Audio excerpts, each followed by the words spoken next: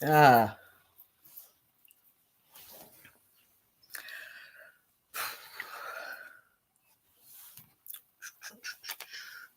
Oh.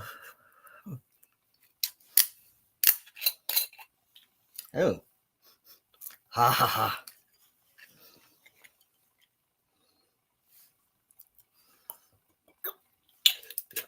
Ah.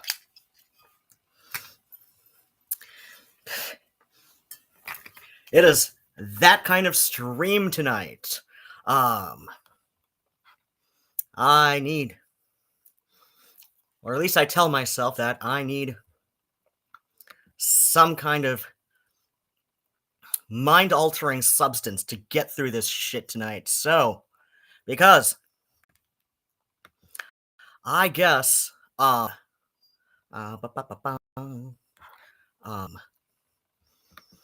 because I guess that people on the internet really, want me to suffer. And they want me to suffer because they wanted Malcolm to suffer first. And because, like, all three of my usual, people, my usual audience, whilst alive, gosh, you were in well, at least one of you anyway was in goddammit Malcolm's um audience last night during his stream, and that I know what you all voted for. I know it because not because I'm just like somehow clairvoyant, but because, like I said, at least one of you who's often in my audience regularly and was in Malcolm's last night, and you fucking said that this is what you were voting for Malcolm to watch last night and react to and lose his shit to. And there you are, Josh, you little son of a bitch. I don't even know your mother, but I know how you turned out. And if she was not a bitch, you have greatly disappointed her. And if she is a bitch, then I know that this is exactly her fault. This is why you want me to suffer. And because I forgot that Leelanau Cellars, which is based in Michigan, but they their wines often have the screw top bottle top, and I don't like that. Kitty doesn't rest in there as tightly as I'd like him to, but oh well. Well, that's a mild disappointment in my life tonight. I've got another thing wandering around here somewhere, but I'll worry about that when I worry about it. All right, Josh, you're here first, so you're going to be my accountability buddy tonight on this stream because, for reasons I'm not getting into, you're not one of my personal friends, at least not a close one. I mean, we're friendly enough online. You're in my live stream audience often enough that I trust you to use good judgment enough to moderate live stream chat. So, but yeah, you're here first, so you're the accountability buddy. Like I said, for personal reasons, I need to finish picking up my bedroom to a less depressed state. So I need to keep tonight's stream in the area of 4 hours, ideally less. I'm probably not going to sleep that well tonight.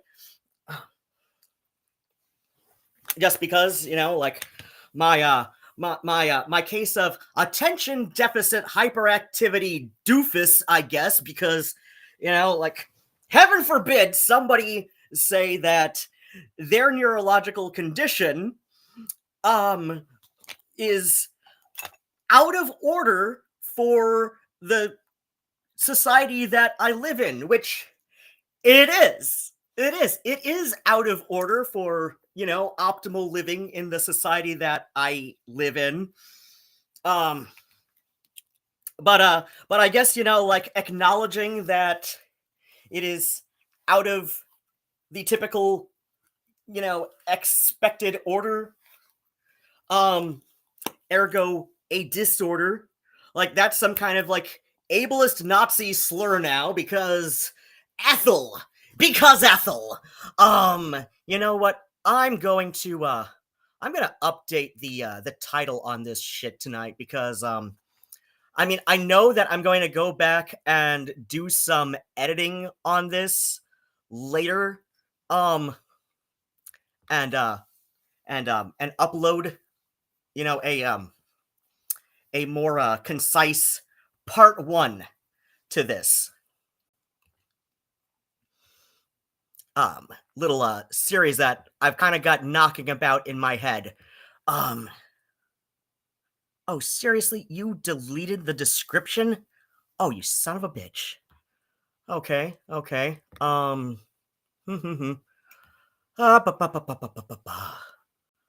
You know what? I'll worry about it later. I'll just okay, update titles. So yeah, like just for purposes to like help remind me how I'm going to edit this, later, yeah, well, you know how the hell editing works. You're Josh.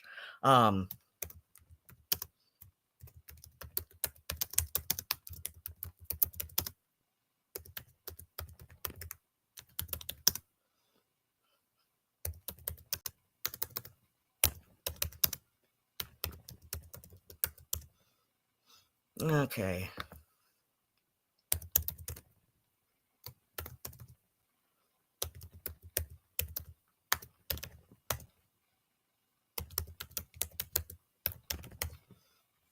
Okay. And I just put my link tree in the description because it goes to all of my it goes to my Ko-Fi and all that happy horse shit. So okay. And yeah. Okay. So I've got my Lilinow Cellars Michigan wine. I've got my usual audience of Josh.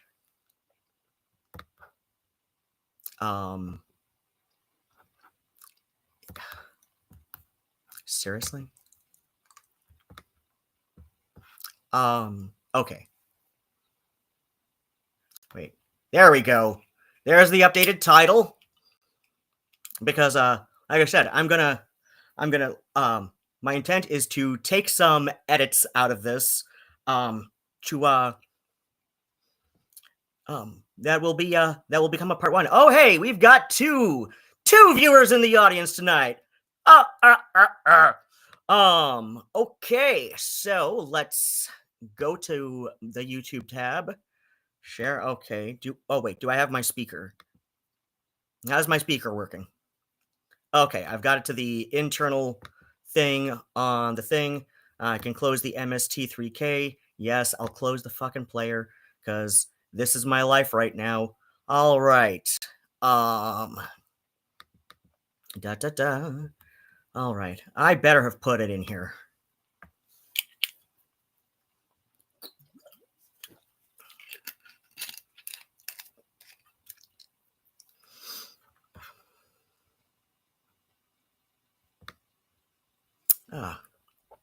I could probably stand to take the Andy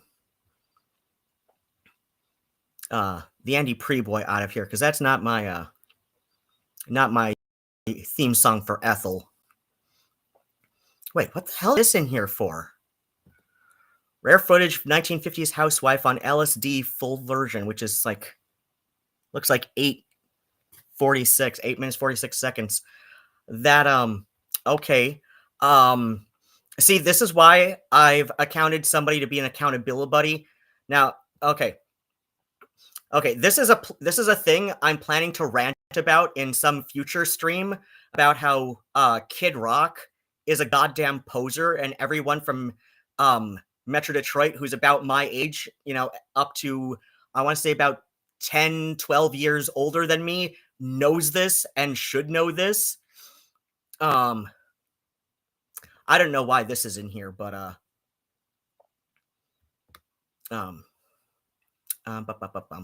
okay, there's Oz's video. Okay, I forget which one that is. Oh, Jesus Christ. Okay, we've got Chud Logic on Essence of Twat. HG Tutor. Okay, so let's. All right, one of these days, somebody remind me to go through this, because I kind of want to. Shush phone. I will say, Calvin Guerra comes off a bit more tolerable in this than I expected him to. Shush phone. Make of that what you will. I mean, he does seem to genuinely be making positive changes in his attitude about things. So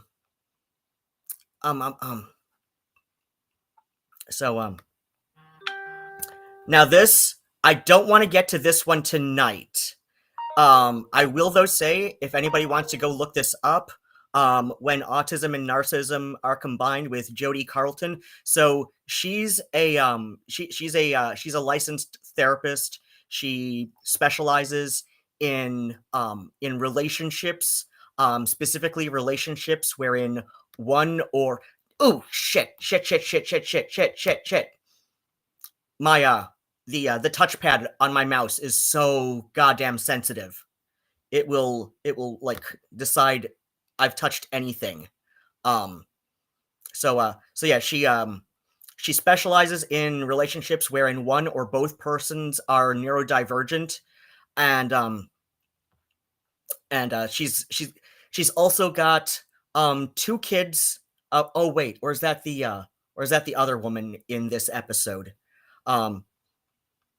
There's another Dr. Stephanie C. Holmes is the other person in the episode of this this podcast style YouTube series. So like one of them has 2 kids, one with ASD, one with ADHD.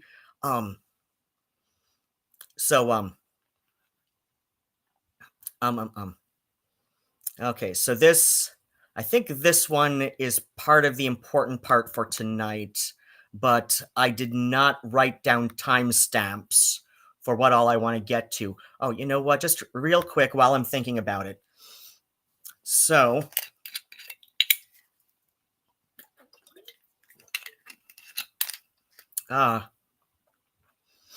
Malcolm, you suffer for our entertainment so nicely. I feel kind of bad about it sometimes, but it is what it is. Oh, crap. Wait, no, it says see perks, so I should still have. Okay, so VODs short, video shorts live, community membership. Okay, so, okay, you don't have a playlists tab then, unless that's here, because I know, oh, wait. Oh, gift membership expires in 10. Okay, I will do that after I get paid, which should be in a few days. And I'm already overdrawn. I don't know by how much. I'm not looking at how much I'm overdrawn, because I am anxious enough right now as it is. So I don't want to add to that with which I know is just like, like, depending on how badly I'm overdrawn, that could just like make it worse. But I also have a CPTSD brain, which Ethel loves to ignore when she's talking about me.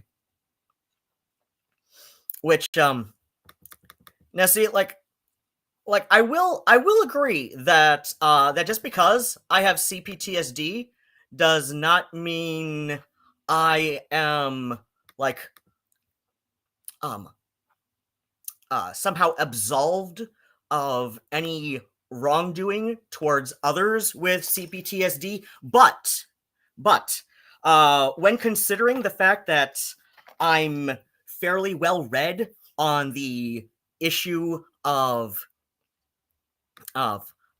treatment and management of CPTSD. Now, I haven't gone through a full DBT course, which is like highly recommended. The main reason that I haven't yet is because the last time I was referred to one, it started at 8 a.m., which meant and I'm usually in bed at 4 a.m. and then awake again at noon.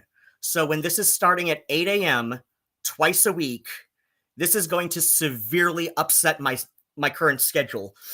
And especially because like at that time I had an active um um DJ shift on WFKU before that folded. So I'm just like and that was like the only time that or at least that was the last time it was offered to me for a referral. And I was just like, well, what time of the day is it? And my therapist at the time, he said, oh, it starts at like 8:30. I think it was like 8:30. It was like 8 or 8:30, something like like 8:30 to to 10 or something in the morning. And I say to him, and I'm like, Mike, I love you and I love everything you stand for, but you were you listened to my show, the Mixcloud upload before you even like were my therapist, which he didn't to his credit, he didn't realize that I was that DJ Spooky Pants, like he didn't realize I was that Ruadhán.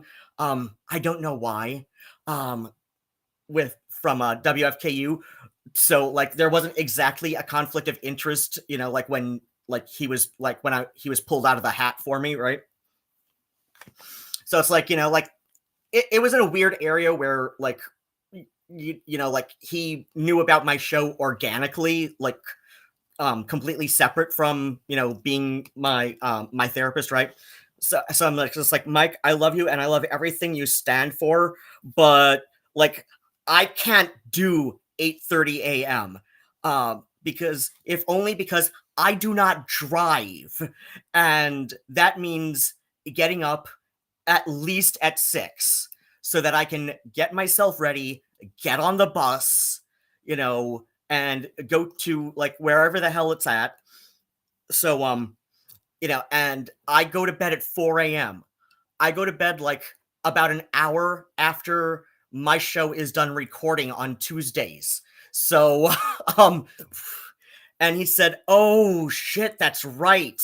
I'm like, "Yeah." So like when an afternoon course comes up, please let me know. And anyway, he transferred before that happened. So yeah, that's a thing that happens, right? But like I know a little bit, like, right, because like there are people on the internet who will like describe certain stuff. So like I kind of like learn some stuff on my own to apply it to my own life with CPTSD and how to manage that. So it's like, but so that's where I was saying is like, yeah, like sure, just because I have CPTSD does not mean I am like incapable of having prejudices towards others with any form of PTSD. But there is a but, and it is a valid but. The burden of proof for Ethel to show that I am especially belittling towards others with PTSD in any form is now higher, right? So if I did not have CPTSD, like that would be a very easy thing for her to say, to just dismiss, my comments about how the culture of spoiler tagging and trigger/content warning all over not only Essence of Thought videos, but also the Essence of Thought Discord server actually makes PTSD symptoms kind of worse, right? So, and yeah, do I sometimes summarize that with, a snarky humor? Yes. Snarky humor is how a lot of people struggling with mental health issues learn how to cope with their mental health issues relative to the rest of the world. So yeah, like if I did not have PTSD, that would be an easy thing for her to just like dismiss about anything I say, right? But because I do have CPTSD and I am very vocal about having CPTSD, both, like on YouTube and on, the microblogging platforms, including Shitter, um, because I am so vocal about having it, the burden of proof on Ethel is now higher. Now she has to explain. She has to show her work. And she has yet to actually do that. And I'm going to get into that in a minute. Because that's what we're here for tonight. Anyway, Josh, like I said, you're my accountability buddy. Let me make sure that the share screen is about where I would like it for. Josh saying vodka and a Seagram's Bahama Mama. I kind of like Seagram stuff. Like, I know it is like not good booze, right? Like, I know this, I understand this, but at the same time, it's kind of tasty. It can indeed be kind of tasty. So did Ethel start living in India in 2017? That's what she says. And she stopped taking the subway in 2018, I believe she said. It's either 2018 or arguably early 2019. I wish I could adjust the size of my window on here a little bit better because, like, I like it to be a little bit bigger, which, but I also do not have the monies to go back to a what's it called? Paid, enhanced, upgraded, what's it called? Restream right now. So, video, no. Virtual background, virtual back, no. Okay, this is not helpful. Why? Please, let me adjust the size of the thing. It should not be difficult. Like, it should not be an enhanced feature to adjust the size of my little window. But okay, let's all right, let's go to here. Let's go to my usual one. I'm not the biggest fan of this one, but I like it better than the other options at the moment. Maximize, customize. Ugh. I wish this would give me the other options on the other thing. All right, I had like 2 other people in the audience just like a minute and a half ago. What happened to y'all? All right, here we go, Ethel. I swear to God. Oh shit, I have to go back to the beginning of this shit. So the reason, just in case, like, for anybody watching this in the archive or the edited version, I clip out to upload at a later, time, hopefully within the next week or so. The reason that I'm going to Malcolm's video on this is because I do not want to give people the view. Like, I want to give Ethel my view for the algorithm, and I grossly misplaced somewhere on the laptop. Like, I downloaded Ethel's VOD, or Ethel's, uploaded video on me from, the thing that would like not give her my view, but also give me the full version of her garbage. I downloaded it, but I can't find it. I don't know where it downloaded to on the laptop. I've looked for like the last couple of weeks, and I don't know. This is what we've got right now because I'm a stubborn little SOB. I do not want to give Ethel my view. And that's just the way it is. I don't want to give her my view for the algorithm. So so yeah, we're doing this through Malcolm and his suffering because I'm okay with giving him my view because I respect Malcolm as a streamer. And the reason I respect Malcolm as a streamer is because he's got a sense of humor close enough to mine, and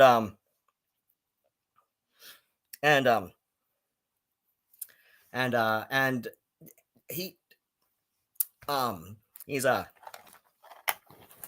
he apparently knows that I pay close enough because he's also got the ADHD, and one of the things that a lot of people misunderstand about ADHD is I'm going to explain it rather than like I'm going to explain how it actually works with rather than the misunderstanding. So it's like a lot of people just assume ADHD, you've got like zero attention span, but actually ADHD works more like my friend Adrienne.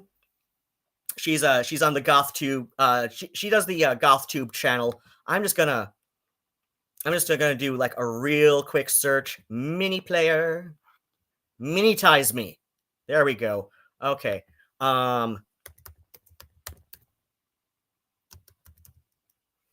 So this is Adrienne's channel. Oh, she's renamed it.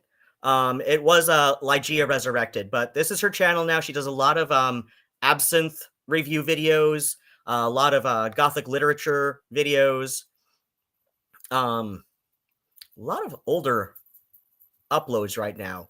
But yeah, this is her stuff. She's also got ADHD and was diagnosed as an adult. In contrast, I was basically diagnosed when I was like 6, and my parents were like, I disagree. My parents were like, I disagree. And so like basically like denied me treatment to like Chris Chan levels of neglect.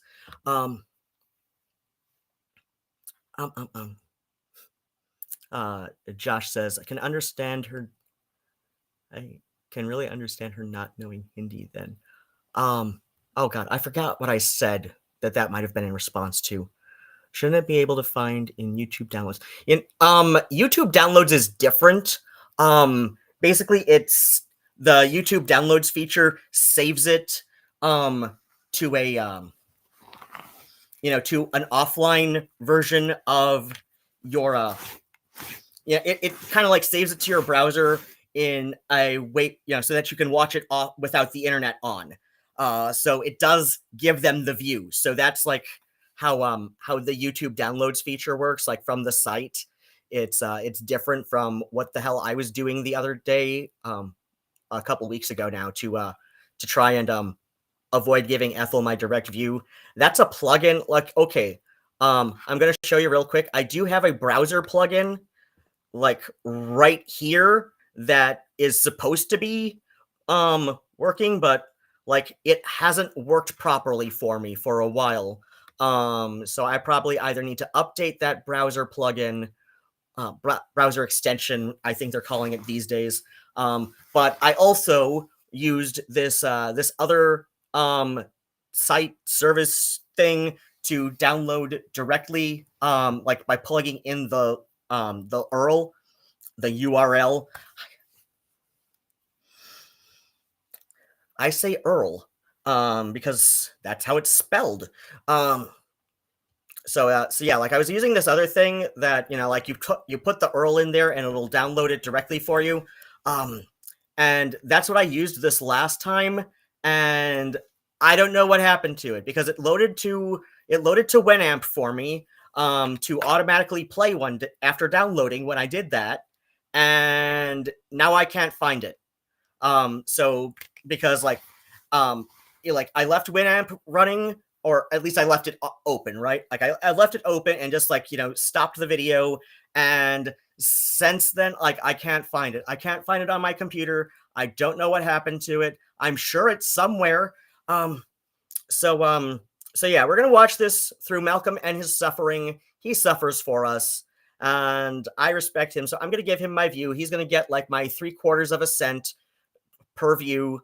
Oh wait, no. I've got the YouTube Premium, so that's gonna be like 1.5 cents, something like that, right? My 1.5 cent view via AdSense. I know how AdSense works. It's stupid. And I'm just gonna be like, like going back and forth between this and the chat, right?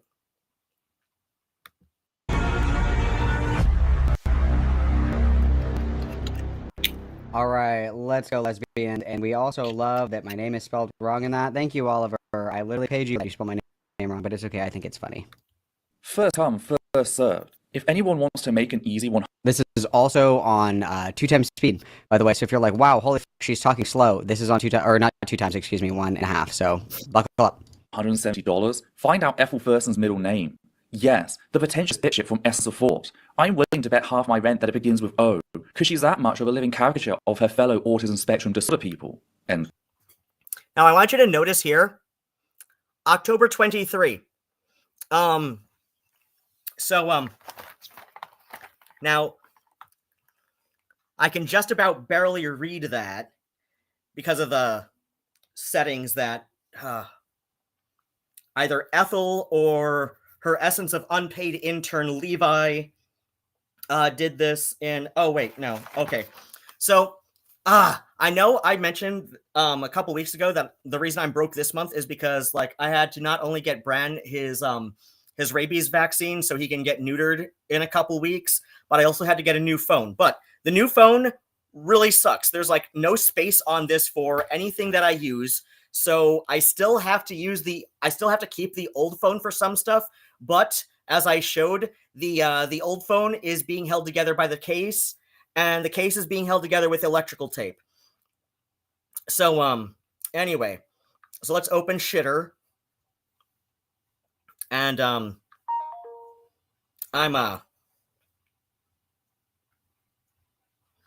so yeah, like you can see from you know what, let's go up here. So here we've got a oh crap. I don't know how to. Am I logged into Twitter on here? Let's find out, because I hate like showing from the phone, but oh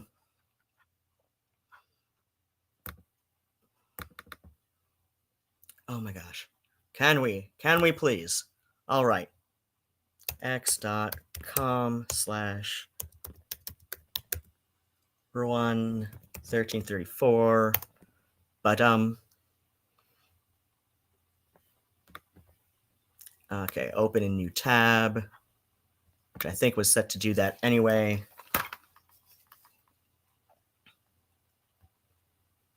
And we're going to wait 100 years for this shit to load.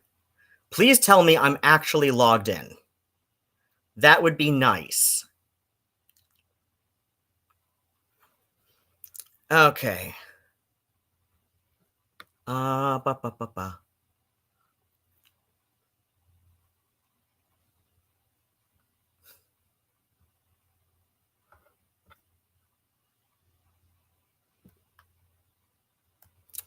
Okay.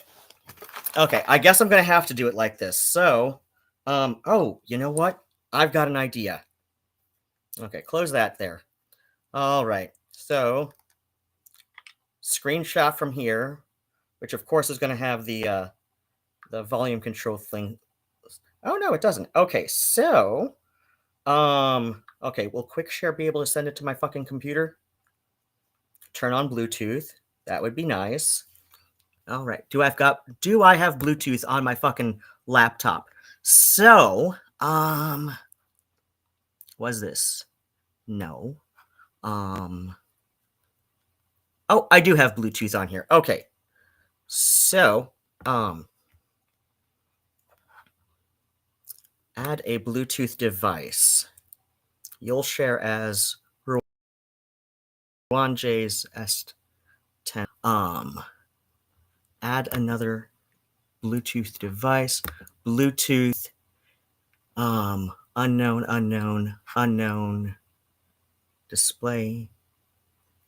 Are we fucking doing this tonight?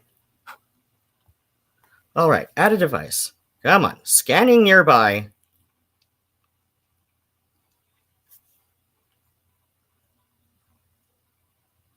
All right, come on. I know we can do this. So yeah, like I've still got my old phone because like my old phone is basically now like a mini tablet that I leave at home to like play tiny games about fruit on, and also take with me to the grocery store, because the new phone does not have enough stuff to run the Kroger app, and for some reason my my Kroger Plus, discount thing, it does not recognize my phone number as a valid phone number when I enter in alternate ID. It only recognizes the barcode on the app.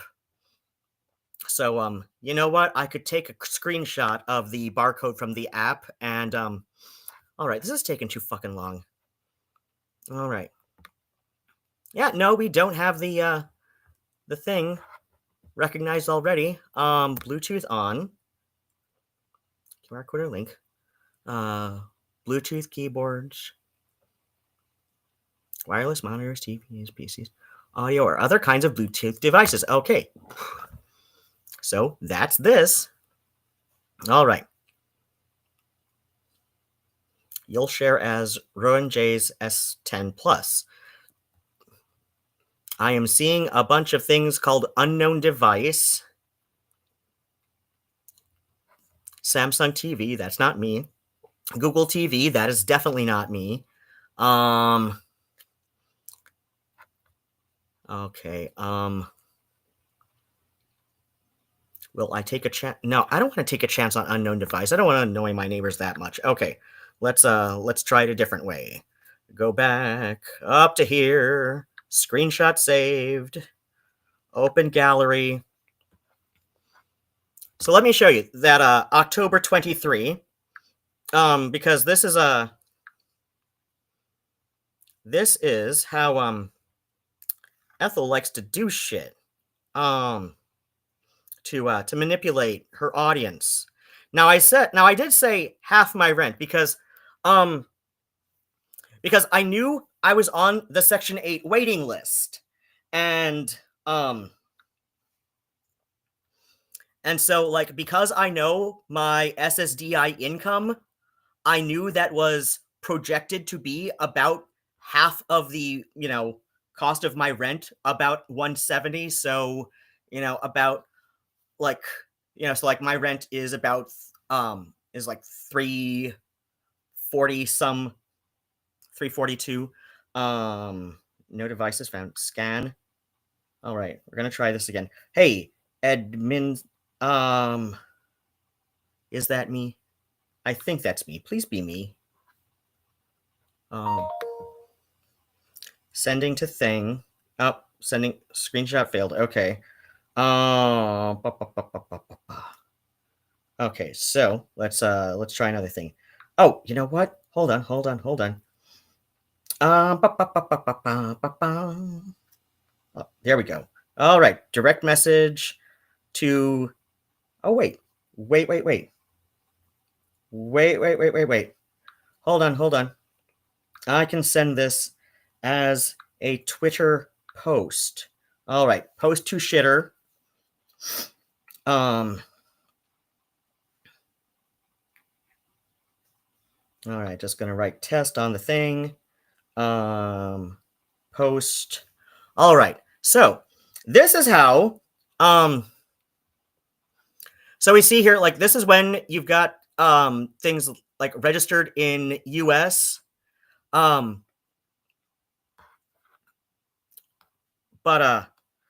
my phone is in UK, and there is, and like UK and Commonwealth English does day, month, year, right?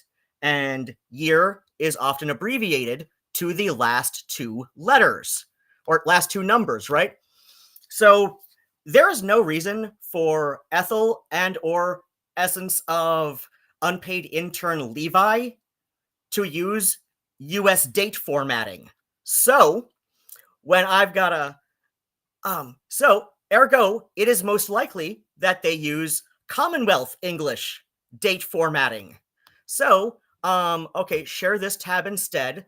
So let's see. For some reason, my laptop is set to US date formatting, even though I've gone into my laptop and said please, and my Twitter. It's like for some reason, like my Twitter on my laptop will come up in US date formatting, probably because it's like based on like my actual location.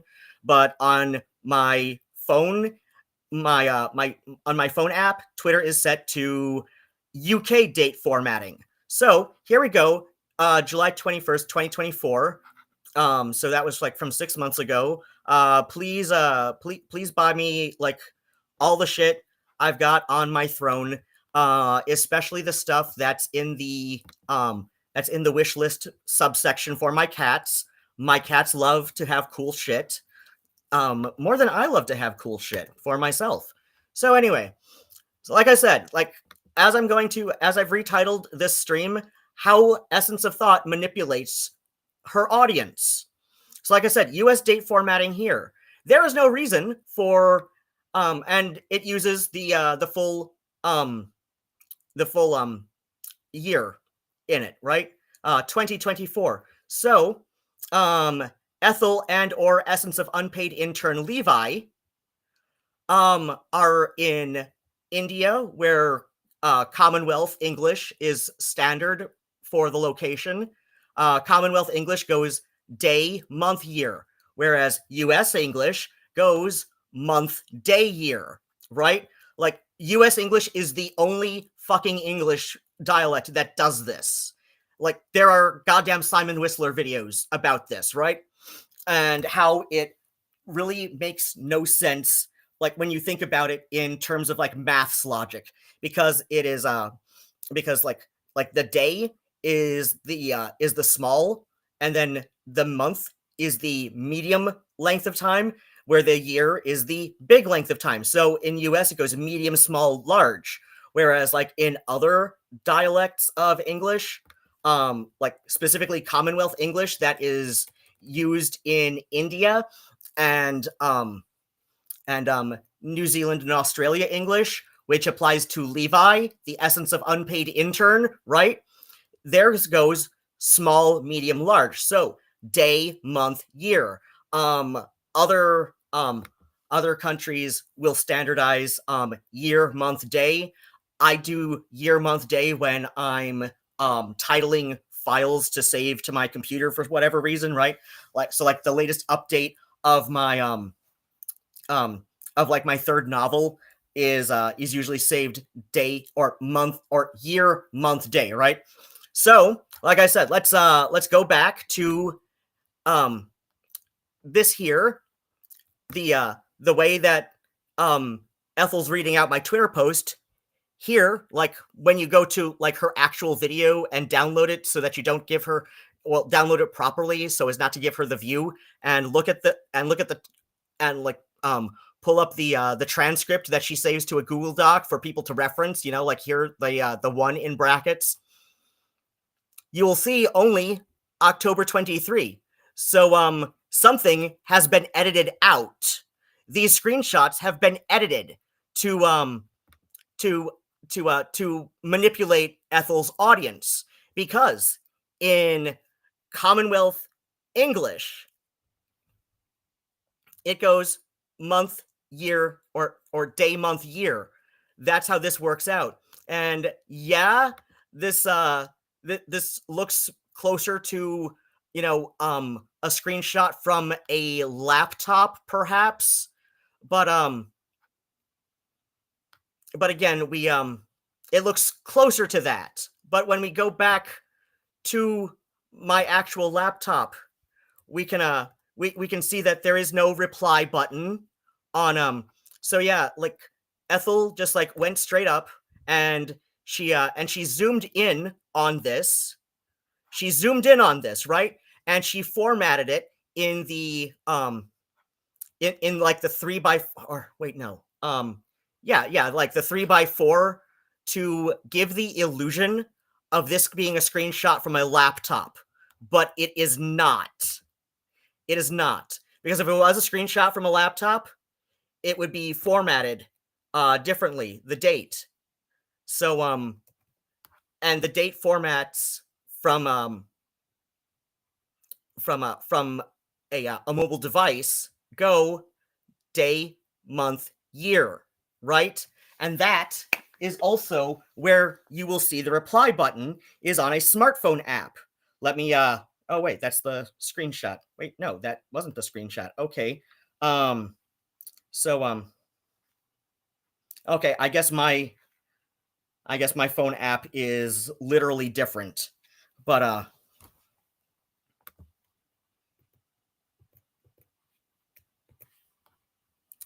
so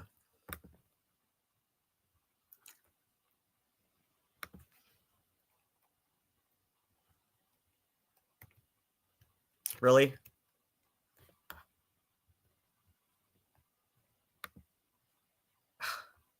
Okay. Okay, I'm just gonna go back to this. So yeah, like here we see one of the ways that Ethel manipulates her audience is see like even when we go to like let me go back to here and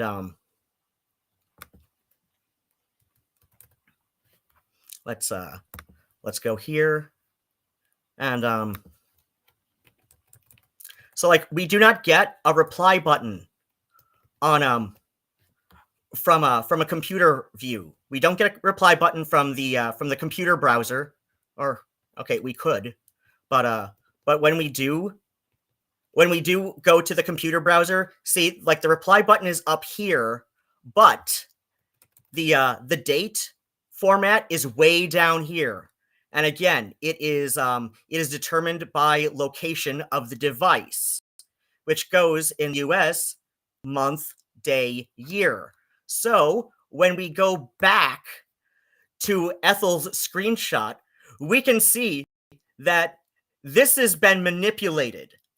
Ethel has manipulated the screenshot to go month, and we've got like a 2-letter format here, but and the reply is here, but this is very clearly like this is very clearly been manipulated. This is not how it would format for her region, or even Essence of Unpaid Intern Levi's region for English, right? And again, like they've got the 3x4 cropping format to give the illusion that this was taken from a laptop. But again, like when you go to Twitter on your computer browser, it looks very different. It looks very different. The date is way the fuck down at the bottom of the post. Ethel and or Levi have literally manipulated this. Like this was a post that I made when I was living in a tent.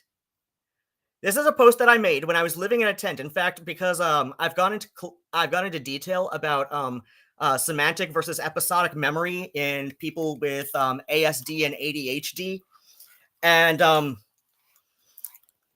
and see, like people with ASD tend to have really good semantic memory, which is the memory for facts and statistics. And so like reading shit, like you can read shit and or listen to it as a lesson, right? And if you've got ASD, you have a higher likelihood of retaining that when compared to somebody without ASD. People with ADHD have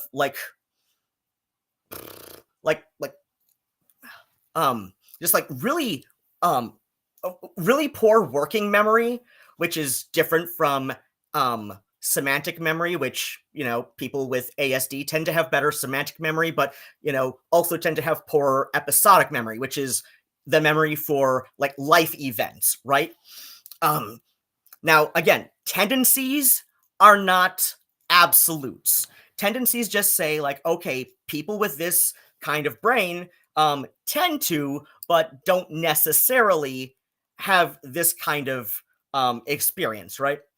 So again, like I said, this, you can already tell coming in, like I can already tell this is a manipulated screenshot. This is something that I posted when I was living in a tent with my cats. And yes, I said I'm willing to bet half my rent because I was already on the Section 8 waiting list, which took almost a year and a half for me to move into this apartment, right? So yeah, my cats and I were in a tent for about almost a year and a half, and I knew about what, approximately where my rent would be based on my Social Security disability income, my SSDI checks that I've been getting every month since I was 18, because that is like that is like how disabling my personal case of ADHD is, right? So, like I said, I can already tell that this is a manipulated screenshot because, again, like it is in the format that you see from a smartphone app. And the format that we see Twitter on a smartphone app is, as I showed in the screenshot that I posted to my own Twitter just like a few minutes ago. Where'd it go? Where'd it go? I just posted this shit. Okay, so, like, again, this is this gonna, oh, wait. So yeah. Really? You're not gonna biggin it for me? All right, 2 views. Seriously. This is what we're doing today, computer. All right, I see how you are.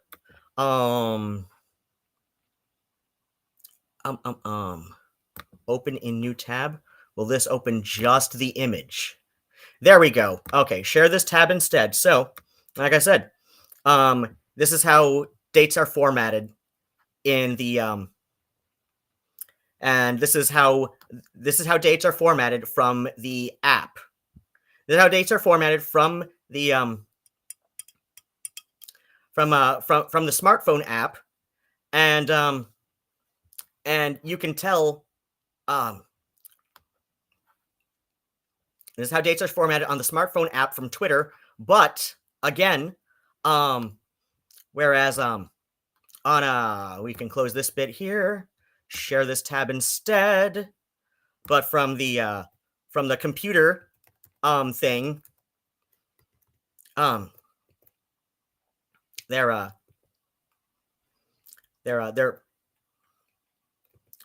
it is a different layout. Like, I mean, it's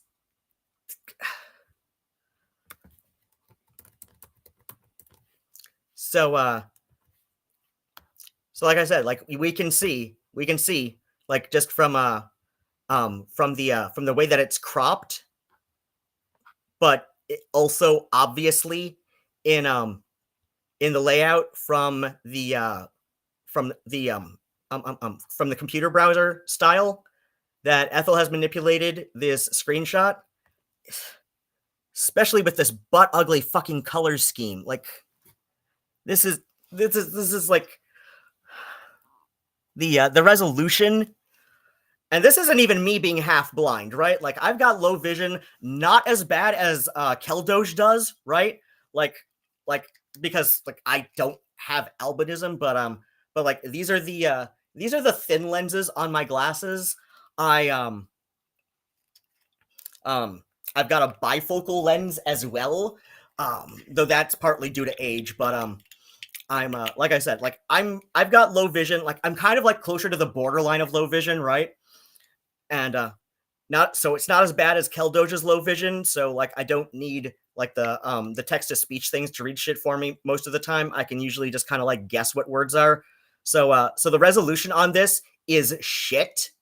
This, like, the resolution on the dates alone is enough to tell me that this was manipulated. This is a manipulated screenshot, and again, it's got this deceptive crop styes to give the illusion that it was taken from the laptop and using laptop or like desktop computer. So like this is taken from this is to give the impression that it's from like a desktop / laptop browser format. It's not. This is straight up this is how it's formatted on a smartphone app. But it's given this resolution, or this like 3x4 sizing, and it's got such a shit resolution on the dates that you can tell this has been manipulated. This is like Ethel trying to say this was like less than a year old. This was made in October of 2023. I can guarantee it because I was living in a tent with my fucking cats at the time. Okay? Like, I remember when I did this, I was really broken up because Murnau had died a couple weeks previous from being poisoned, okay? I was not in a good headspace, and I really wanted to get on her nerves because she was doing something else stupid, not quite as stupid as what she pulled this last March with Vangelina, but like, I don't know, people were talking about Essence of Twat for some reason. And I knew that I could get under her skin pretty damn easily, right? So yeah, like, I'm not saying that living in a tent with formerly 3, then suddenly 2 cats, because the third one had been poisoned, and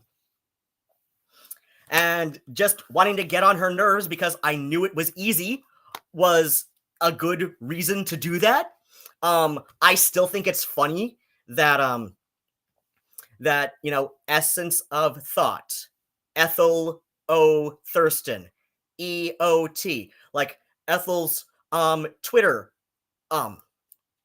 handle at the time, which has long since been banned from Twitter, allegedly due to harassment. I say allegedly because this is just what I've heard from the grapevine through people who have a better reason to know than I would that it was probably due to that. Anyway, like I said, like, people have said that it was banned due to harassment. Like, that's at least that's what I hear from through the grapevine. Anyway, so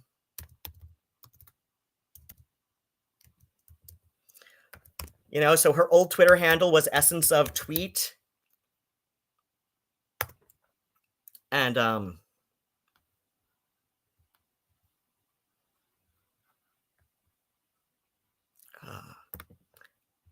why does Peter Coffin come up first when we see that, when we search her fucking thing?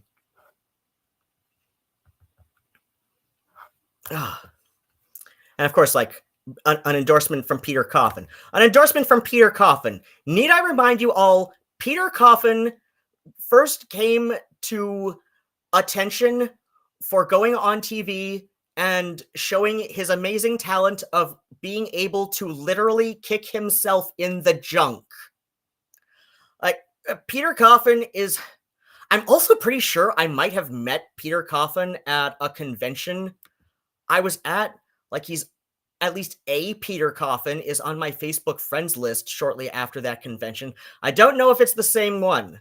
But I think maybe, because he's got, like, I don't know, like, there's a lot of reasons for people at that convention to have known, like, to have possibly included this Peter Coffin anyway. Like, he's not a guy I take especially seriously. Like, I kind of see Peter Coffin as, like, part troll humor a lot of times.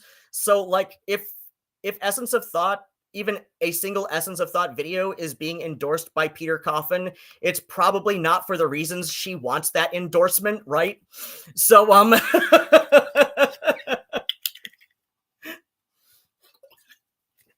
so like I said, like, it's clear It's clear, like, when you look at the formatting, that Ethel has manipulated this tweet.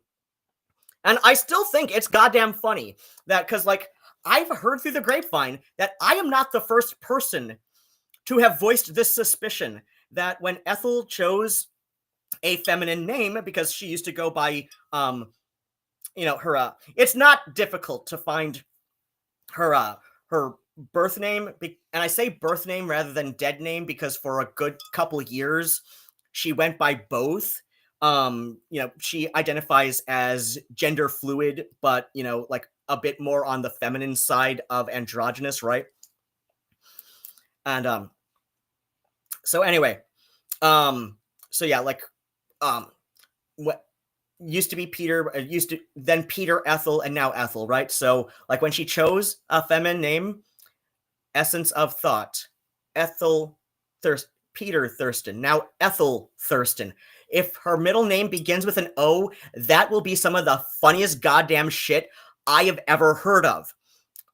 And why? Because, as I say in my tweet from over almost a year and a half ago, right at this point, right? October of 2023, right?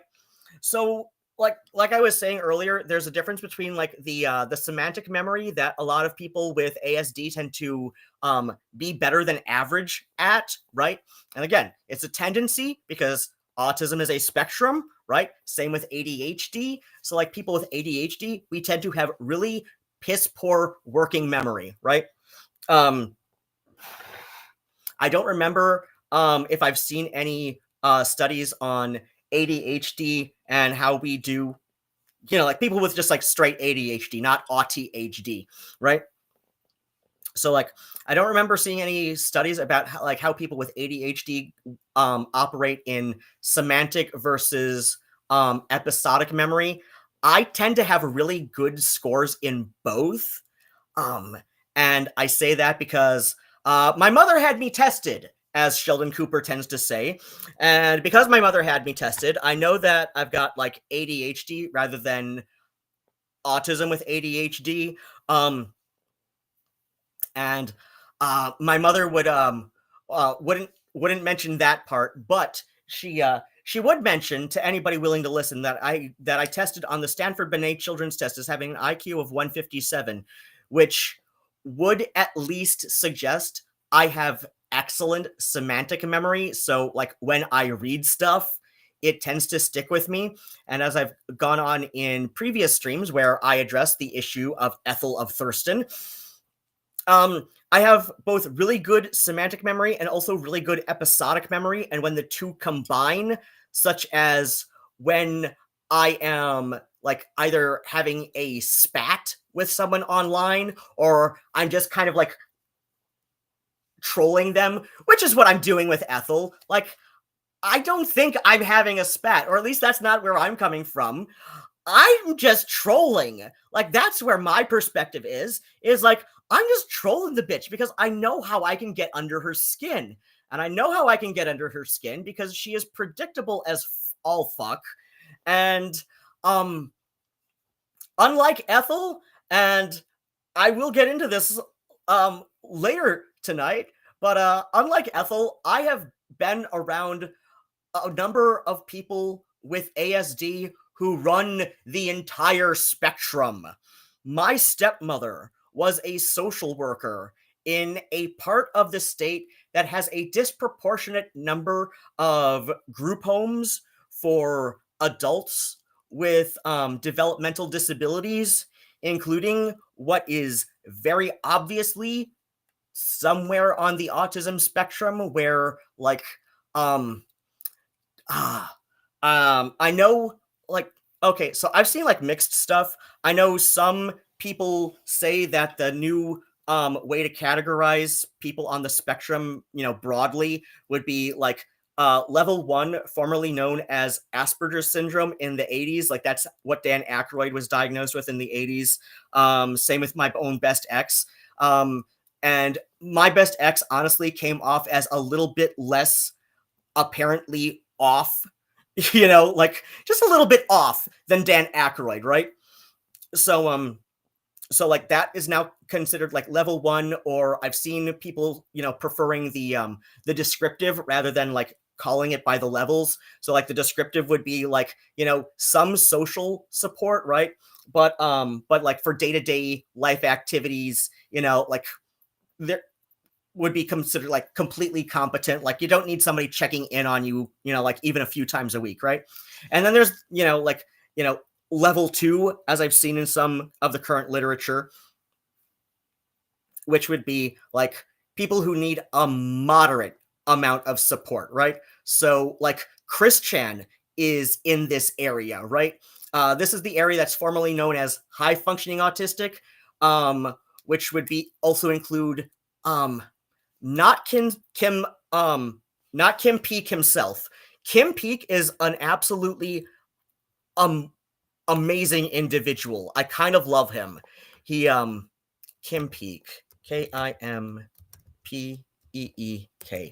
Now Kim Peek is one of 2 people that the character Rain Man was based on. Well, Raymond Babbitt, right? AKA Rain Man, right? So Kim Peek himself, it was later determined, I think posthumously, that he wasn't technically autistic, right?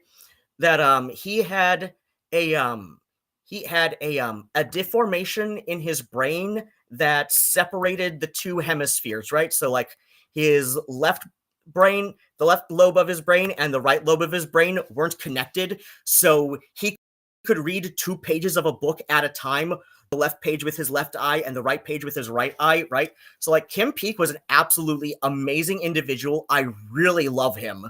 I love everything I've known about him. But yeah, like it was him and one other guy. I forget his name because like he hasn't been he just wasn't hyped up enough about, around the time that the film Rain Man came out. Rain Man is like, I understand why the film Rain Man is controversial in the autism community, right? Like I understand why the film is controversial. The main reason I see a lot of people say that the film is controversial is because the character Raymond Babbitt was specifically described by the doctor who ran the institution where Raymond lived, described Raymond Babbitt, the character, right, as an autistic savant, high functioning. So like a lot of people got the impression that people with autism are naturally savants as well, right? When that's not really the case. So like I said, like Chris Chan is in the, like I said, like I've seen some literature say this is considered level 2, but the character of Raymond Babbitt, aka Rain Man from the 1987 film, I believe, which I said, like the character was based in part on Kim Peek and in part on another guy that the screenwriter knew who worked as a janitor, right? And was also like the moderate autism where he did need somebody looking in on him every day. Like Kim Peek also, and like I said, like Kim Peek was diagnosed and believed to be autistic for I believe all of his life, and they only discovered posthumously that, okay, not technically, but he did have a lot of very similar like challenges that people in the like moderate range of autism, right? So like people like Chris Chan who really need somebody checking in on her, and I say her because Chris Chan, right? And we respect people's preferred pronouns. Everybody has preferred pronouns. Even cis people have preferred pronouns. I will get pedantic about that. So yeah, like, I tend to default to they with Chris Chan because this is not a hill worth dying on because Chris Chan, but like I try to keep to she when I'm just like talking amongst myself and my own personal audience, right? So Chris Chan, like she really needs somebody checking in on her at least a few times a week, but a lot of people, and I get into this with people on Reddit /r/Chris Chan Sonichu so much, where people say Chris Chan is severely autistic. No, she's not. Like, Chris Chan is like mid-range, moderately autistic. So yeah, she definitely needs somebody checking in on her a few times a week, ideally. But a lot of people forget, from about 2016 until the August 2021 arrest, so roughly 5 years, maybe a little bit less, but still like approximately 5 years, Chris Chan was running the household that he and his mother, oh shit, sorry, I got Reddit brain for a second, that she and her mother were living in at 14 Branchland Court in Ruckersville, Virginia. In 2016, not only did Chris start taking her estrogen and androgen blockers from a prescription, and no longer getting gray market estrogel from the internet, right? So like, not only in 2016 was Chris Chan getting a legit prescription for MTF HRT, Chris is also taking classes on how to care for a loved one with dementia. So considering the unspeakable that came to light in July of 2021, Chris Chan definitely knew what she was doing, and definitely knew that this was taking advantage of her elderly mother. And but at the same time, when we look back at Chris Chan, and oh gosh, I'm getting sidetracked, but like, I have very complicated feelings about Chris Chan, but I still come down on the side of empathy, where I really think she just got a raw deal out of life, and her special needs were severely neglected from day one. And I really feel bad for, this kid who, had some very obvious challenges. Like, Chris Chan is not severely autistic. Chris Chan is obviously autistic, right? And I say this because it's very clear just from talking to Chris that, her brain isn't quite working like people who are not autistic. Very obviously, like, if you've got enough experience being around people with autism, it is very clear that Chris has that, right? But like, even people who don't have that kind of experience, it's very clear that Chris is not functioning the way that people without, this spectrum disorder operate, right? Like, Chris is not operating on the same level as everybody else. And at the same time, like, Chris is also like not a great example of the autism spectrum disorder because, of reasons, right? But it's like, Chris is in a demographic of one. I will definitely agree with the people who say that, right? So yeah, like, that is like, considered like level 2 or moderate autism, where like people need like moderate support system. So like, Chris definitely needs somebody from APS checking in on her a few times a week, and I really hope she's getting that now in Richmond. But yeah, like, Chris understands like how to balance a budget. Chris also understands that she's in a position where if she wants extra money for Legos and Crayola model fucking magic, she can go to the internet, hype up the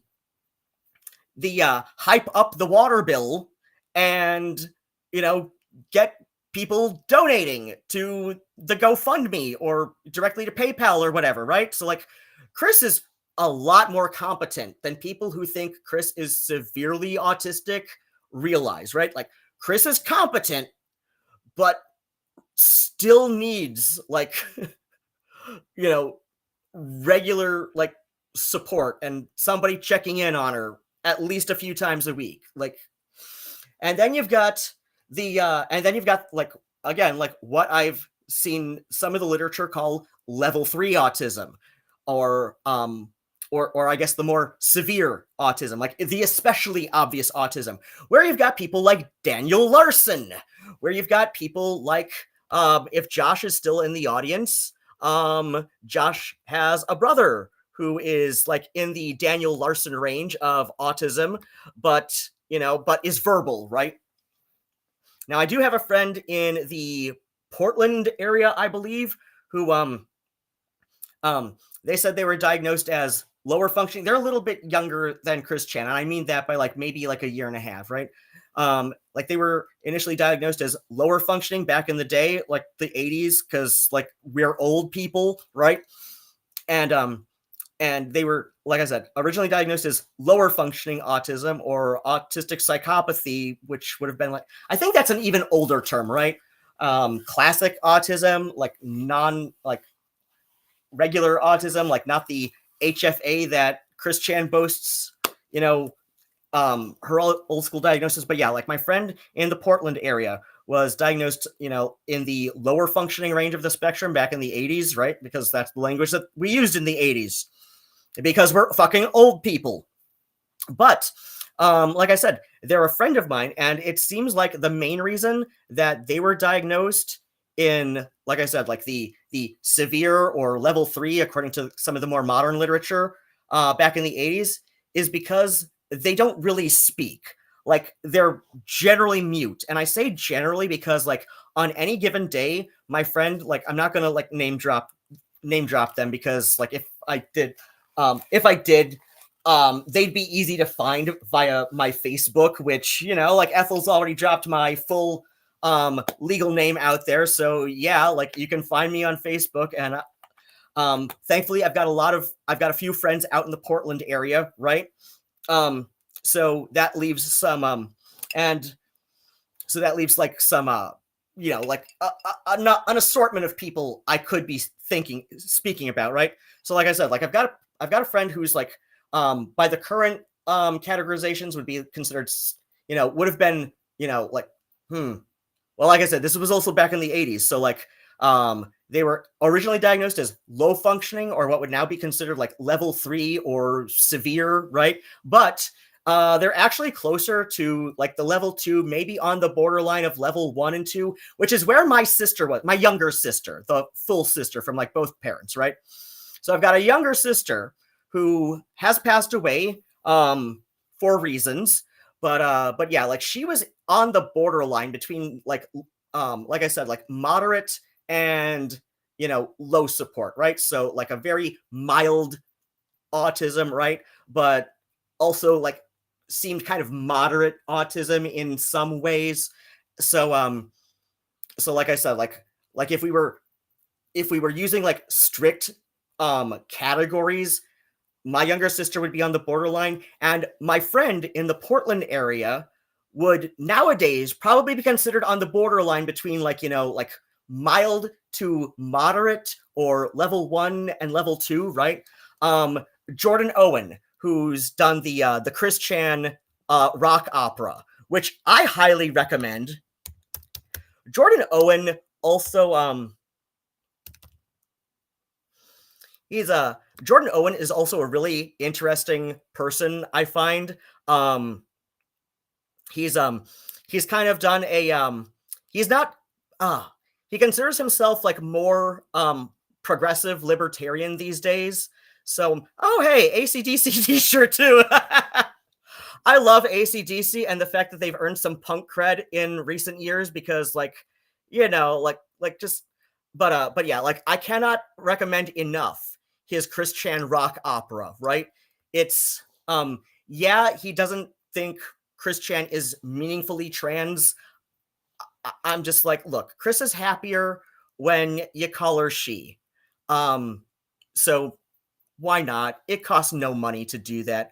But still, like, you can tell from the rock opera that Jordan Owen has done that this is coming from a point of empathy. In fact, Jordan Owen has done a few videos with commentary about Chris Chan where he's explained, like, no, Chris is definitely feeling empathy, but he's also expressing it in a very childlike kind of way, because like that's just like how Chris's brain is operating. But in this moment, Chris is feeling for this other person, but like in a very handicapped kind of way, just because I guess calling it a disorder is like at some point it becomes a distinction without a difference, which I'm going to get to tonight, because this is about talking about how Ethel likes to manipulate her audience. But yeah, Jordan Owen is again in that like level 1 or mild or low support needs autism category. He's fairly open about this. You can Jordan Owen is about as open about himself being autistic as I am about being trans, right? So it's like it's something that he will casually drop. It's a fact about himself that he will casually drop when it's relevant. Just like I will casually bring up that I am FTM, so a trans man, when it is relevant. So but again, it's like it's not hard to find out that Jordan Owen is himself autistic. He does consider himself more progressive than he was when H Bomber guy was going after him for a failed Anita Sarkeesian documentary that he was involved in. I don't know too much about that, but I was also barely paying attention to Gamergate when it happened, so it is what it is. Anyway, like I said, I find him pretty interesting, and he does, while he is very critical of Chris Chan, and again, like I said, he's got some arguably problematic ideas about Chris Chan's gender, he does come down on a more empathetic, or at least sympathetic, or at least compassionate side when discussing Chris Chan. The rock opera is absolutely wonderful. I find it on the level of like I wouldn't quite put it in the same category of concept album as like David Bowie's Ziggy Stardust trilogy or Guns N' Roses' Appetite for Destruction. Trust me, that is a concept album. It's just like much like Ziggy Stardust, it's a concept album where as Gavin Friday once said in an interview, with the concept removed. So it's like if you listen to the songs in order as an album, it tells a story, but also each song can stand alone very easily, right? So right, but yeah, Jordan Owen's rock opera about Chris Chan, it's very much in the vein of like the Who's Quadrophenia or Tommy, where like some songs could stand alone, but about half of them really need the context of the rest of the album, right? So again, like it's set up like an opera, like Tosca or Carmen, or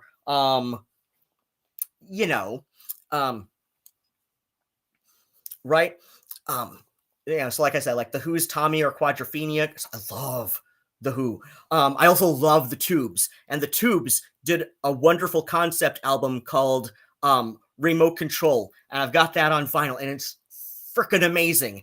And it's it was loosely inspired by this sci-fi story that one of the guys in the band read, about a boy who was raised literally by television and then like goes out into the world without TV, right? So again, like like Remote Control, where a handful of songs could stand alone pretty easily, the rest need the context as an album to really make sense. So yeah, like that's where I'd put Jordan Owen's Chris Chan rock opera. I forget what the hell it's called, because the album is called something very distinct. Okay, Chris Chan Nowhere Land, that's what it's called. Will we pull up okay, we've got a playlist. View full playlist. I'm gonna copy a link and post this into chat. So I got sidetracked about Chris Chan because oh, yep, and here's Josh being my accountability buddy. Okay. Let me read chat real quick though. Okay. Okay, Josh. Okay, I'm assuming you're speaking of your brother. He can talk, but not really communicate. Mostly just repeats phrases from movies. I think Daniel Larson can at least communicate sentences. My brother can't really. Yeah. Okay. So yeah, like I consider Daniel Larson like I'm not a professional, but just like from my observation, he's probably like borderline, like moderate to severe, quote unquote, right? So he definitely needs somebody like who can give him round the clock attention, like 24/7 minder, right? To make sure he is adjusting to life. But like unlike a lot of people in the more severe, part of the spectrum, Daniel Larson is, able to communicate in full sentences, and mostly get his thoughts out. Of course, Daniel Larson's case is also complicated by bipolar schizoaffective disorder. I know he hasn't said anything to confirm that is also on his diagnosis, but a lot of context clues lead to that direction. And also I've got an older sister who had bipolar schizoaffective disorder, and I've noticed a lot of similarities. But oh yeah, real quick, because like I was talking about my friend who like they were mostly diagnosed in the more severe end because they don't really speak. Like on any given day, they have like maybe half a dozen words, right? And these words can change. So like they mostly communicate with others through a combination of ASL and a text to speech app on a smartphone. But they mostly use a tablet, right? But like same concept, right? On a mobile device. So so yeah, like they can adjust to life pretty well. They still need somebody looking in on them a few times a week just to like, make sure, things are holding together, but like they're not as bad off as the initial diagnosis from the 80s would, lead people to believe. So like I said, like unlike Ethel, unlike what I see from Ethel, unlike what Malcolm noted from Ethel last night, I have known a lot of people all across the autism spectrum. So like Ethel going off on her latest video about me, and how I will use ASD in my, in my tweets where there's a limited character count. And somehow this is just like severe ableism. Like no, Ethel. Trust me, I probably know a little bit more about this than you, especially because if memory serves me, Ethel did not get a confirmed ASD diagnosis until 2019, maybe 2020.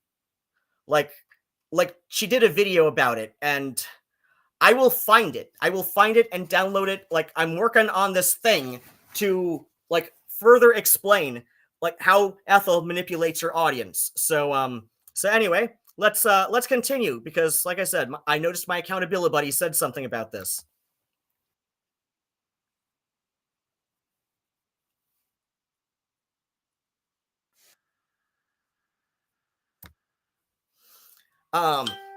Okay, Ethel, yes, maybe you have been posting to the internet since you were 14, but Ethel also says something in here, I think pretty soon, relative to this point in the video, that she's been building up the EOT brand for 10 years, but I can guarantee you Ethel is in her 30s.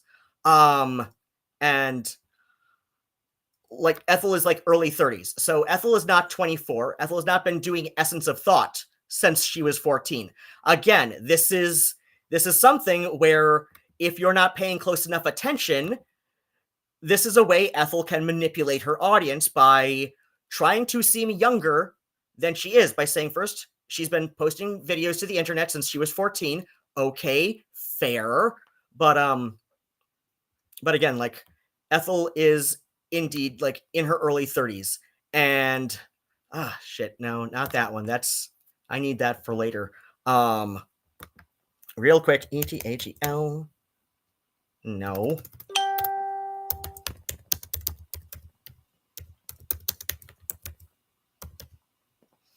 Okay. Ethel Thurston, LinkedIn.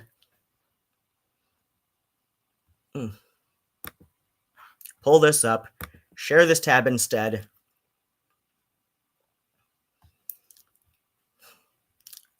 Wait 100 years for it to load because I'm a doofus. Come on. All right, will drinking more wine make it load? Oh, shit. Oh, that's right. I'm, whoa, try premium for $0. Okay. She, her, they, them. So this is almost C. Let's see. YouTube, hover over the thing. You're not going to show me the hover text for the link. All right. Well, screw you then. Okay. 2 followers. Ethel hasn't posted yet. Show all activity. Connect. I do not want to connect to Ethel. Content producer. Present 13 years, 5 months since September 2021. Marketing assistant for 10 months in June of 2026 of 2016. Or wait, no. Yeah. September 2011 to present. So 13 years, 5 months. So yeah, like Ethel has been doing YouTube for longer than 10 years. She's just been doing the Essence of Thought branding for about 10 years. Let's see, education was at University of Surrey 2013 to 2017. So again, Ethel is not in her 20s, but as I said, like people got the impression a few weeks ago when Malcolm first watched this video that people were coming away with the impression that Ethel was in her mid-20s. No, Ethel is in her mid-30s. Like, this is not difficult information to find. I let you see. All I did was just like type in Ethel Thurston LinkedIn, and this is what came up. We see that she bachelor's degree in sociology at University of Surrey, 2013 to 2017. You need to be a minimum of 18 to enroll, because that's how UK education works. It used to be 16. You would do your A levels at 16 or something, right? I know a little bit about the UK education system because I lived there during the summers in the 1990s with my eldest half sister, the one from my mother's side, and my brother-in-law, who himself was Hong Kong Chinese, and just my brother-in-law was openly bisexual, and he and my sister had an open marriage. And just like, long story short, it was much easier for him living in London than it would have been living in Hong Kong. So yeah, like I said, like Ethel, like I said, a lot of people watching Malcolm's stream with this video a few weeks ago came away with the impression that Ethel Thurston is in her mid-20s because she says that she's been posting videos online since she was 14 years old. But then she follows this up like in about a minute, saying that that she's been building the Essence of Thought brand on YouTube for 10 years. But yeah, like we see that she is very clearly not in her mid-20s, because let's see, we count back 18 years from 2013. This means she was born 1995 thereabouts. Yeah. 5 plus 95, 2005, 2015. Yeah. Oh wait, no. Okay, so 18. Okay, so wait, no, yeah, that would have been 20 back would have been 93, so 95, right? Okay. Yeah. Okay, yeah. 95 to 2005 is 10, 11, 12. Oh wait. odd 5. Odd 5. So 10, 11, 12, or wait, no. So odd 5, 6, 7, 8, 9, 10, 11, 12, 13. So yeah, 18 in 2013 enrolled in the University of Surrey, and that's assuming that she enrolled at the age of 18.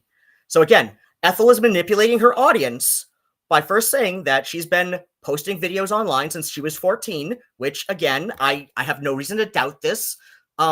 Look at the age, like she was born 1995, thereabouts, minimum, or like at the youngest, she was born 1995. If we go by her LinkedIn and the years she was enrolled at University of Surrey, she would have been a minimum of 18 years old. So that meant she was born in 1995, which would have been let's see, like I said, 2005, been 10 years old, 6, 7, 8, 9. So 2009, YouTube was a few years old at that time. It makes sense. It lines up. But she is not in her mid-20s. She's only been building her Essence of Thought brand for the last 10 years. So and again, like she's been doing YouTube stuff for 13 years according to her LinkedIn. So again, like, this is more about how Ethel likes to manipulate her audience, because she says she started doing YouTube, like, to a significant extent anyway, what she considers significant enough anyway, starting September 2011. Again, this is not difficult information to find. All I did was type in Ethel Thurston LinkedIn. Anybody can find this information. She goes by her, she's made her full name public information. She has made herself a public figure. Again, this is not deep hacking. This is not, like anything, like that a serious stalker would need to know about. In fact, I didn't even get a good look at this until like just now, honestly. So like I said, like, I'm doing fucking maths on my fingers. So again, like, if you came away from Malcolm watching this video a couple weeks ago with the idea that Ethel was in her 20s, that's because of how Ethel manipulates her audience.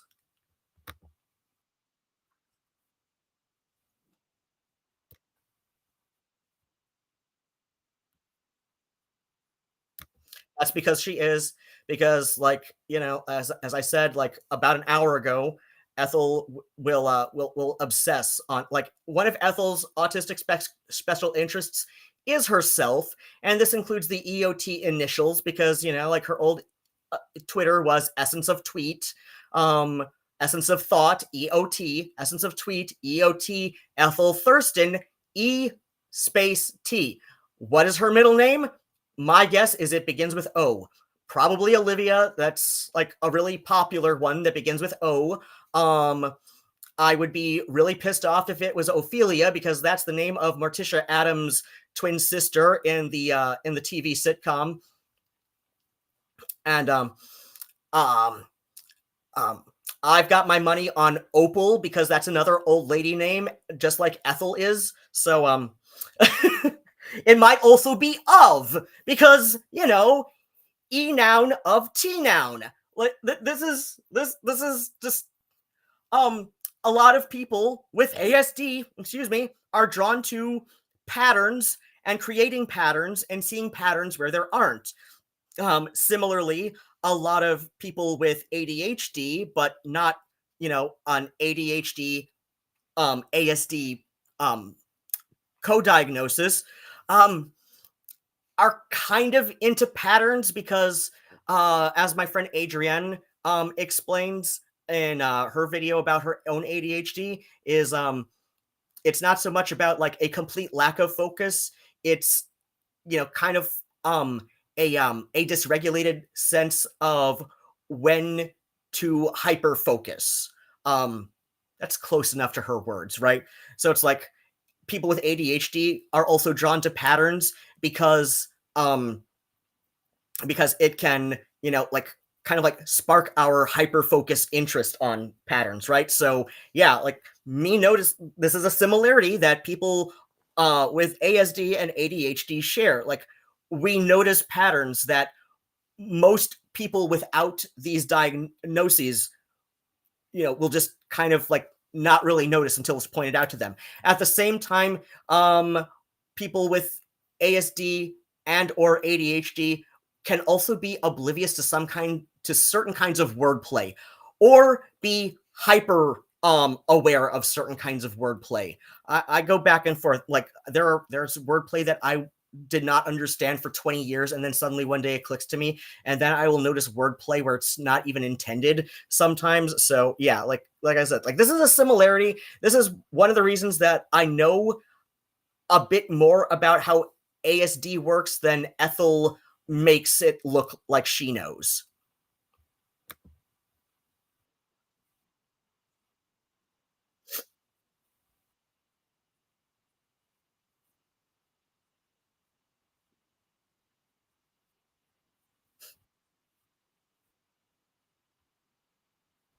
And I will say, just like I said when this was live, which might come up on the sidebar here, that I tweeted that tweet. As I said about an hour ago, I tweeted that tweet while I was like in a really bad mental state, which like I said, it's not an excuse, but it does kind of explain like why I was thinking it would be funny to troll Ethel at that moment, because, well, one of the ways that a lot of people with or without a neurodivergence, such as ASD or ADHD, a lot of people will like cope with stress by using humor, and sometimes my own personal ideas of what is funny can straddle the line between what is and is not trolling. I can't, because this was a post from October of 2023, so well over a year ago. As I showed earlier in how Ethel manipulates the screenshot to create the impression that this was coming from a 3x3 like desktop, laptop, computer, browser version of Twitter, but it was actually from a screenshot from a smartphone or similar device. Where was I going? It's like she was I think she was doing something stupid or being talked about for some dumb reason. I think maybe this was around the time that Courtney Orchard and Poppy were having a falling out. Maybe. And maybe Ethel was saying something stupid in public in that regard. But yeah, I thought trolling Ethel would be funny because I was really stressed out and mourning one of my cats who had been poisoned. I'm not saying that should be an excuse, but I am saying I still think it's funny, and I probably would have, in a better mental state, I probably would have tweeted something very similar, because I find Ethel one of the most unintentionally hilarious people on the internet, but for all the wrong reasons. I'm in a minority. I understand this. I do not find her at all terrifying like some people do, because as I've said many times before, I am in my mid-40s. I have been on the internet in some capacity since the days of Usenet. Like, I used to go to the computer lab while my stepmother was working on her master's degree in social work, working on a thesis on the way empathy develops in children who are raised with animals. Like, this was her master's thesis, right? And she would drop me off at the computer lab at her college, and I would just go on Usenet and read Usenet newsgroup posts.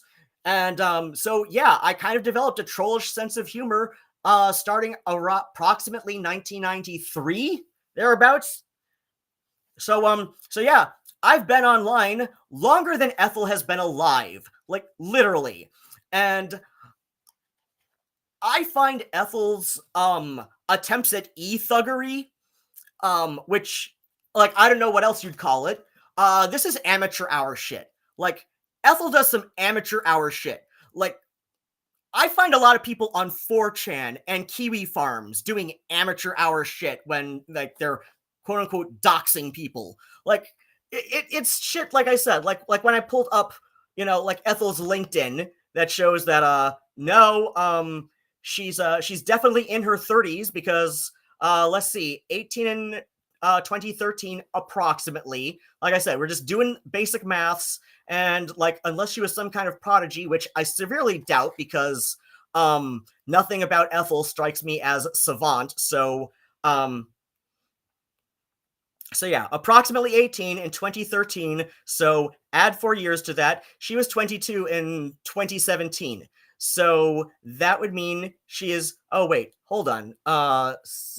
17, 18, 19, 20, 21, 22, 23, 24, 25. Okay.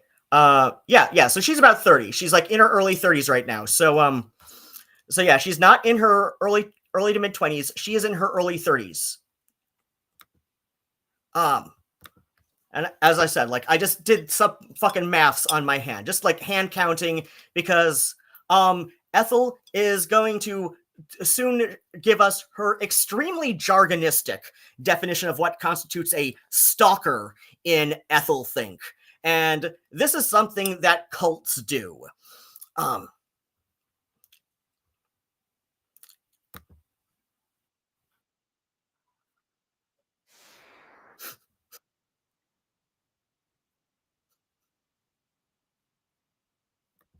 Absolutely not. Like, first off, that is way out of my budget. Secondly, like when I get on a plane, it is going to be with my cat Nigel, who is my sweet, handsomest baby boy, love of my life. Though Nigel takes that in a direction I do not want it to go. Just, he's a weird boy. But I've been threatening to go on a bicycle tour of Wales since mid 2020. I'm absolutely serious about this. I just need, some funds and whatnots to make that happen. So if you would all be so kind, all three of you watching me live right now, to go to http:// co-fi.com/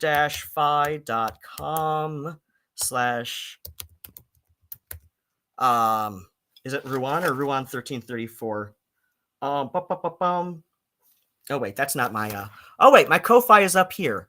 Okay, yep, it's just Ruadhán. Okay. So please go to my Ko-fi. One of these days I will go on a bicycle tour of Wales with my enormous cat.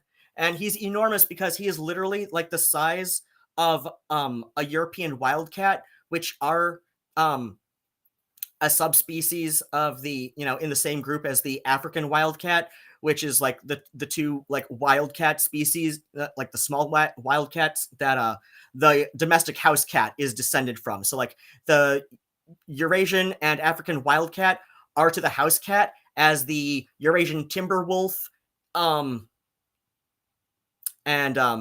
gray wolf are to the domestic doggo, right? So and Nigel is on the he's a bit taller and longer than the average African wildcat, but on the slightly smaller side for a European wildcat. So yeah, donate some monies to me, and eventually, one of these days, I'm going to live up to my threat to go on a bicycle tour of Wales. I will vlog it the whole time to, like give people on the internet their money's worth for funding my madness. And of course, like I said, Nigel is coming with me because Nigel is the cat who stops eating when I'm gone longer than overnight. Anyway, go back to how Ethel manipulates people.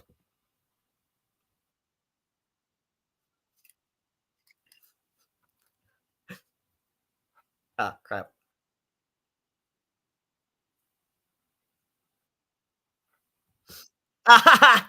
Somebody said posting videos to the internet since I was 14. It explains a lot. Yes. It kind of does. It kind of does. Whereas me, when I was 14, I was reading Usenet posts from like alt gothic and alt dot conspiracies and alt dot um alt dot rock music, stuff like that.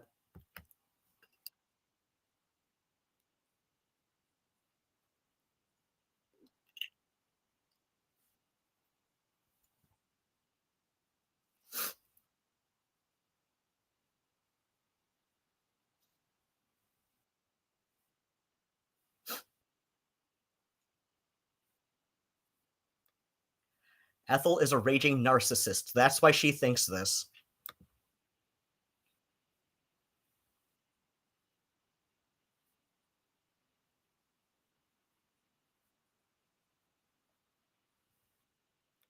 Uh-huh.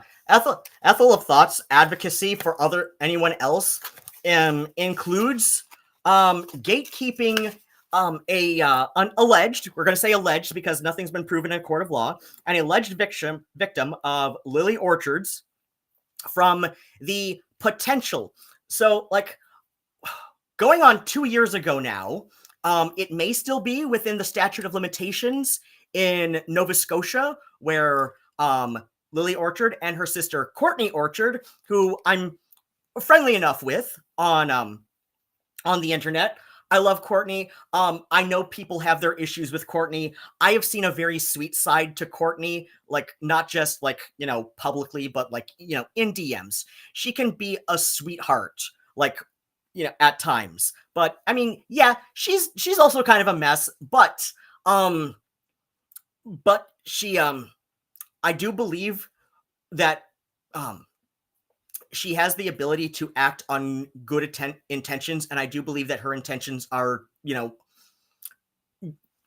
good, right? I was trying to find a like, you know, a more tempered way of saying that, but at the same time, like she's also a bit she's also a bit of a live wire. I will give that. I will give that she is a mess. And you know, she's fully cognizant of what a mess she is. But I do see that she makes efforts to pick up her own mess, right? Just to like some messes, as I say to people when discussing like other well, Chris Chan compared to other major internet lolcows such as like King Cobra JFS.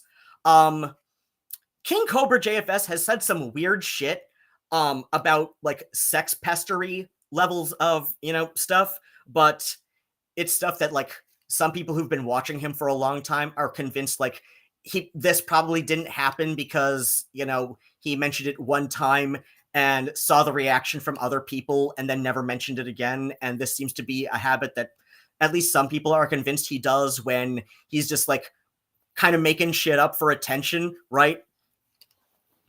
But yeah, like he's got his issues, but in terms of like what mess would I rather like interact with, like if given a choice between like having you know, between like sharing a nacho platter at the punk bar with either King Cobra JFS, Chris Chan, or Daniel Larson, and you know, just because none of them have good hygiene, I would probably rather it be a crust punk show so that their odor kind of like doesn't seem out of place with the rest of the audience, right? So, like, we're sharing a nacho platter at a punk show. It's going to be King Cobra JFS, Chris Chan, or Danderson. I'm going to go with Cobes because, you know, Cobes is an easier mess to look at, right? Like, he's an easier mess for me to handle. Chris Chan, I cannot get past her whole, mother effing. Danderson, I cannot get past a lot of shit with Danderson, but especially the Brianna incident. I'm not going to get sidetracked about the Brianna incident or the mother effing. I should not have to get sidetracked about the mother effing at this point in Christery, okay?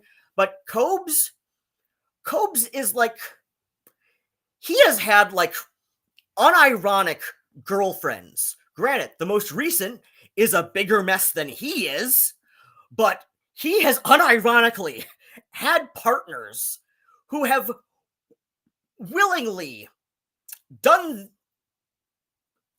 adults only things with Cobes, in spite of shit, Cobes also has like interests in, you know, like more mature topics like horror films and heavy metal music and, you know, like the occult and stuff. Do I think he's the brightest bulb in the box to have these convos with? No, but like he'd have a more interesting conversation with. Like I said, like some messes are easier to deal with than others. So right, yeah, Ethel. Like we're talking about messes, and Ethel is a huge one. All right.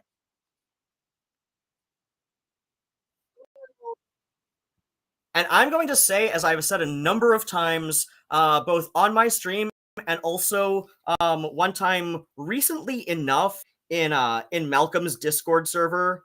I believe it was Malcolm's.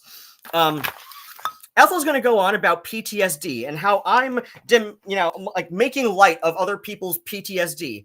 And okay, first off, as I said, like well over an hour ago at this point, um I have CPTSD. I have also read a lot about how to treat and manage CPTSD.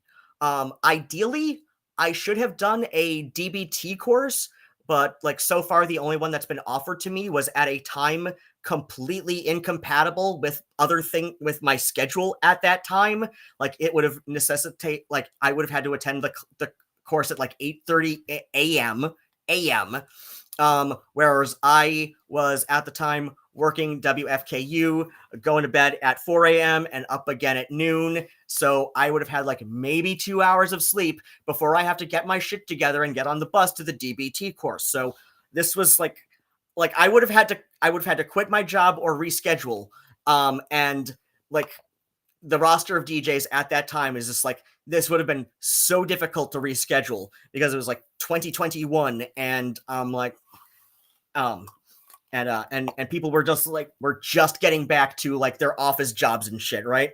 So like the other DJs who were working office jobs was like I had that schedule that I had for a number of reasons. So and because I did technically get a small amount of payment from that to supplement my SSDI income, it's just like I get paid for my DJ gig. But the DBT court, like like I said, but I have read enough about managing CPTSD and other PTSD symptoms. As I've gone on about, like not only on my stream before, but also in Malcolm's Discord server for his channel, related to his channel. It's does a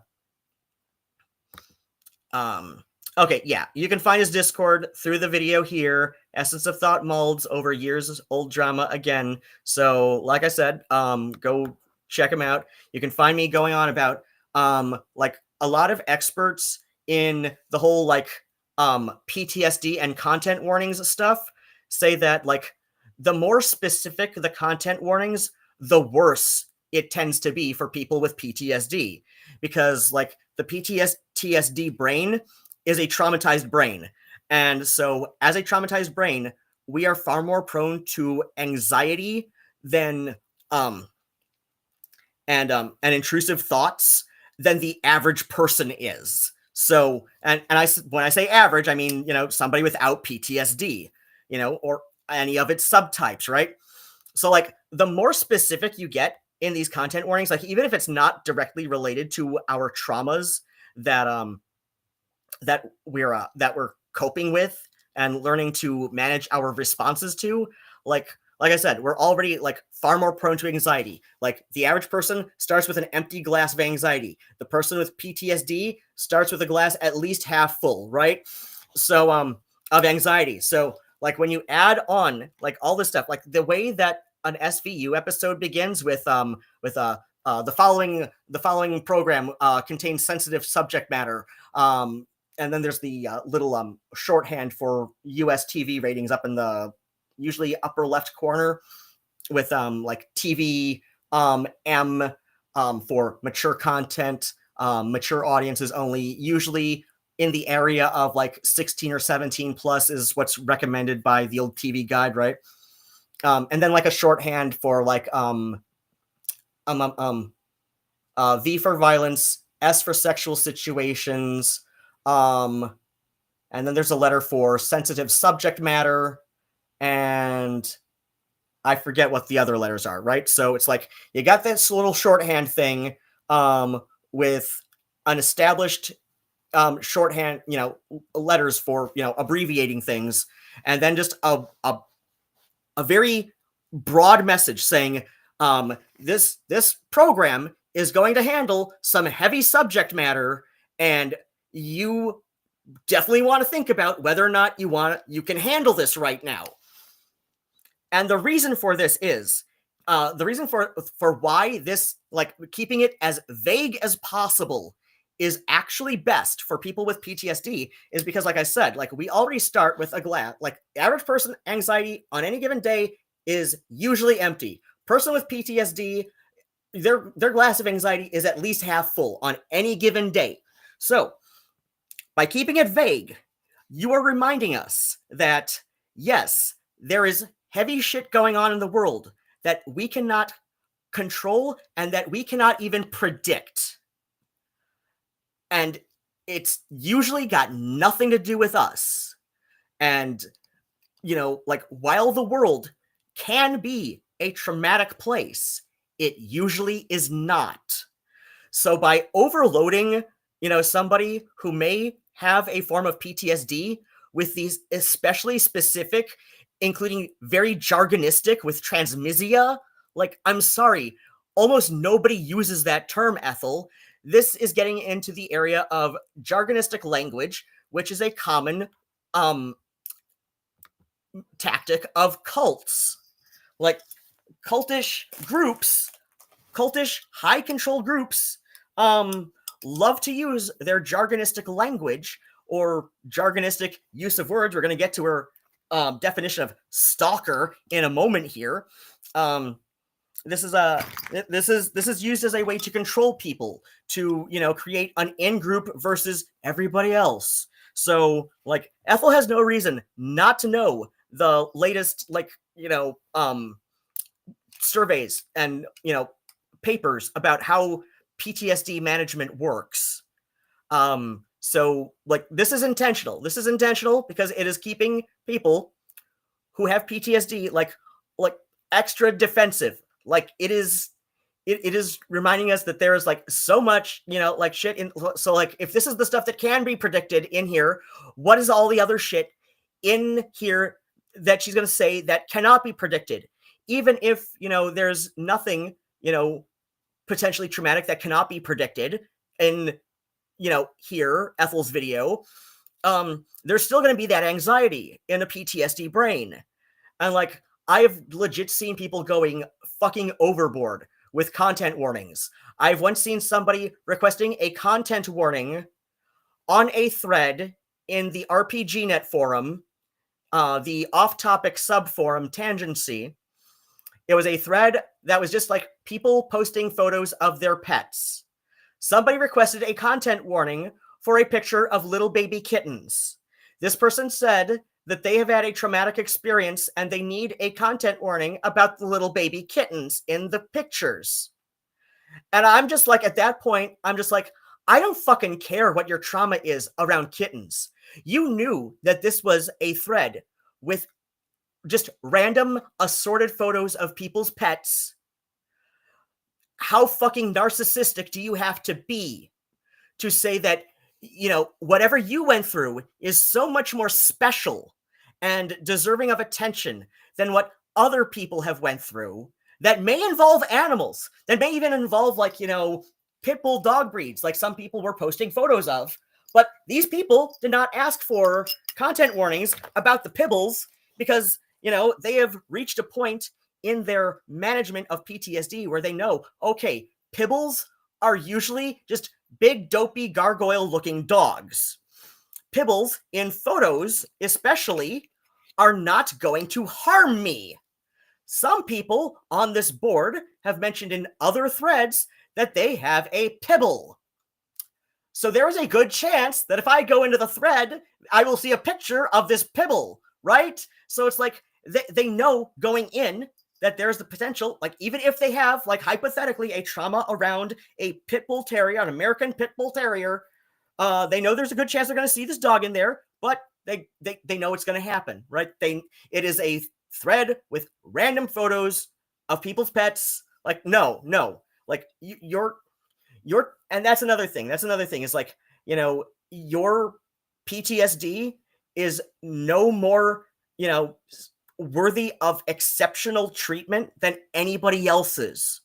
Which again, it's like people can have trauma related to the most random fucking things.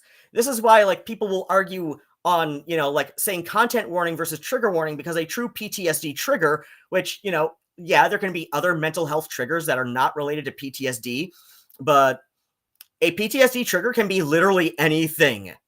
I have had my PTSD triggered like at the grocery store because, something about the way that the person speaking over the PA was saying something just kind of like tripped up a part of my brain. And I'm sitting on the floor having a crying spell. But it was over.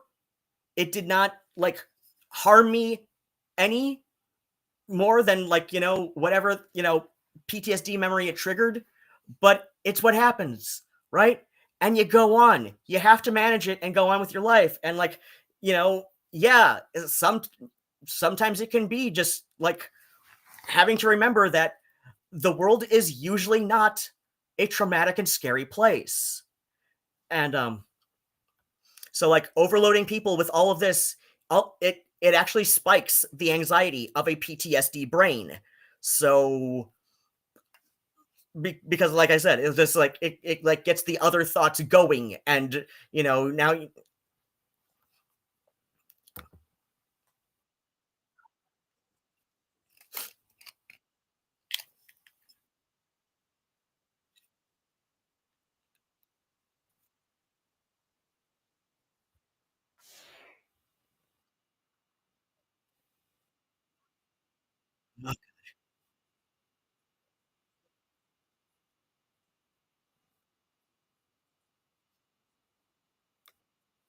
as I've shown in previous streams, Ethel's Patreon alone is approximately the average rent for a small family home in India.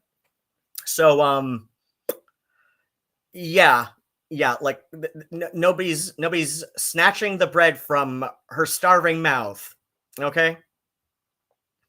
Ethel's Patreon alone is enough to pay rent for the, an average size, small family home in India. So we're talking like, like a 2-bedroom apartment, a small 2 to 3 bedroom house, approximately in that area. I mean, granted, this is an average, right? And I've shown this on a previous stream. I will show it again on a later Thurston Thursday that I will more easily pare down and edit together, to show how Ethel likes to manipulate her audience.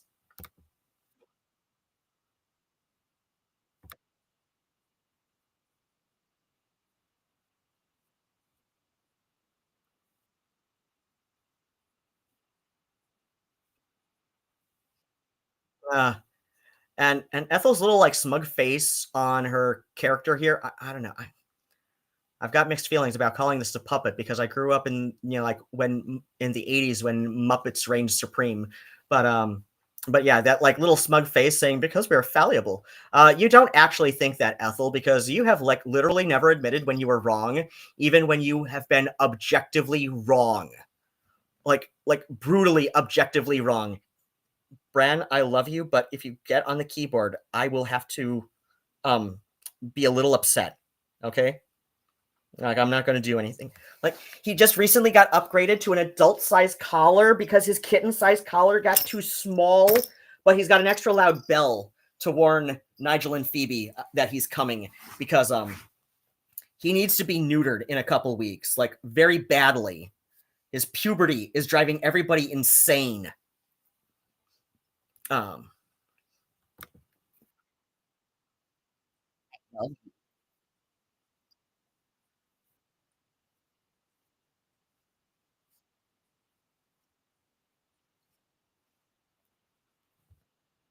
Yeah, like I said, I'm doing research like during my stream here, and I've already demonstrated how Ethel manipulates Twitter screenshots to make it look like, it was a all right, we're at 8:09 here. So let's go back here. So like I said, I've already demonstrated how like seriously that this is manipulated to look like it's coming from a desktop or laptop internet browser, right?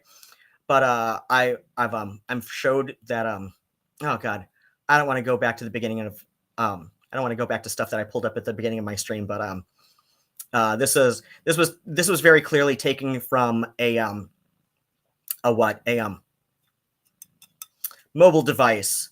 Okay, up to 8. There we go, about 8 minutes in. All right.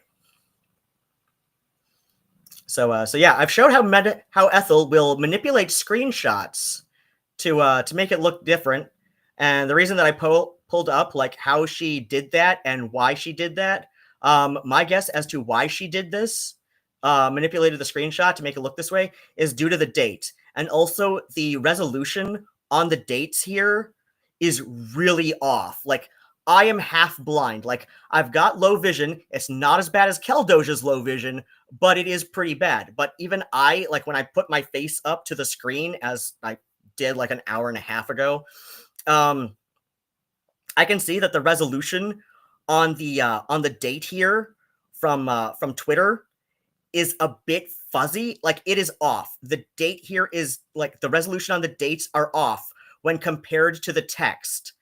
This screenshot has been manipulated to make it look newer than it is. This is a tweet that I made in October of 2023, but she's removed the date. See, if this was a if this was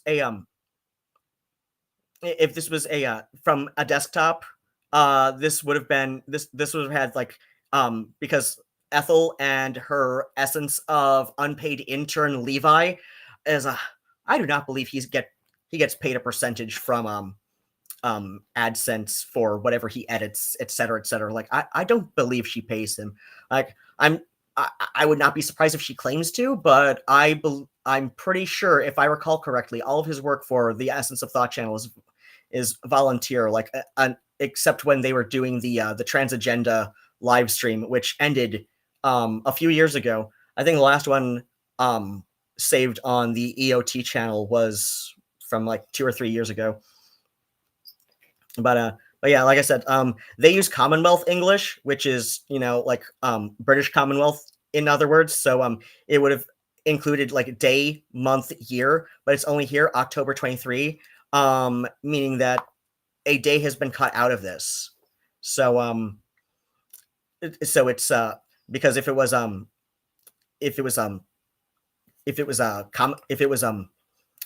Commonwealth English, and the day would have been at the beginning, but with US English, it's month, day, year.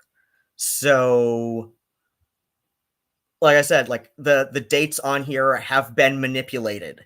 I know when I posted this, I remember the state I was in when I posted this. I was living in a tent, and I was in a pissy mood and thought it would be funny to troll Ethel. Because I was in a pissy mood and thought it would be funny to troll Ethel because one of my cats, because I had 3 when my cats and I moved into a tent, Murnau, who was only 6 years old at the time, had been poisoned. This is briefly detailed in the Poppy Amory docs from Milena. So yeah, this is a well documented part of my life. I mean, granted, not as well documented as like Chris Chan's life or Daniel Larson's life, but it's documented well enough that's like, yeah, like I think I remember when I tweeted this, and yeah, I do allude to half my rent because I was already on a Section 8 waiting list, meaning and since Section 8 is based on your income, and I've been collecting Social Security disability since I was 18, I know what a third of my income would be. Therefore, I know what my rent would be as soon as I moved into some place. So again, like this is Ethel manipulating the evidence to suit her own narrative. She wants to make this tweet look newer than it is. It's from October 2023, and I remember what I was doing when I tweeted that. I'm not saying it's a good reason. In fact, I'm even saying that if I were to have made that tweet back in October of 2024, I would have said almost exactly the same thing, just like, not with the, snarky, completely unserious offer of, what half of my rent money was going to be, right? Like, because I've got an apartment. I'm in a better mental state. So I'm gonna just like stick with what's, just the funny part. And the funny part is, yes, my love. Nigel Bud. Oh, wait, that's Bran. Why do you sound like Nigel? Are you trying to manipulate me, my little guy? Okay. But yeah, like the funny part is that Ethel really loves the EOT initials and she will use them so much. And she was doing the Essence of Thought channel before she went full time by the name Ethel. So Essence of Thought, Ethel, middle name Thurston. If her middle name begins with the letter O, that is just too goddamn funny. And I will say that part again. Right?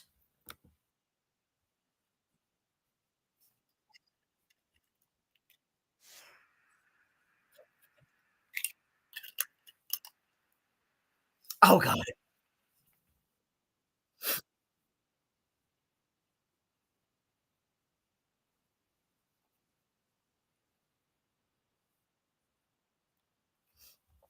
This is another way that Ethel manipulates her audience. First off, compared to the photo that she used of Oswald, who's also in Malcolm's server, and I'm gonna pull up YouTube on the old phone to so I can read the chat without going back and forth between tabs. What the hell? Okay. I think I disabled it on the old phone. I'll just pull it up on the new phone. I'll show you. So yeah, compared to the photo that she used of Oswald in her latest video, this is a really good photo of me. I don't know where she got that photo of Oswald. It's kind of it's very unflattering, and I kind of wish that she used a better photo of him. Just because, like, you don't have to use bad photos of people to so yeah, compared to the okay. So yeah, like you don't need to use bad photos of people even if you're trying to do a takedown piece like this. So like I appreciate that she used, like, this is one of my favorite photos of myself. It was from just before I got bifocals, and this was and I just really love this photo of myself. But I say that she's using this as a means to manipulate her audience because, like, there is obvious 5 o'clock shadow on my upper lip and a little bit around my labret, and Ethel does not mention once in this video that I am a trans man. And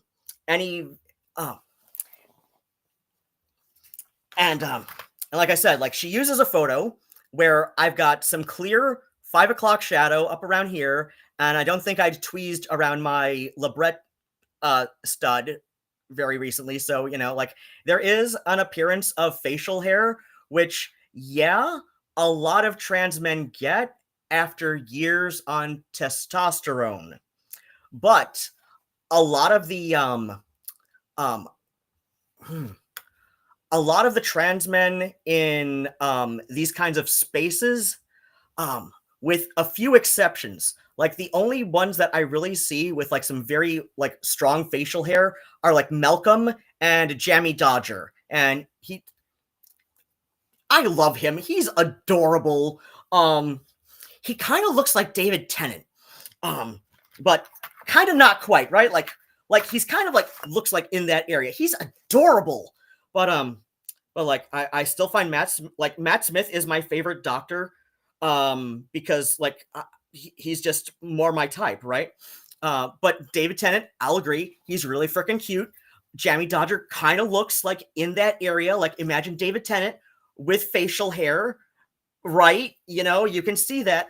So like a lot of the trans men on, you know, visible on YouTube, like I said, with like, at least off the top of my head, I can think of only two exceptions. One is Malcolm, the other is Jamie Dodger. Most of the trans men or trans masculine people, these words are not synonymous, do not have facial hair. In fact, many of them are either on a lower dose of FTM HRT or are not yet on it.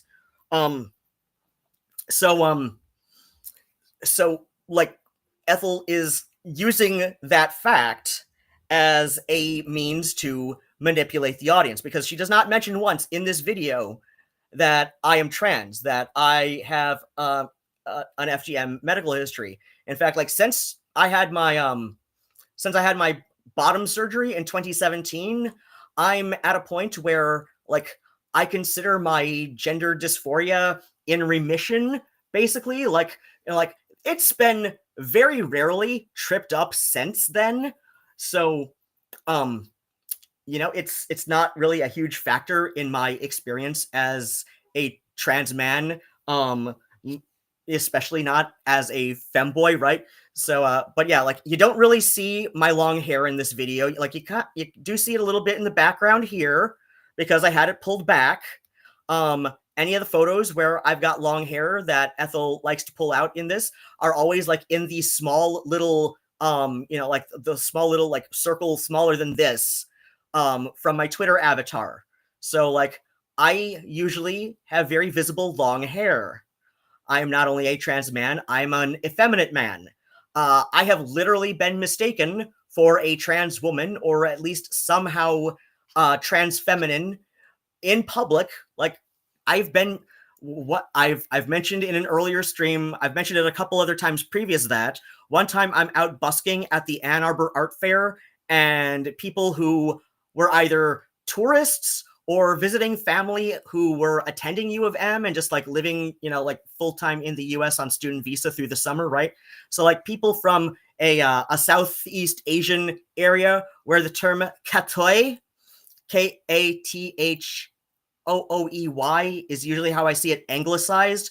This is a term often translated to English as ladyboy. Depending on where you live in Thailand, Laos, I think there's a couple other countries where that's the common term. It, depending on where you live, it can be a slur, and it can be for just like any gay man to any trans woman. Usually when it includes like a spectrum of gay men who are not trans women. And I know like that was a little redundant. I'm sure Ethel's gonna harp on that when, you know, when she and or Essence of Unpaid Interns see this, but okay. Wait. Oh, god damn it, Josh, tell me you can't hear the audio again? Son of a bitch. Okay, let me try this again. Stop sharing. Let me close that tab and then just like start a new tab. Let me see if that fixes it.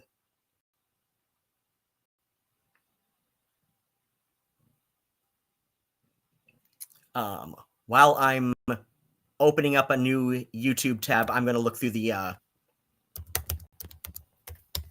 I'm going to look through chat real quick. Okay,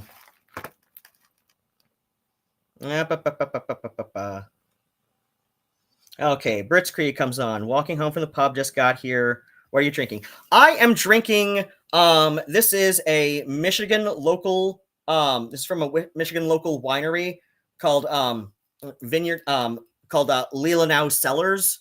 They're, the Leelanau area of Michigan is best known for cherry orchards. So, this is a, it says red wine with spices added. It's called Witch's Brew. It's usually available seasonally. Witchesbrewwine.com. I got a couple of bottles when it went on sale after Halloween. YouTube, open new tab. Brits Creek says Ethel's full name's not public, not the middle name initial, or not the middle initial anyway. Oh yeah. Oh, your grandmother was named Opal. Oh, if that's Ethel's middle name, my condolences to your grandmother, because oh, hello, RB exclamation point. I see you've joined in. Okay, hello, Bran. I love you too, but you're a pain in everybody's ass. So you're gonna get neutered. Like his puberty is driving everybody nuts, and like I said, like Nigel, like there are reasons that I've got some friends and I who joke that Nigel thinks I'm his husband. I don't want to detail any of those stories that support this notion right now. Let me just like feel free to let your mind wander where it will, because this is the internet and everything is ridiculous here. But Bran, his puberty is driving everybody nuts, self included, and there are things that I have not needed to see, and I really hope his puberty fixes this. Or neutering, yeah, neutering. Oh gosh, I mean his puberty is like. We need to fix his puberty. We need to nip it in the bud, Andy. We need to nip it in the bud. And so yeah, like we need to stop the puberty. He's gonna get neutered. His balls between his legs are gonna go bye-bye. And yes, your balls. You've got balls. And it's why you're driving everybody fucking nuts. Like, you know, he'll still be playful after the neutering. He just, like, won't be so fucking insane about it. Like, he's going on 6 months old, maybe 6.5. There wasn't a solid idea on his age when I brought him in from one of the neighbors, one of the people in the neighborhood anyway, who found the litter and stuff. But he was approximately 8 to 10 weeks old when I brought him home. No, not your plastic bag. I know I have more plastic bags that happened because I did some groceries the other day and I just like pared down the tower of bags that used to be behind me. But yeah, like I said, like Bran, his puberty is driving everybody nuts. Nigel was not this bad when he was the same age, and I've had Nigel since he was approximately 4 months old. I've had this little guy since he was 10 weeks old. So yeah, like I know your puberty, it's driving everybody insane. You're going to get your balls gone. We're going to sing a little song about it. I know. But don't worry. You're probably not even going to realize it's happened. You're just going to be like, I'm kind of calmer now. I still wants to play, but I can deal if Nigel and Phoebe don't want to play. Yeah, that'll be it, right? Hopefully. Oh my God. Like, I know that a lot of rescue groups will like neuter kittens as soon as a vet will allow, but in my experience, when you do that, it can lead to other health complications a little bit more than waiting until an approximately pubescent age. So like with females, it's going to be like, you know, wait until like just after their first heat cycle, or if your best ex's cat Chunk, like somewhere in the middle of her heat cycle. It was going on longer than we expected. But yeah, like with males about 6 months old is usually like a good spot. Okay. RB says, yeah, I know I was joking about it earlier, but the way Ethel treats you vis-a-vis PTSD/CPTSD is, and I'm not using this lightly, discussed. Oh yeah, I absolutely agree. Like I do not make it a secret that I have CPTSD. Like, it is as easy to find out, if not easier to find out, than my full surname. And like, my full surname is on. Primarily going to be on Ruadhán 1334, or Ruad for short, who we saw in the opening. Bran, you're driving me. What are you doing? Why do you like to dig on books? This is like, no, my pattern books are fine. Oh my gosh, you are so fucking nuts. You are an insane little beastie. I love you, and I love everything you stand for, but you're kind of driving me insane. And anyway, okay. Yep. Stuff from Medicare. All right. Let me know real quick if you can hear this now, because like I think this is how I fixed it the last time this happened. All right. We're going to back up about 30 seconds. We encourage all viewers to do their own research to reach an informed conclusion about the topic. Okay, next. Hi there. My name's Ethel Thurston. She, her, they, them. Okay, Josh says you hear it now. Okay, I'm going to read some chat real quick. I know there are better ways to set up streaming shit, but this laptop, for a number of reasons, it is just like it is just like the bare bones for what I need it for. And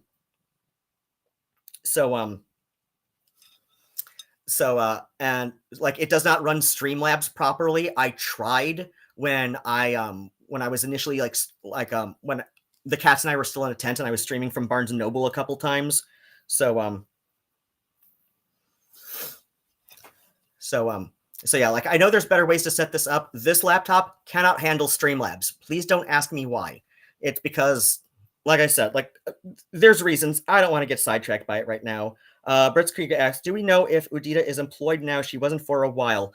I'm pretty sure. I don't know, like the way Ethel phrased it about the employment instability Udita was dealing with back around the Evangelina time, it seemed pretty vague. Like I thought it was more of an issue that her firm that she worked for wasn't giving proper salary hours or something.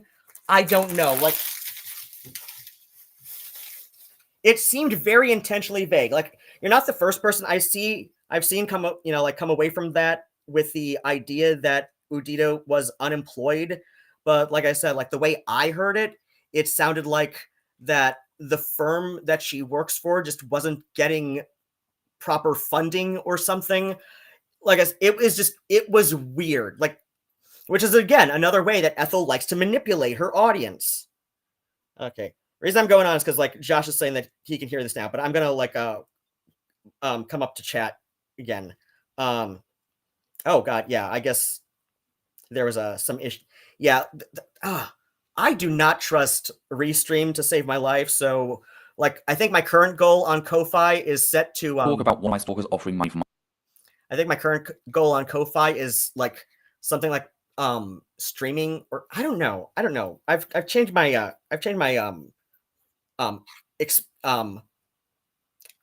expected goal for Ko-Fi recently. I think it's just to like upgrade my laptop and shit.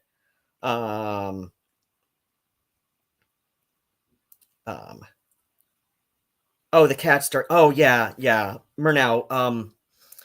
Yeah, like honestly, I don't think it was. It's tough to say with Murnau because he was not the brightest boy. He was definitely smarter than Mr. Midnight was, but that cat was Mr. Midnight was a very special boy for a number of reasons. He was going to be on the shortest bus if he were a human child, but the shortest bus, like I don't know, very much a Kids of Whitney High cat was that cat.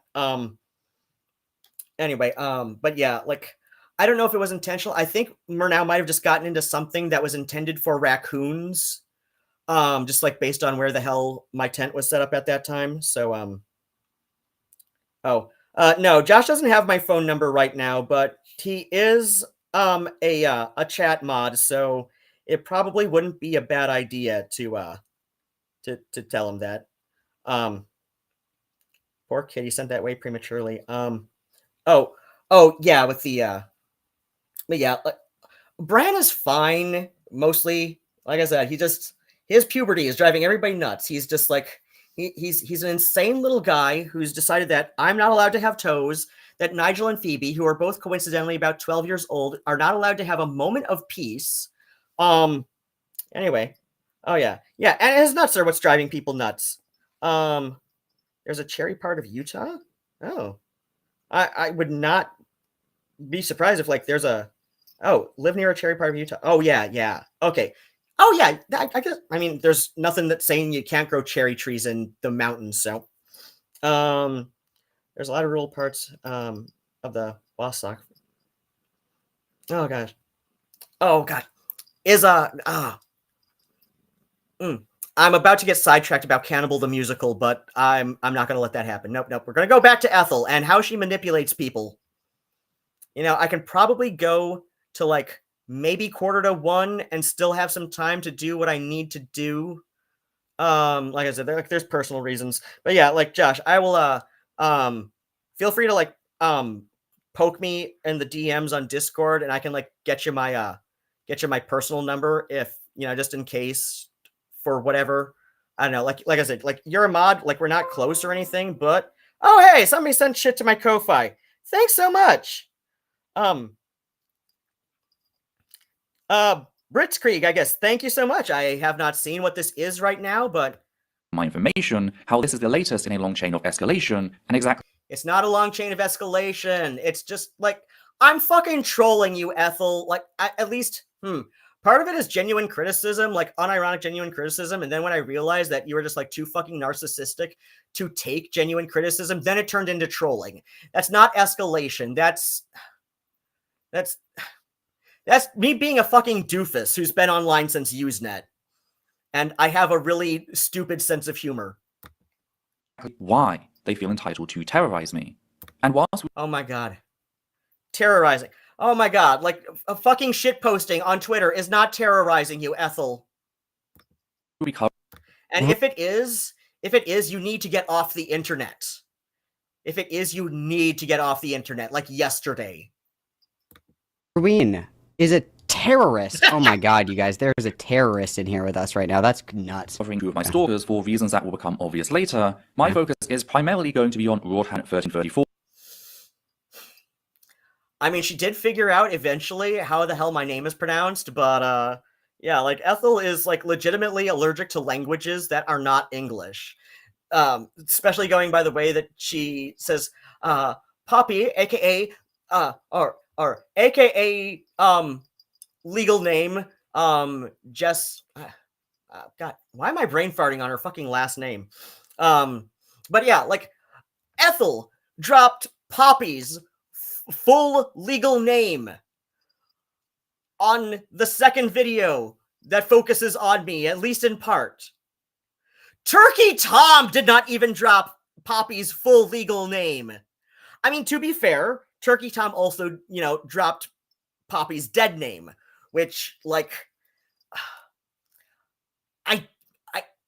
that was a dumb thing to do, but like, and as much as I want him to fire his writers for that episode for like the number of things he got blatantly wrong, such as like where they live, he seems to think they live in New York. He seems to think Poppy and Xena live in New York when no Flake lives in New York State. I don't believe New York City, but like the stock photos that was in the Turkey Tom video showed like pictures of like a Brooklyn neighborhood. But yeah, like so yeah, like I said, like Turkey Tom needs to fire his writers for the Xena and Poppy video, but at least the Xena and Poppy video did not drop Poppy's legal name. Ethel did that though. Which will make it easier. Oh hey, we've got more Ko-Fi people. Thanks so much.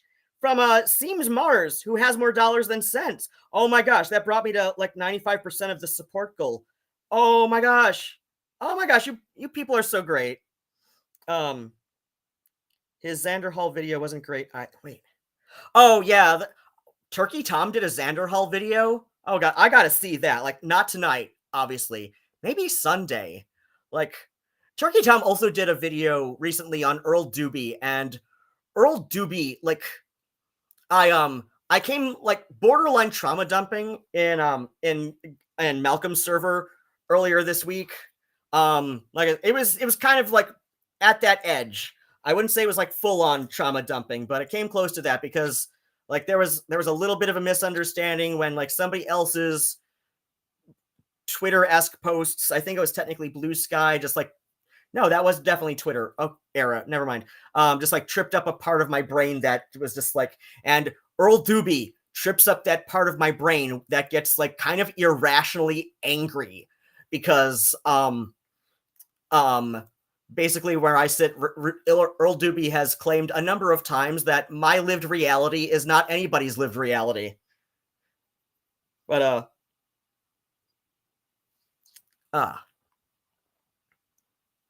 commented on it a lot during on Keldodge's New Year's stream. Oh shit! I think I was in for part of Keldodge's NYE stream. Or Ruad for short, who we saw in the opening tweets. Ruadhán Jarman McElroy is a 45-year-old man who. And again, as I pointed out from Ethel likes to go on about how how I'm 45 years old. Like I saw like when I initially tried to download this, and now it just like wandered off. Like I downloaded the video and it loaded up in Winamp to begin, because that's how fucking old I am. And it loaded up to Winamp after I downloaded it. But yeah, like as I showed, like Ethel is in her early 30s. Like in terms of like adulthood stuff, like okay, first off, I do like to fuck with people about my age. I am indeed in my mid 40s. But like I said, I've been fucking with people about my age since I was like 28 or so, and I was mistaken for a teenager. Like I was with a friend at an art gallery, like in like early afternoon, downtown Ann Arbor. A woman at that gallery decided to call a truancy officer on my friend and I because she thought that we were delinquent kids from like the high school who were ditching class or something. And she's like this, like, I don't know why the fuck a woman like that is working at a modern art gallery in the first place, but whatever, it happened. And I said, like, point blank, lady, I'm fucking 30. And, you know, like the officer who saw my ID did not want to correct, you know, like I said, I was 28 at the time, but like I added a couple of years just to, like highlight that, like, lady, I've been out of high school for a long ass time. And the officer did not correct me on that. So yeah, like I said, I've been fucking with people about my age for a long time. I usually add a couple of years just to mess with people a little extra hard, but I am indeed in my mid 40s. But Ethel, even if I am exactly 45 years old, I'm not going to say, even if I am exactly 45 years old, as I demonstrated earlier, less than an hour ago, pulling up Ethel's LinkedIn, which, like I said, it's not hard to find. You don't even need to put in Ethel Thurston LinkedIn. You just need Ethel Thurston, and it'll probably be in the first page of results.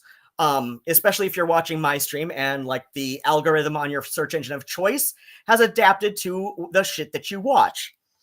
So yeah, and I've also been on my own since I was 17. So yeah, like I've been messing with people about my age for a long ass time. But like I said, even if I'm exactly 45 years old, which I may be, I'm definitely in my mid 40s. But I've been open about messing with people with about my age. She probably got the impression that I'm exactly 45 because of last July of 2024, I did my first 45th birthday stream. Note that. You can probably go far back enough on my Facebook events and find something like Ruan's second 35th birthday party. Like, I had such an event listing on Facebook at when it happened, right? Like, and I will be open about the fact that I mess with people about my age because I just think it's funny. Anyway. Ethel's not that much younger than me. Ethel is in her early 30s. But again, like she mentions that she's been posting videos to the internet since she was 14. And she's been working on the Essence of Thought channel for the last 10 years. That does not mean Ethel is 24, but these two facts, and according to her LinkedIn, she's been doing YouTube for 13 years, but probably under a different channel name. We'll just take her word for it on how old the EOT channel is, right? So yeah, like Ethel is in her early 30s. She's definitely in her early 30s. So yeah, like Ethel likes to drop all this stuff to like manipulate people. And the reason that she said at the beginning of the video that she's been posting videos to the internet since she was 14, and then in a minute here she's going to mention that like she's been doing the Essence of Thought channel for the last 10 years. This is to give the impression to her audience, which is often a lot of very naive people, especially teenagers who think Ethel knows what she's talking about, because Ethel will bombard people with resources, which, you know, the average viewer, let's be honest, does not go back and check on. So then what happens is people will get the impression that Ethel is in her early mid-20s. She is not. She is in her early 30s. She is not that much younger than me when you look at my actual age. Again, I'm definitely in my mid-40s. I might be exactly 45, but I like to mess with people about my age. But you can pick up from context clues how close to 45 I actually am. Like if you go back into like my uploaded videos on YouTube, you can figure it out. You can probably figure it out. I've left enough context clues over the years. It's not difficult to figure out, but you will have to figure it out on your own. I've never upfront about it, but like I said, you can easily figure it out on your own. Anyway, but yeah, like she doesn't. So yeah, like I said, that whole I've been putting in videos on the internet since I was 14. I've been doing Essence of Thought for the last 10 years. Like, no, you're not 24. You graduated University of Surrey, according to your LinkedIn, in 2019. That was 6 years ago. You've been beefing with Rachel Oates longer. Did she just fucking blast your whole fucking name? Yes, she did. But like I said, it's not difficult to find out my full surname. She did not blast out my middle name. My middle name is Quentin. But yeah, and again, like another way that she likes to manipulate people is, like I said, like I find this a very flattering photo of myself. I do not like to put up unflattering photos of myself, but yeah, like, I wish I could apologize to Oswald on Ethel's behalf for the incredibly unflattering photo of him that she used in the second video addressing myself. But like I said, like I'm pretty damn certain she went with this video because you can see hereabouts some 5 o'clock shadow on my upper lip. You can see hereabouts I did not pluck around my my libret stud. So it looks like I've got a little extra facial hair around my libret stud. I usually tweeze around it, but I'm not perfect about maintaining said. So yeah, and she never once mentions in this that I'm trans or that I have CPTSD. It's easier to find out that I have CPTSD than it is for you to see like verbatim me saying I am trans. I usually only mention it I mostly mention it on streams, which like can go really long and be hard to parse through. But yeah, like. What? Did she deadass just do that? Is that Brits Creek says Ethel goes on about how doxing is bad, then doxes you. I am of the opinion that if it's something that a potential employer can easily find out about you, it's probably not doxing. And I don't really keep my personal life and my online stuff especially separate. I've also like published 2 novels under Ruadhán J. McElroy. So and I put both of those in my link tree. So it's not difficult to find out my full name. It's easier to find out my full name than it is to find Demon Mama's full name, like full, presumably legal name. I know she's mentioned having all sorts of surgeries, so I'm assuming she's legally changed her name. But But yeah, and it's not especially difficult to find out Demon Mama's legal name, because she's also published under said name. But I know that's a contentious subject in some of my online circles right now, so I'm just gonna just be like, you know what, whatever. Like Tyler mentioned it once. That's all. I'm not gonna mention it. All I remember is her first name anyway. But yeah, it's like I don't know. So it's like I know some people have said to me that like, oh, any personal information spread about with malicious intent could be doxing in their opinion. And I'm just like, but it's not something I go forward to hiding. But at the same time, most people only, I guess, like most people on the internet will only see my first name. You know, with the 1334 that I tend to go, that tends to be my online handle, and I go mononymously on my Bandcamp as Ruadhán. So like that's like my Bandcamp music on there is just Ruadhán. So yeah, it is what it is. I'm not especially pissed off, but I do like that Malcolm is pissed off on my behalf, um and that other people are just like, wait a second, Ethel. You know, like, what are you doing here? This is at least coming very close to doxing someone. Public information? Did she literally just fucking do that? For real? I'll speed it up a little bit. Sorry, guys. I'll make it 1.75 just for you. That's crazy to like do this video about how like doxing and harassing is bad and then be like, anyway, here's this dude's whole fucking name. Oh, okay. All right. Slow down there. Jesus Christ. Has been stalking me since 2021.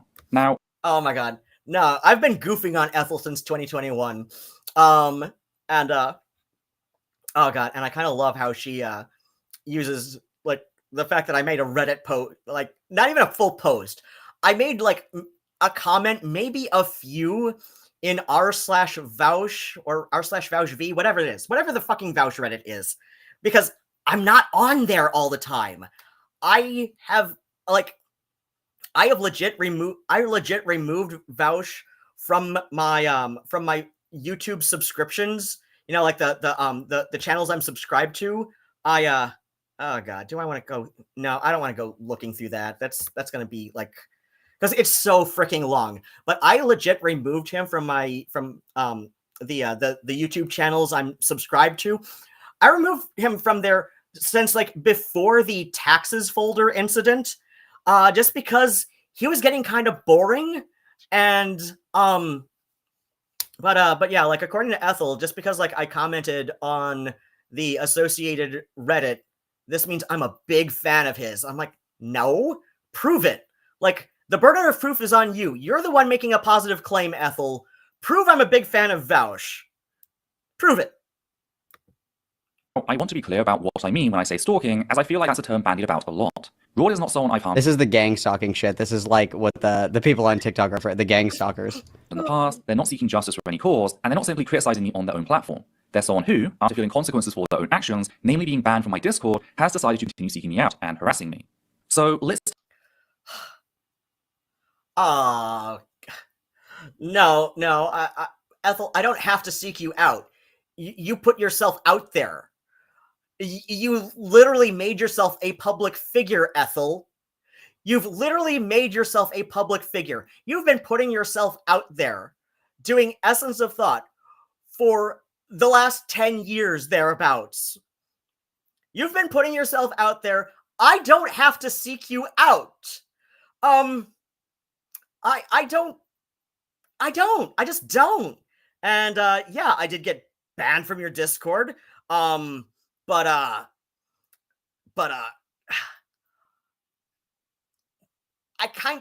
it's in a my feelings about that at the, I don't know, like trying to remember your feelings at a time in the past is just like really hard to do. This is one of the reasons that eyewitness testimony is usually quite unreliable. Like, it is like notoriously unreliable. People have like gone into why this is actually like the least reliable form of evidence, you know, eyewitness testimony. but yeah, so it's like I'm not gonna like think back on like what I was feeling at the time, beyond like probably a little bit annoyed, but it's like at the same time, it's like I was lurking because of just like this morbid fascination kind of feeling.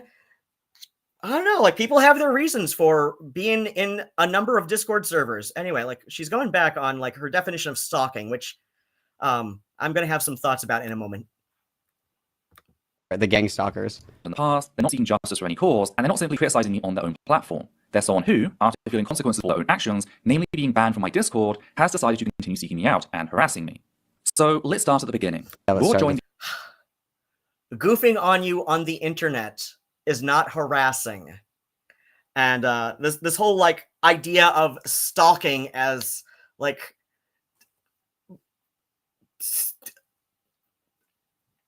feel negative thoughts for one's own cause. Like this is like an incredibly jargonistic definition of stalker that does not line up with either legal definitions or psychological definitions. So like nothing that I'm doing in regards to Ethel of Thurston fits a legal definition of stalking being a crime. It does not fit a definition of cyber stalking in any meaningful way. In part because, one, Ethel has made herself a public figure. She has made herself a public figure. Like, it is not stalking to just commentate on, let's say, Lewis McClung, since people are commenting on his, jerk-ass antics over the last month, thereabouts, right? Like, it's not stalking to commentate on Lewis McClung and say he's got a history of just like making shit up for views, being a complete weenus when called out on it. And honestly, like that is comparable to how I talk about Ethel online. In part, like I said, like this, in part because I find her motivations highly questionable. And I also find Ethel one of the most unintentionally funny people ever. Like she's got like near clockwork predictability on how she behaves and reacts to shit. She likes to insist that her autism is not a disorder, but the fact that she is so brutally unable to manage life with other humans just kind of contradicts this this assertion of hers. I'm sorry, Ethel. It's not the rest of the world that has the disorder. It's you. and like I said, part of it is just like I find her motivations questionable to the point of concerning. As I pointed out, she uses very jargonistic definitions of words and very jargonistic words in and of themselves that are very uncommon. Shit like transmisia instead of transphobia. I'm sorry, Ethel. This is not making you easier to understand. This is jargon. This is what cults do. This is how cult leaders try to control people and manipulate them into doing or at least thinking what they want other people to think. Using a definition of stalker that's so broad as to basically say any critic of myself as a public figure, being herself as a public figure, is somehow a stalker. Anybody who just thinks she's this unintentionally hilarious person that I get a really weird, like borderline schadenfreudist, joy out of trolling. Like, I don't know how to describe it. It's like, I'm not exactly like, it's not exactly a guilty pleasure because I'm so very open about it, but it's it's just it's just got this ineffableness to it. I just, like I said, I just find her one of the most unintentionally funny people to fucking poke, right? I poke, she wiggles. I know how to poke her to make her wiggle harder. And like, and she does it every time. Every criticism I've made of her, she has gone out of her way to prove correct, and she doesn't even realize it. And I find that hilarious on some level. And yeah, like, I guess you could argue that's kind of ableist in the way that people trolling Chris Chan was ableist, but at the same time, Ethel has a lot more common sense than Chris Chan has ever demonstrated. Ethel knows what she is doing. Ethel somehow evaded a diagnosis of autism until she was well into adulthood. So Ethel is observably less handicapped by her autism than somebody like Chris Chan is. So, like, it's a bit of a stretch to say that the weird adolescent level of joy I get from taunting Ethel is ableist. Like, you've got a much higher standard to prove ableism when Ethel, by her own admission, somehow trans femme Ben Stein was able to evade, like, in spite of all of Hollywood's stereotypes, was able to evade an autism diagnosis until she was in her 20s. So again, the standard for proving that my joy from taunting Ethel online and trolling her is coming from an ableist place is going to have to be a bit higher. I was vaguely aware of Chris Chan in the mid-noughts when Chris Chan was going viral. I have technically been aware of Chris Chan's existence since I briefly lived in Charlottesville, Virginia during the summer of 2004. So I've known about Chris Chan in some capacity before even Something Awful knew about Chris Chan, which was before, if only by a few months, before 4chan knew about Chris Chan.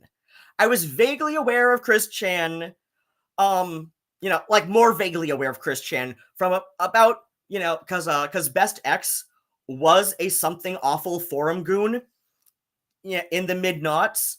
This is not a fact he admits especially proudly, but, he was nowhere near as bad as a lot of them. So I will say that in his defense.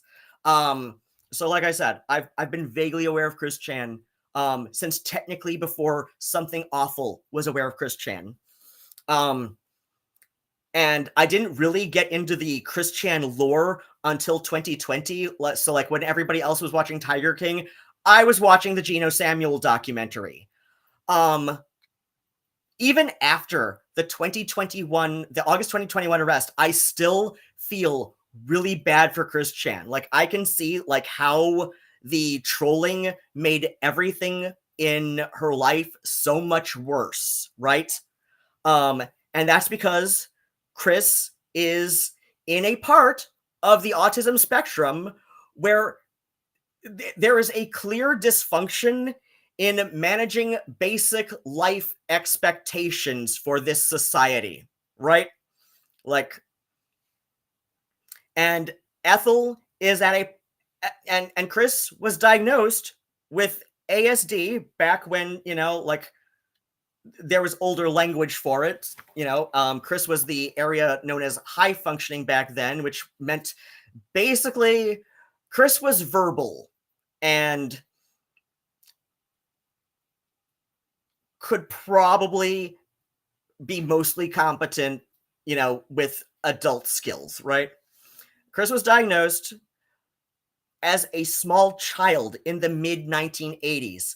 Ethel somehow evaded a diagnosis until well into adulthood. So again, the standard for proving ableism in my adolescent levels of joy in taunting Ethel is going to be a much higher standard. Like, this is a much higher standard to prove ableism, because like, you can go, like, I do not make a secret of the fact that I will get into like really serious arguments with people on r/Chris Sonichu.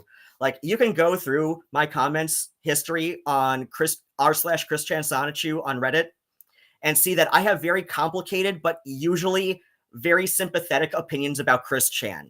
Like, I'm not going to say I'm the most sympathetic person even nowadays, but I am far more sympathetic than most people are, because my younger sister was obviously autistic. Granted, because this was my younger sister, she evaded a diagnosis because of the way autism can present differently in AFAB children versus AMAB children, right?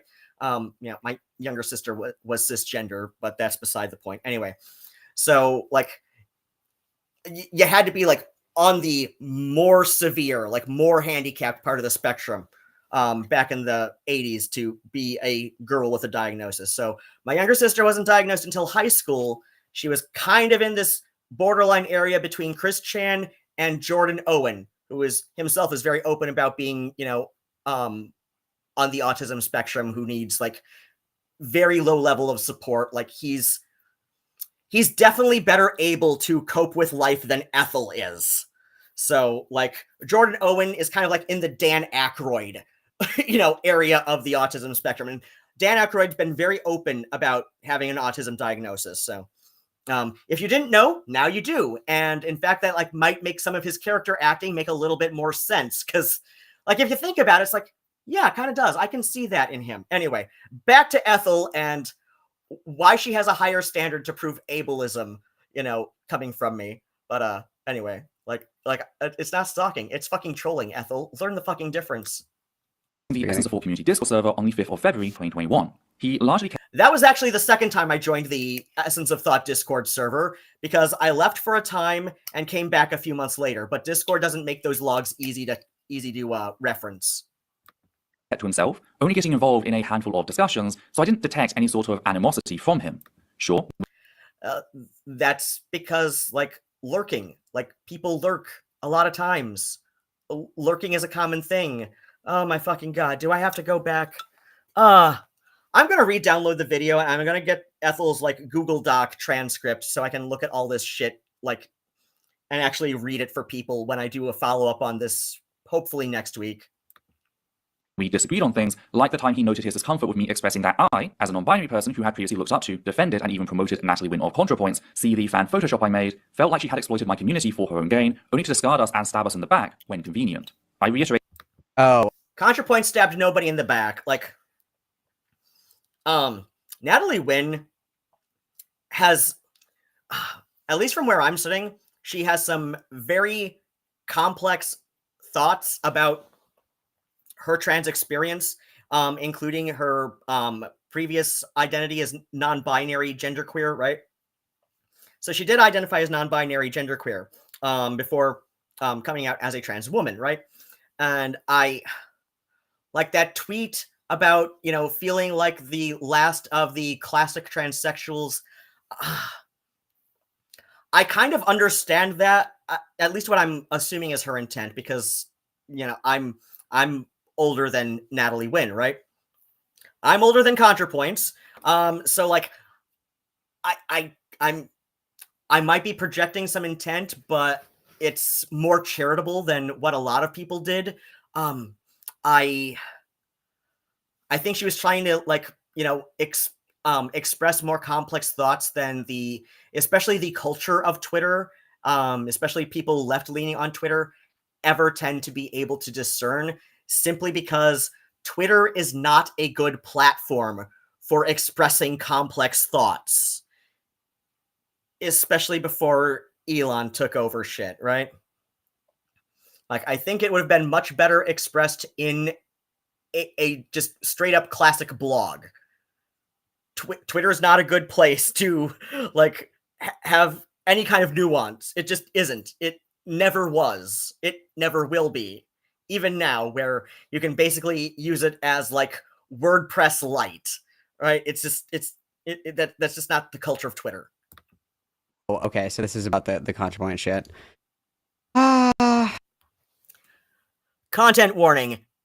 NB phobia, ENBY, because, you know, like, Essence of Discord is of the belief that, you know, letter N, letter B is exclusive to referring to non-black persons of color, so NBPOC.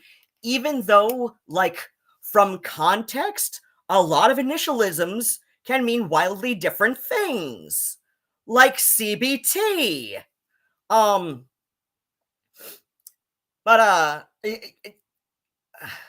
so yeah, like I said, like this is like some more like jargonistic kind of stuff, and this ENBY phobia was like especially jargonistic in 2021. It's kind of mainstreamed a little bit, but just I don't know why that's just like how language works sometimes. Biphobia, ContraPoints, like oh my god, you're a fucking YouTuber. Like talking about other YouTubers is like part of YouTube. I think Malcolm said something to this effect. I would die for ContraPoint, so I'm the wrong person to ask. I wouldn't die for ContraPoints, but I kind of love her. Like, I don't know. Like, I know people like can get really fucking weird about RP fanfic as in real person fanfic. Especially when like you're shipping real people or at least like their public personae. But I've gotten into arguments with people about this, but when I say, okay, but think about ContraPoints and Lindsay Ellis. Something about those two, like when they've, like the couple of times I've seen those two like do streams together, they just have this amazing chemistry. Like if Lindsay Ellis left her partner for Natalie Wynn, like especially, oh my gosh, that video Lindsay Ellis did after you know, after like, you know, it responding to be, like being canceled on Twitter, right? Like she says like, oh yeah, Natalie's a whore, but she's my whore, and I'm just like, oh my god, you are making like what I think would be a perfect YouTuber couple. You were something coming so close to making that real life. Like, and it's just like when I say that to people, like, okay, but think about Natalie Wynn, ContraPoints, and Lindsay Ellis. They're just like, oh my god, you're right. Those two have a perfect chemistry together. Like if they left their current partners for each other, it would make so much sense. I'm like, exactly. That's just me being a nerd, right? That's just me being a big nerd and saying like, it's like, yeah, I wouldn't quite die for ContraPoints, but I love her, and I love her enough where I think that like whatever the hell is going on with the relationships that her and Lindsay Ellis have separately, I think this needs to be like broken down, and those two just like need to realize that they would be perfect together. They have this amazing chemistry on camera. I'm sure it translates to their real life friendship. They're just too fucking adorable when they get chatting together. And it's just like, I'm just like, you two are so fucking cute. How are you not like being in lesbians together? Like it just like no. It's like if you disagree with me on that, you are welcome to, but I'm just like, if those two ended up together, I'll be saying I told you so. If they don't, well, maybe in the next lifetime. Ask about this. ContraPoints could walk out into the Fifth Avenue and shoot somebody, and I would still support her. So I'm not the person to ask about this. Created my reasons for why I felt that way, noting how it's something I've also experienced as a bisexual person and how tired I was of said experience. So polite disagreement, at least from my perspective. The first sign that this wasn't. Oh my god. Nobody cares about your experiences as a bisexual person, and it's like, yeah, okay, you're welcome to. I don't think ContraPoints has ever said anything that like dismisses anybody's bisexual experiences. Like she's been pretty chill about that. Like she for a time identified as bisexual. She later said like, maybe I'm not, right? Like this is something that's like, I have been in enough conversations with people who identify as bisexual. And it's like, I identify my sexuality as like gay or queer, in part because like a lot of times, like with men especially, there's like this really like great aversion to saying bisexual. So like a lot of guys who are bisexual will still like identify as gay because I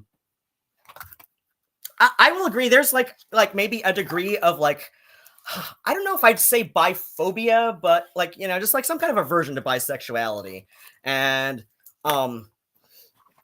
it's like I'm not going to get into arguments with LBQ women about this, but I know like from the point of view of an GBQ guy, right? It's like it can be a bit complicated, and it's not and like I don't know, but at the same time, it's like I kind of like ID with the underdogs a lot more than not, and it's like I'm open to the idea of being with a you know, somebody on, you know, somebody like who's identifies as a woman, or at least, you know, the um you know, closer to a spectrum of femininity, non-binary kind of area, right? Like I'm open to that. I've been with a few femboys, you know, a few other femboys in my long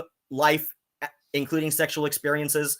So it's like, and like I don't know, like sometimes, especially when you get on the internet, sometimes the line between femboy and early transitioning trans girl can be very fine. I'm not saying always, I'm not saying whether, you know, I'm not making a moral judgment on that. Um uh AMAB femmes can have that argument to themselves. I'm just saying, like, sometimes, at least from what I've observed, sometimes that line can be very fine at times, and it's I don't know, it's a thing. So it's like I've thought about like I just kind of like the vagueness that, you know, queer allows me, and I've just kind of gotten attached to saying I'm gay. If I were to be especially pedantic and, you know, about shit, like I can pontificate philosophically about, you know, like I don't know. It's like so like people get this idea that sexuality, especially LGBTQ sexuality, is somehow rigid, and that's not always the case. And that's what I got out of ContraPoint's video about, you know, that ended up with, you know, her coming out as like a trans lesbian, right? That's what I got out of it, was that like, you know, sexuality can be complex and fluid, and sometimes people will think, you know, this thing for a bit and then discover this other, you know, that, you know, this is a better suit, or like maybe it's a better thing at this time, but like that period where you thought you were this was still perfectly valid for that time. It's like, and Ethel wants to assign this rigid notion of sexual identity, and that's just not how it works out for everybody. It's like my mother came out as a later in life lesbian, but she was also a Frank Zappa groupie in the late 1960s. She was very into Frank Zappa. Like my eldest half sister, the one from my mother's side, she and Dweezil Zappa could have switched heads.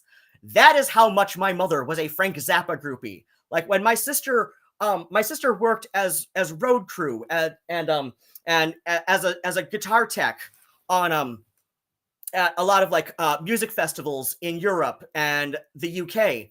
So she met, like when Dweezil and Ahmet, Frank Zappa's two sons, she met them. They 100% believe she is their half sister, right? Like just by looking at her. So it's like, yeah, like my mother, like I have no reason to believe that she was not very sexually attracted to Frank Zappa when she was a groupie. All evidence points to her being, you know, very sexually attracted to my father when she was married to him. But then she came out as a later in life lesbian, and like And that's the term that a lot of women with that kind of experience use. And it is not, I'm not gonna like say, well, maybe you're technically this or that. And I'm like, because like I don't know, like that's but that's not what Ethel wants to see. Ethel wants to say, like, no, if you say you're this, then you're this for the rest of your life. And if you decide you're this other thing later, then you're just throwing then you're just throwing the community you used to be a part of under the bus. And that's not how it works. And that's most likely where my contention was coming from. That no, you're applying this rigid idea of human sexuality, and especially like the way that we talk about it, that just like doesn't really work out when you go into real life experiences with people. That's probably it. Like that's like looking at the screenshot she provided in there for like at least the part that I was able to read, the part that anyone was able to read. That's my guess on what the hell she's talking about. Like this like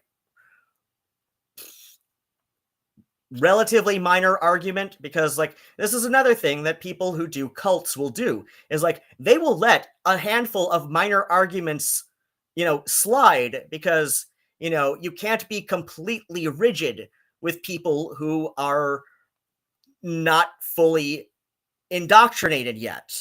Like you gotta like give some leeway in the indoctrination process.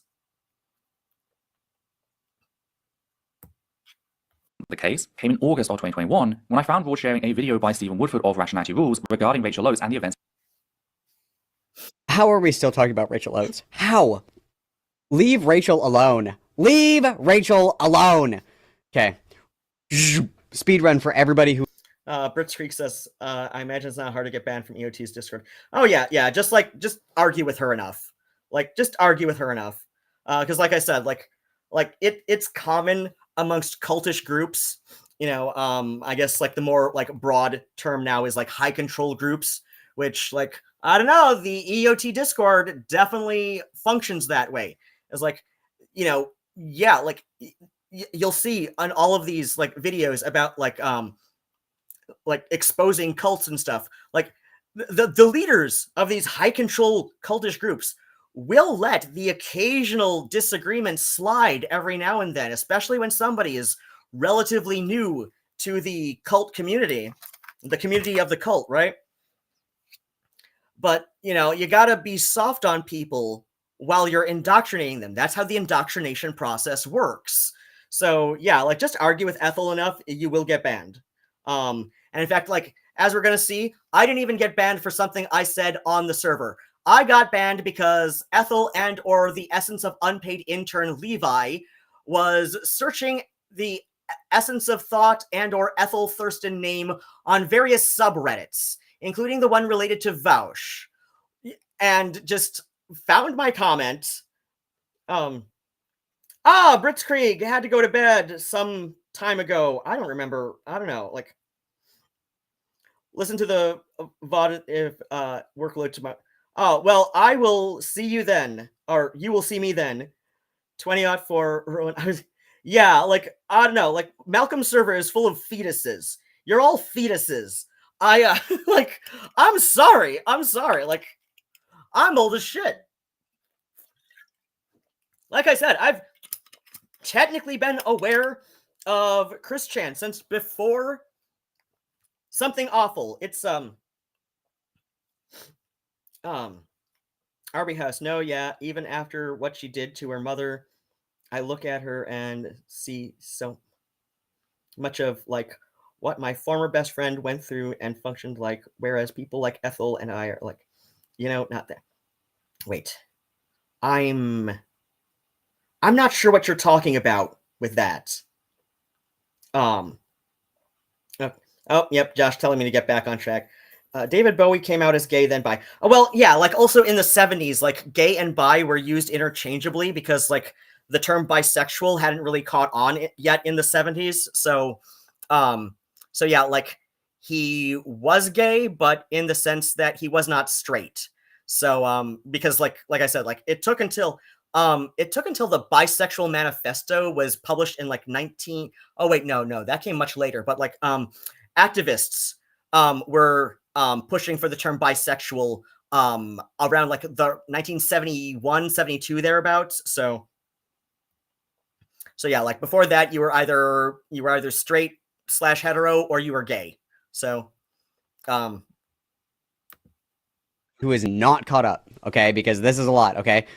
Long time ago, like I'm talking like fucking 6 years ago, okay? Like long time ago, like very long time ago. Internet atheist debate sphere. Essence of Thought is in there. Ethel is in there, okay? There's this dude, Rationality Rules. Rationality Rules makes a video about how he thinks that trans women shouldn't be allowed to compete against cis women in sports.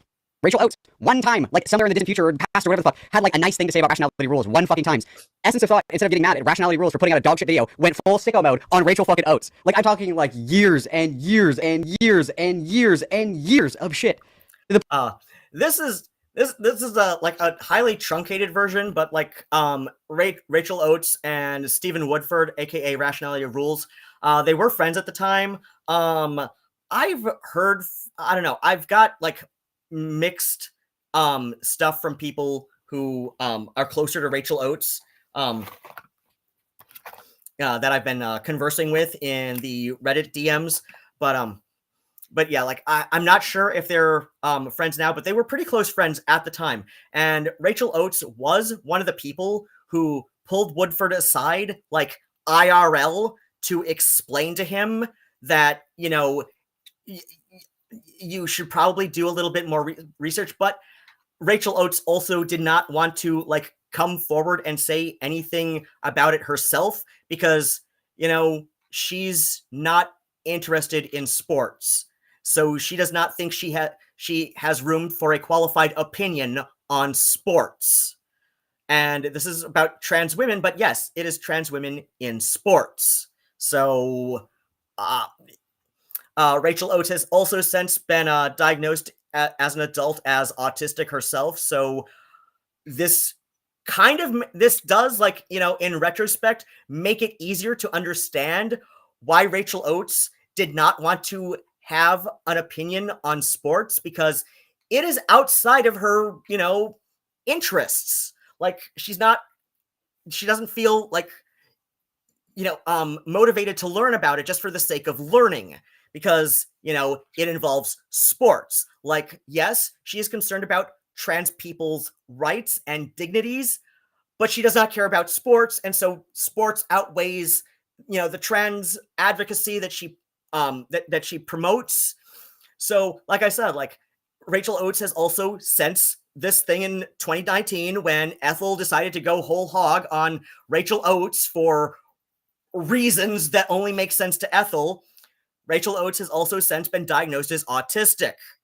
So again, like, you would think if Ethel had a shred of fucking empathy in her fucking skull, she would understand this is another autistic woman who is focusing in on something that, you know, trumps her own interests, right? You know, that is just like an automatic trump over her own interests and like what will hold her attention. But Ethel doesn't. Like I genuinely think that Ethel, I'm not going to say I genuinely think, because I don't have the qualifications to like make an informed opinion on this, but it would not surprise me in the slightest if Ethel Thurston does indeed somehow meet the diagnostic criteria for narcissistic personality disorder. Because like when you see, like, you know, not only with me, but like everything she comes after Rachel Oates for, it's all about, you know, everything she, like, you know, went after Oswald about in the second video. It's all about, you know, whatever personally, you know, pissed off Ethel. It's not about the activism. It's, you know, even her own fucking, you know, takedown of Lily Orchard legitimately spawned from arguing on Twitter about the word queer. I will show this at a later time because, you know, like I'm already pushing my time limit that I'm giving myself for tonight on this video because I got distracted a couple times and didn't think to, you know, pull up the mobile phone to check chat whilst streaming so that I don't have to keep going back to the other tab, right? So So yeah, like, and so it's like I said, like, Rachel Oates is, as far as I can tell, including the people I've been talking to on Reddit who are personal friends of hers, Rachel Oates is a very empathetic person. Does she have some issues, probably related to her own case of autism, that can make this hard for her to communicate to others? Probably, yeah. Like, I mean, then again, like that, a lot of times neurotypical people, or at least other people without ASD, may also have some difficulties conveying the nuance of their empathy, especially when it's people they're not close to, that they don't know very well. If you go through my Reddit comment history, especially on r/Chris Chan Sonichu, like I said, I think it will be very clear when you read enough of my comments on r/Chris Chan Sonichu that I have a very nuanced and empathetic take on Chris Chan. But at the same time, like, I also find Chris Chan a very frustrating person to come down on the sympathetic and empathetic side of, right? But it can be very complex. Like, there's cognitive empathy and there's emotional empathy, and like both of them can work together and become very complex. Cognitive empathy is more like, like learning, the how to convey, how it's the learning logical side of empathy, right? It's like what you learn, as a as a mental health tool, right? Whereas emotional empathy is coming from a bit more, like visceral, like, place in your psyche, I guess, is like how I've seen it summarized, or at least like my interpretation of the summaries anyway. So and like I said, I don't say that I would be unsurprised if Ethel does indeed meet a NPD diagnosis. And it's got nothing to do with her. And it's come down to the fact that Ethel seems to have some serious lacking in empathy. Because, like I said, like, a lot of autistic people are, have a much easier time conveying empathy than Ethel ever does. Rachel Oates is one of those people. Do I see, like, where her own case of, her own area of the autism spectrum may, make her ability to convey empathy to others, like, do I think it gives it a particular kind of, like a particular kind of vibe, I guess? Like, yeah, I can see how her autism may have played into how she conveys empathy to others, especially in her videos, especially when they're, at least quasi-scripted, right? But she's not devoid of it. Ethel seems to only express empathy towards others when there is a benefit to herself to do so. And she has a lot of issues with when she does convey it to anybody, and it seems very clear. Anyway, back to the fucking video. The point where Rachel Oates literally self-harmed. Essence of Thought called the cops on Rachel Oates to do a fucking wellness check. Like, and it's been seen. And that's another thing, is Ethel weaponized the police against Rachel Oates. But when it comes down to Courtney Orchard asking Ethel of Thought, hey, can I, can you somehow put me in contact with Lily Orchard's victim? So with Courtney's sister's victim, right? And Courtney showed the receipts. This was just like, I paraphrased, of course, but it was just a basic question. Can you put me in contact with Lily's victim? Since Ethel's boasting that, she's got, she's been in contact with one of Lily's victims, right? Whether that means, hey, let me, have her, like, I'm assuming her, but, let me, Courtney, have the victim's, like, username so I can contact them myself, or, you can give them my info so they can contact me if they so choose. No. Ethel of Thurston decided, no, I'm not going to do that because ACAB. Because ACAB.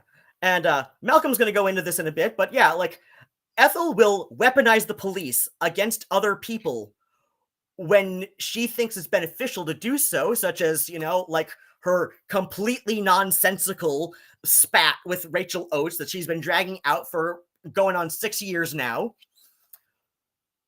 But when it comes to, and Ethel tries to dress up the whole, like, you know, Lily Orchard's victim, I'm not letting Courtney contact them because ACAB, like, no, but it's coming from, you know, a place of it's coming from a place of putting the victim first. No, Ethel, it's not. It's coming from a place of your titanic ego, where you just want control. Like, this is not about putting the victim first. If you were putting the victim first, you would give the victim the option to change their mind. And you don't want to do that. That is not putting the victim first. That is like exercising a revolting degree of control over a victim so you can one-up somebody on the internet. 6 years, and still video after video after video after video. It's like, see, my kitten knows what he's talking about. Girl, let it go. Let it go. No. Nor clear. Since 2019. Raw stated in non-clear terms that I told Rachel Oates to commit suicide, a lie on 2 separate counts. Okay, this... No, it's not. It's not. Like, okay, like, Ethel really loves to, like, go into, like, the details of, like, oh, that's not really what I said. But it's like, at the same time, like, she refuses to admit that it was very easy. Like, even if she can irrevocably prove that that's not what she intended with the tweet in question, where she said to do the world a favor and exit it, she refuses to admit that this was easy to interpret as baiting someone to end it all. She refuses to admit even that, because Ethel would rather manipulate her audience into accepting that Ethel's word is the only one that matters.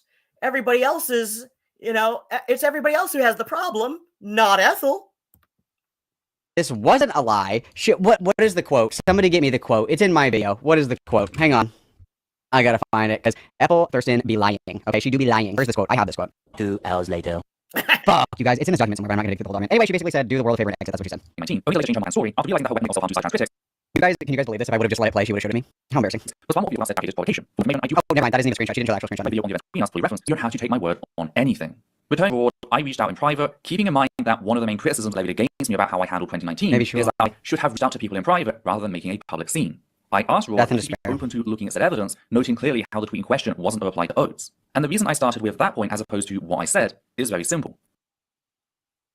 Oh, so she's making the argument, so off the top of my head, the way that it was threaded was like she was responding to Rachel Oates.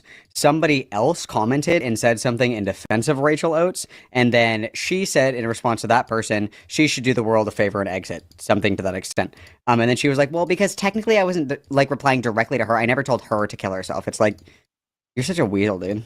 There is no ambiguity there. What? Where? What? Oh, I'm not sharing my screen. Sorry. Whilst the wording of said tweet was shit and thus easily misunderstood, there is no question as to who it was a reply to or that Oates herself acknowledged said facts. I'm crashing out, you guys. I fried my brain so fucking hard for you guys today. At the time.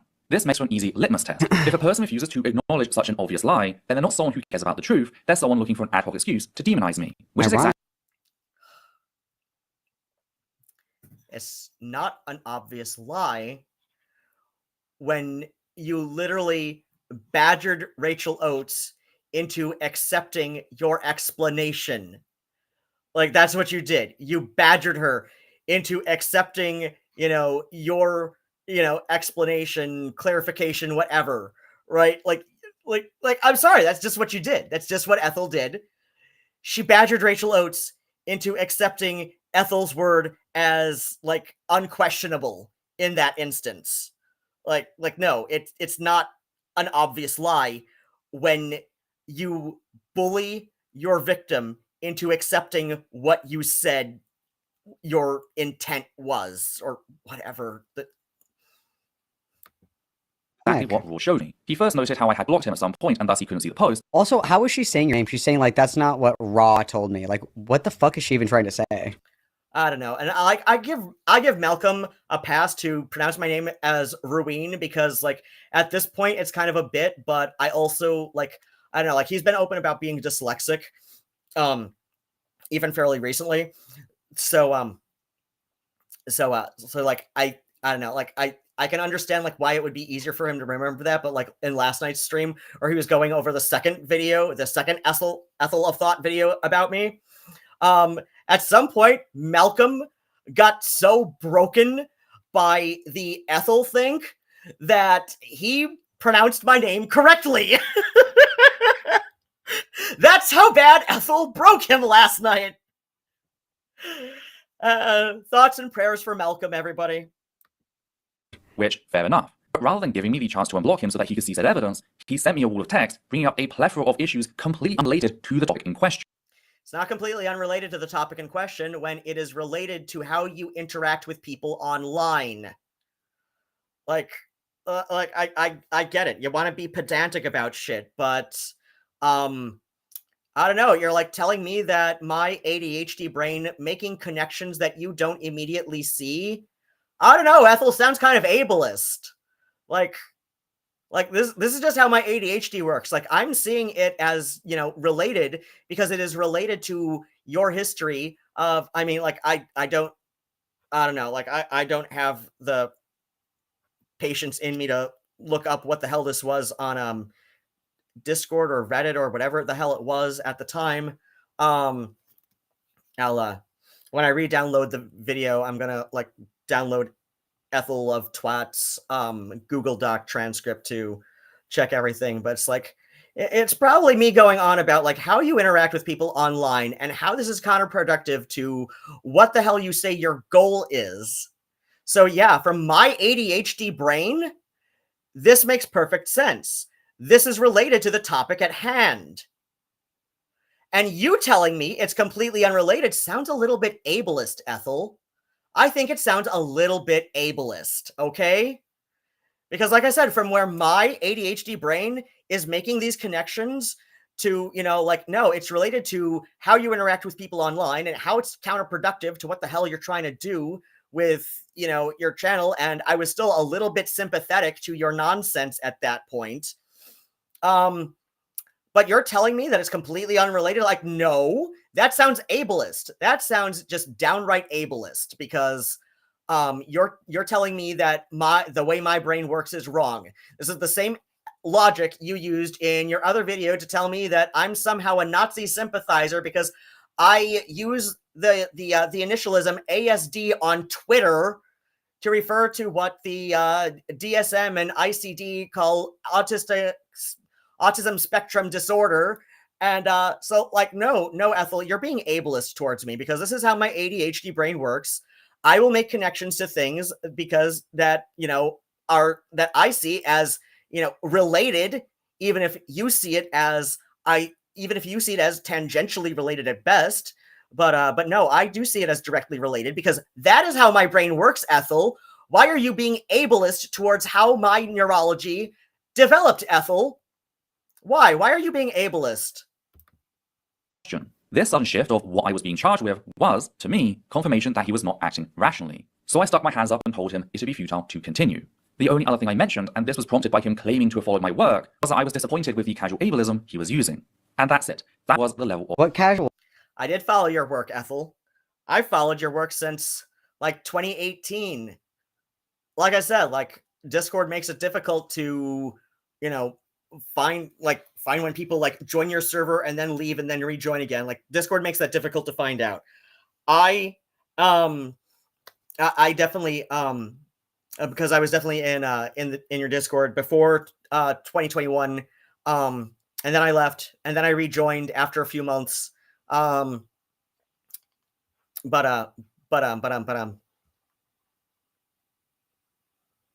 Josh, or people say they're straight when internally conflicting that they're gay. and don't come out yet. Oh yeah. Grindr is full of guys who insist they're 100% heterosexual. So yeah, like where I sit, it's not the bisexuals who are confused. What ableism did you use? Did you say like idiot or something? Is that the casual ableism? Did you say dumb in your conversation with her? Because I don't even remember from this part because Ethel has made it completely unreadable to anybody who does not download her transcript, which again is a way that Ethel likes to manipulate her audience because most people aren't going to do that, and she knows it. I imagine that's probably what it was. I imagine you weren't like, oh my god, we should redacted disabled people. I imagine you just said that's stupid or something, and that's the ableism we're talking about. Probably. Dude, I don't know why the fuck she's still talking about Rachel. I have no fucking idea. It's like get a hobby, girl. Like you peaked like 5 years ago. We all know. Work was that I was disappointed with the casual ableism, and that's it. That was the level of interaction. Now, he was still in the server, as he noted he was in those messages, and I was okay with that, since I was hoping that maybe, once he calmed down, he might reevaluate things. Maybe once he calmed down. It's almost like she's acknowledging that I'm FTM, that I'm a trans man, without using those words, right? Like, I don't know, like, there's something about that. There's something about the way that she said that feels like she is acknowledging that I am a trans man, but she never says it once in this video. She never says it once. She never points that out to her audience. She just does this casual sexism of, you just need to calm down. Like, I was just hoping he'd calm down and get his senses together. Poor little AFAB soft boy. I'm sorry, Ethel. You know what you're doing. You know what you're doing. Which is why I have a far more sympathetic, feelings about Chris Chan, the literal mother effer Chris Chan, than I have for Ethel of Thurston, who did not even, get an autism diagnosis until she was an adult in her 20s. Okay? So yeah. I find Chris Chan far more sympathetic than Ethel because, in many ways, Chris Chan was a victim as an adult of many, many things. Okay? Like, I'm not going to deny that Ethel's CSA, as I've said in previous streams, she's, nothing about it seems outlandish, like satanic ritual abuse accusation level, stuff that I'm sorry, like that shit's not real. The FBI investigated it for 20 years. It's not real. But yeah, like what she's described, what she's trauma dumped on stream before about her CSA, like going into more detail than I care to remember, but I do. It's completely in the realm of believable, and it sounds absolutely horrible. I'm not gonna, deny that, but since she's been an adult, she's been nobody's victim of anything. But she loves to use she loves to weaponize her past CSA to bully people. I know just how damning the evidence against Rachel is. I see multiple people. There's no damning evidence against Rachel Oates. It's literally not damning at all, by the way. The evidence is like Oh yeah. Like I've casually chatted with Malcolm, like in the public server. He's also DM'd me, but not about this specifically. Well, I don't know, like kind of about this specifically, but like it was such a small thing, right? But yeah, like I've Malcolm has read Essence of Thought's like public dossier on Rachel Oates. I have read Ethel's public dossier on Rachel Oates. Yes, I stress public for a reason. I will get into that at a later date, but yeah. So and when you actually look at it and you are not being pressured by Ethel to take her side, it's nothing. It's a big fucking nothing burger. just for comparative effect here, we're at like Lewis McClung levels of reaching when it comes to the Rachel Oates shit. It's like your beef is not with her, it's with rationality rules. Grow up and attack the person that you're actually mad at instead of taking pot shots at some random fucking person who, for all intents and purposes, just like doesn't want anything to do with it. It's like there's nothing more outrageous. There's nothing more ostentatious to me than somebody who very clearly like disrespects somebody who's like, dude, please just leave me the fuck alone. It's been like 5 years. Okay. Oh, also of note, Rachel Oates has a defamation suit against Essence of Thought / Ethel Thurston. That okay, like we all know at this point that that Johnny Depp. So Rachel Oates lives in the UK. Ethel is from the UK and has been living in India since about 2017. So Rachel Oates has a defamation suit against Essence of Thought, and Ethel Thurston, personally. And we all know at this point that Johnny Depp lost his defamation suit against Amber Heard in the UK. Now, I'm not gonna, I've mentioned it on much older streams, exactly how this works, but I am 2 degrees separated from Johnny Depp. I'm not going to go into my thoughts about Johnny Depp. I know a little, I don't know. It's like I said, I'm personally 2 degrees separated from Johnny Depp. Yes, I'm a fucking loudmouth with internet access from Metro Detroit. But I had an interesting life in my 20s. I will just leave it at that, right? So like I said, I'm 2 degrees separated from Johnny Depp. I'm not going to go into the Amber Heard, details, right? But we know that he lost his defamation suit in the UK.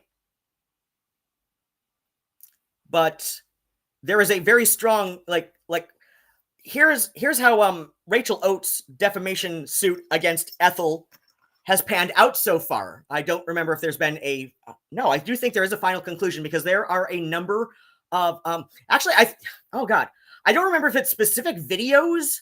I'll have to activate my VPN at a later time to inspect this, but Essence of Thought, the Essence of Thought YouTube channel, in whole or in part, is banned in the UK due to the defamation suit that Rachel Oates has on Ethel Thurston. And Ethel will never mention this because, it kind of weakens her case against Rachel Oates. Like, there's a legit defamation suit against Essence of Thought in the UK, brought by Rachel Oates.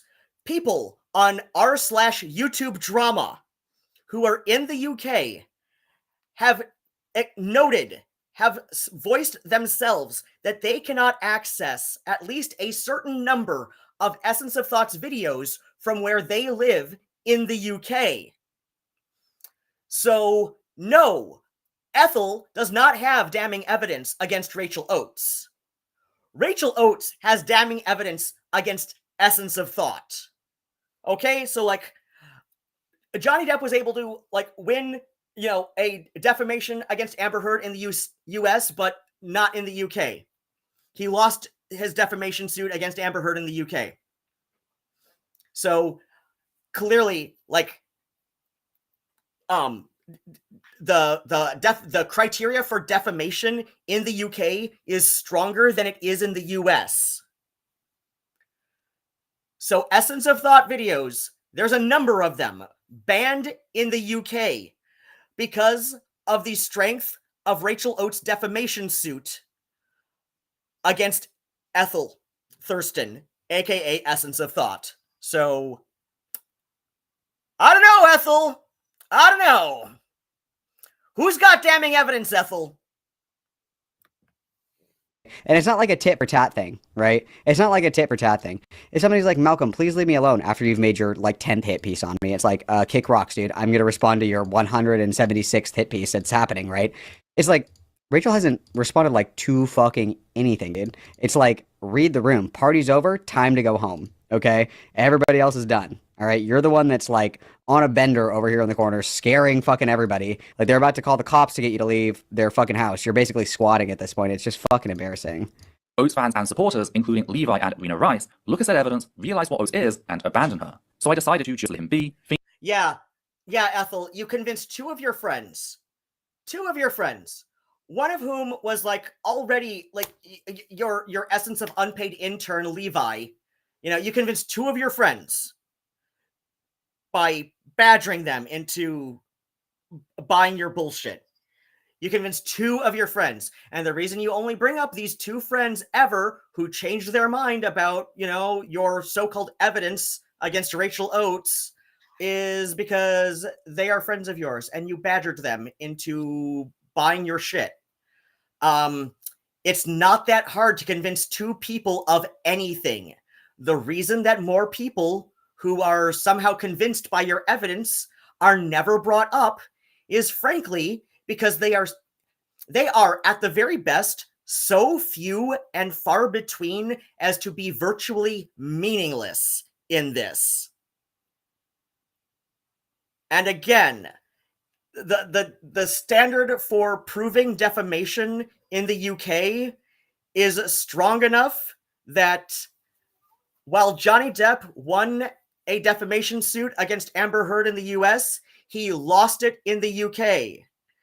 And yet Rachel Oates has a strong enough filed suit of defamation against Ethel Thurston yourself that you've got EOT videos banned in the UK in whole, as in the YouTube channel or in part. Like people in the UK cannot access at the very least a certain number of Essence of Thought videos due to the strength of Rachel Oates' suit of defamation against Ethel Thurston and Essence of Thought. You're banned in your fucking home country. Your YouTube videos are banned in your home country because of the strength of a defamation suit that Rachel Oates has against you. Thinking maybe he'd find his own way back. That was until the 11th of October 2021. Find his own way back? Hold on, that is some fucking cult rhetoric. Let me back up that bit. You're basically squatting at this point. It's just fucking embarrassing. Oates fans and supporters, including Levi and Rena Rice, look at said evidence, realize what Oates is, and abandon her. So I decided to just let him be, thinking maybe he'd find his own way back. She figured she'd pass along her damning evidence against Rachel Oates to me and just leave me be in hopes that I'd find my own way back. That is fucking cult rhetoric. That is straight up cult rhetoric. That is shit that Marshall Applewhite said to people when they wanted to walk away from Heaven's Gate for anywhere from a few months to a few years. That is some straight up cult shit you're talking, Ethel. Oh my god, how Malcolm did not notice that part, and he is far more into cults than I am. Well, at least he's into cults that I'm not. He knows about cults to a level that I don't. I know about and specific cults that I don't yet know about. Whereas I think I'm into a bunch of different historic cults that are no longer active. So it's wow, Malcolm did not pick up on the literal cult rhetoric Ethel used there, that she just passed on her evidence against her damning evidence against Rachel Oates to him, being me, hoping he'd find his way back. That is cult rhetoric, Ethel. You literally used cult rhetoric in talking about me and hoping I would buy your bullshit against Rachel Oates. That is literally cult rhetoric. Somebody clip this. Somebody clip this, please. All three of you watching right now, please clip this. Ethel used cult rhetoric. Just literal cult rhetoric. This is some shit, man. How did I miss this the first time? How did I not point that out the first time? I think I was just laughing too hard. That day. That was until the 11th of October 2021, when I was working on a video 2021, dude. Who cares? Who cares? Who cares? Who cares? Who cares? exposing the facts that the massively racist anti-trans bigot, Ian Kaczynski, better known as Vorsh, was a self-confessed sexual predator. I came across a post in which Ruadhán mocked me to Kaczynski's subreddit. Yeah, I was talking about the damn right cultish behavior in your Discord server, Ethel, because it is. It's cultish. It is downright cultish. You use these like matryoshka doll nested content warnings into content warnings. There have literally been people. I'm sure I've got screenshots if I go into like my OneDrive archives. Like I don't sort through that shit. I just know I've got it like set to like auto backup on my OneDrive most of the time. I'm sure if I go in there, I can find like screenshots of these content warnings within content warnings. Like people in Ethel's Discord server will go CW problematic YouTuber, then like nested into that parentheses CW spoiler tag. You click on the spoiler tag, ContraPoints. I'm like, what the hell? That's cultish. That is cultish shit. That is literally cult shit. That is it is. It just is. Yeah. I was venting in a comment on the Vosh subreddit. Venting in a comment. And yet Ethel uses this one comment from 2021 as proof that I'm some kind of big fan of Vosh. I was reading Reddit. Lots of people read Reddit. People read Reddit for people they hate watch. I thought, okay, fine, I'm a big girl. I can live with being criticized. Again, You can't. That's the biggest lie you've ever told Ethel. see the previous incident as proof of that. That changed. No, because you said, you literally said that you hoped I would find my way back to, you know, the cult shit you are trying to sell to your audience. That's not proof that you're a big girl who can handle criticism. That is proof that you are hoping, you know, being gentle with your cult tactics will prove effective on somebody. However, when I read the following section, quote, relevant, because not only does Ethel have a likely complete arbitrary grudge against Vosh, but the EOT did. At the time, it was completely arbitrary because, like, look, Vaush has been operating on Howard Stern rules almost his entire... Hold on. We've got puberty. Hey, Nigel, bud. Want to come here? Want to come here, sweetheart? Nigel, want to come join me on the bed? Ran is not on the bed, my love. Hey, baby boy. Come here. Come here, my gorgeous little man. Nigel. You want to go in the closet instead? Okay. Oh, whatever. Okay. I'm sorry. Puberty was...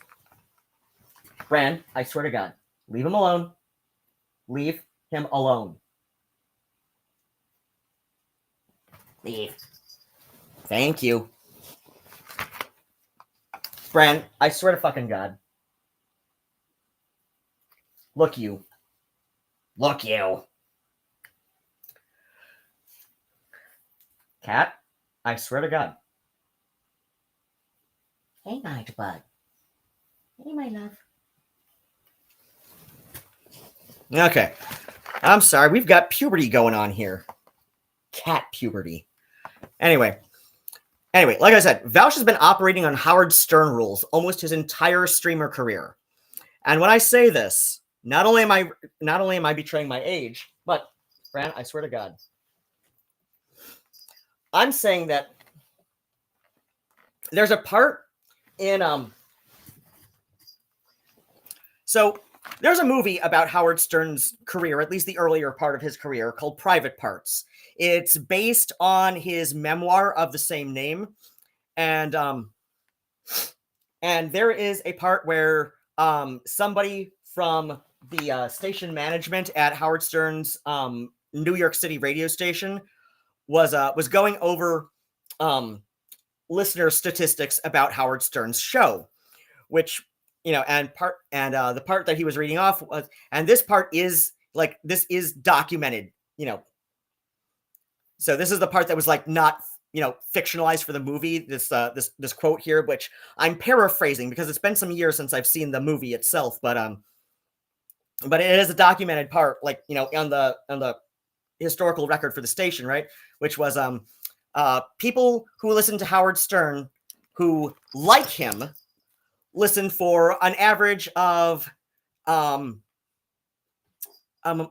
15 minutes at a time. Just because of the nature of like morning radio shows in the 80s when this was all happening, right?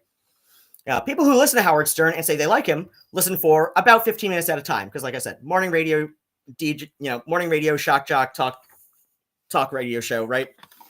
But people who don't, and they listen to him because they want to know what he's going to say next. But people who don't like Howard Stern listen for an average of 18 minutes at a time. And their reason is because they want to know what he's going to say next.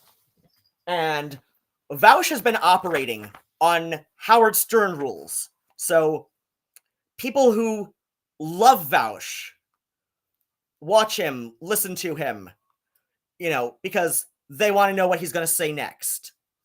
People who don't like Vaush still watch him and listen to him, sometimes for longer intervals than people who like Vaush do, because they want to know what he's going to say next. So, yeah. And until the taxes folder, right? And the taxes folder was my breaking point because prior to that, like, yes, he has a history of sexual harassment towards a young woman who I believe was a fan at the time anyway. She has since accepted his apology.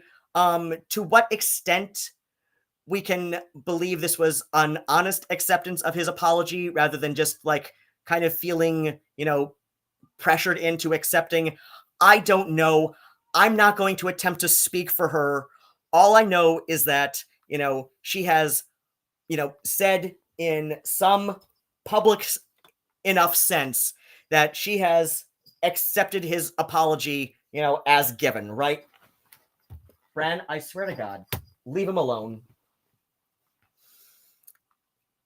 So, and even like outside of that, Vaush has a lot of plausible deniability up until the taxes folder.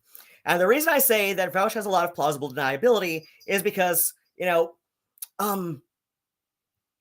almost all evidence short of CCTV footage is ultimately circumstantial evidence. Like even fingerprints at the scene is technically circumstantial evidence because there can be a number of circumstances that would explain your fingerprints on the scene.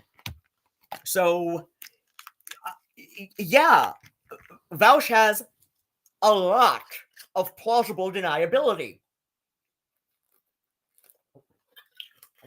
Up until the taxes folder, and even by then, I already thought he was kind of getting boring as shit and was no longer really watching him or listening to him or anything. I was like, no, like, yeah, he's got a lot of plausible deniability. I'm not gonna like be especially damning on someone who has a lot of plausible deniability, and yeah, he's had some good takes, he's had some dumb takes.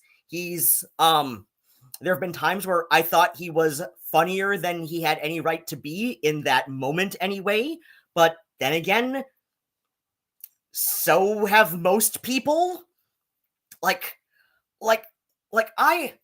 If you look into my friends on Facebook, which, Ethel's given everybody my full surname, and so hold on a second. Cat, I swear to God.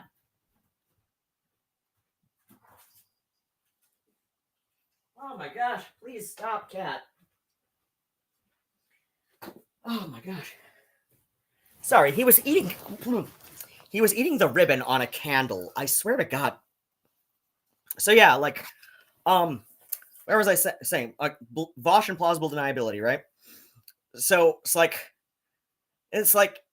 yeah, he's, like, oh, right. So yeah, like, if you go into my Facebook friends list, you can discover I'm easily like 2 or 3 degrees away from Boyd Rice. There is some pretty damning evidence that Boyd Rice, he's an experimental musician. really well known, especially amongst older people, in the goth and industrial and post-industrial music scenes, right? I'm about 2, maybe 3 degrees separated from Boyd Rice through a number of people. And like people who have collaborated with him, right? And Boyd Rice has operated for a long time on plausible deniability. But, you know, like, unlike Vaush, when... Hold on. Hey! Bran, leave him alone! Get him, Nigel! Hold on. I need to separate them. Look, you two.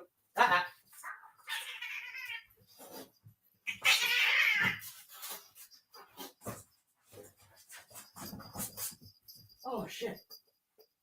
Nigel. Please. Sweet boy. Honey. I know. Hold on. I know, baby boy. Don't worry. I got your back, hon. I know, honey. Oh, sweet boy. Sweet. Okay. Oh my gosh. Hey, hon. Honey. How are you, sweetheart? I know. Oh, it's okay. It's okay, hon. It's okay. I know. Don't worry, baby boy. Okay. I don't have to pet you right now. But, oh, I know. It's okay, honey. Okay. I know, love. Oh my gosh. I am so sorry. Oh dear. My whole person left in my audience. Is it Josh? Oh dear. I'm sorry, Bran. Maybe you should have left him alone.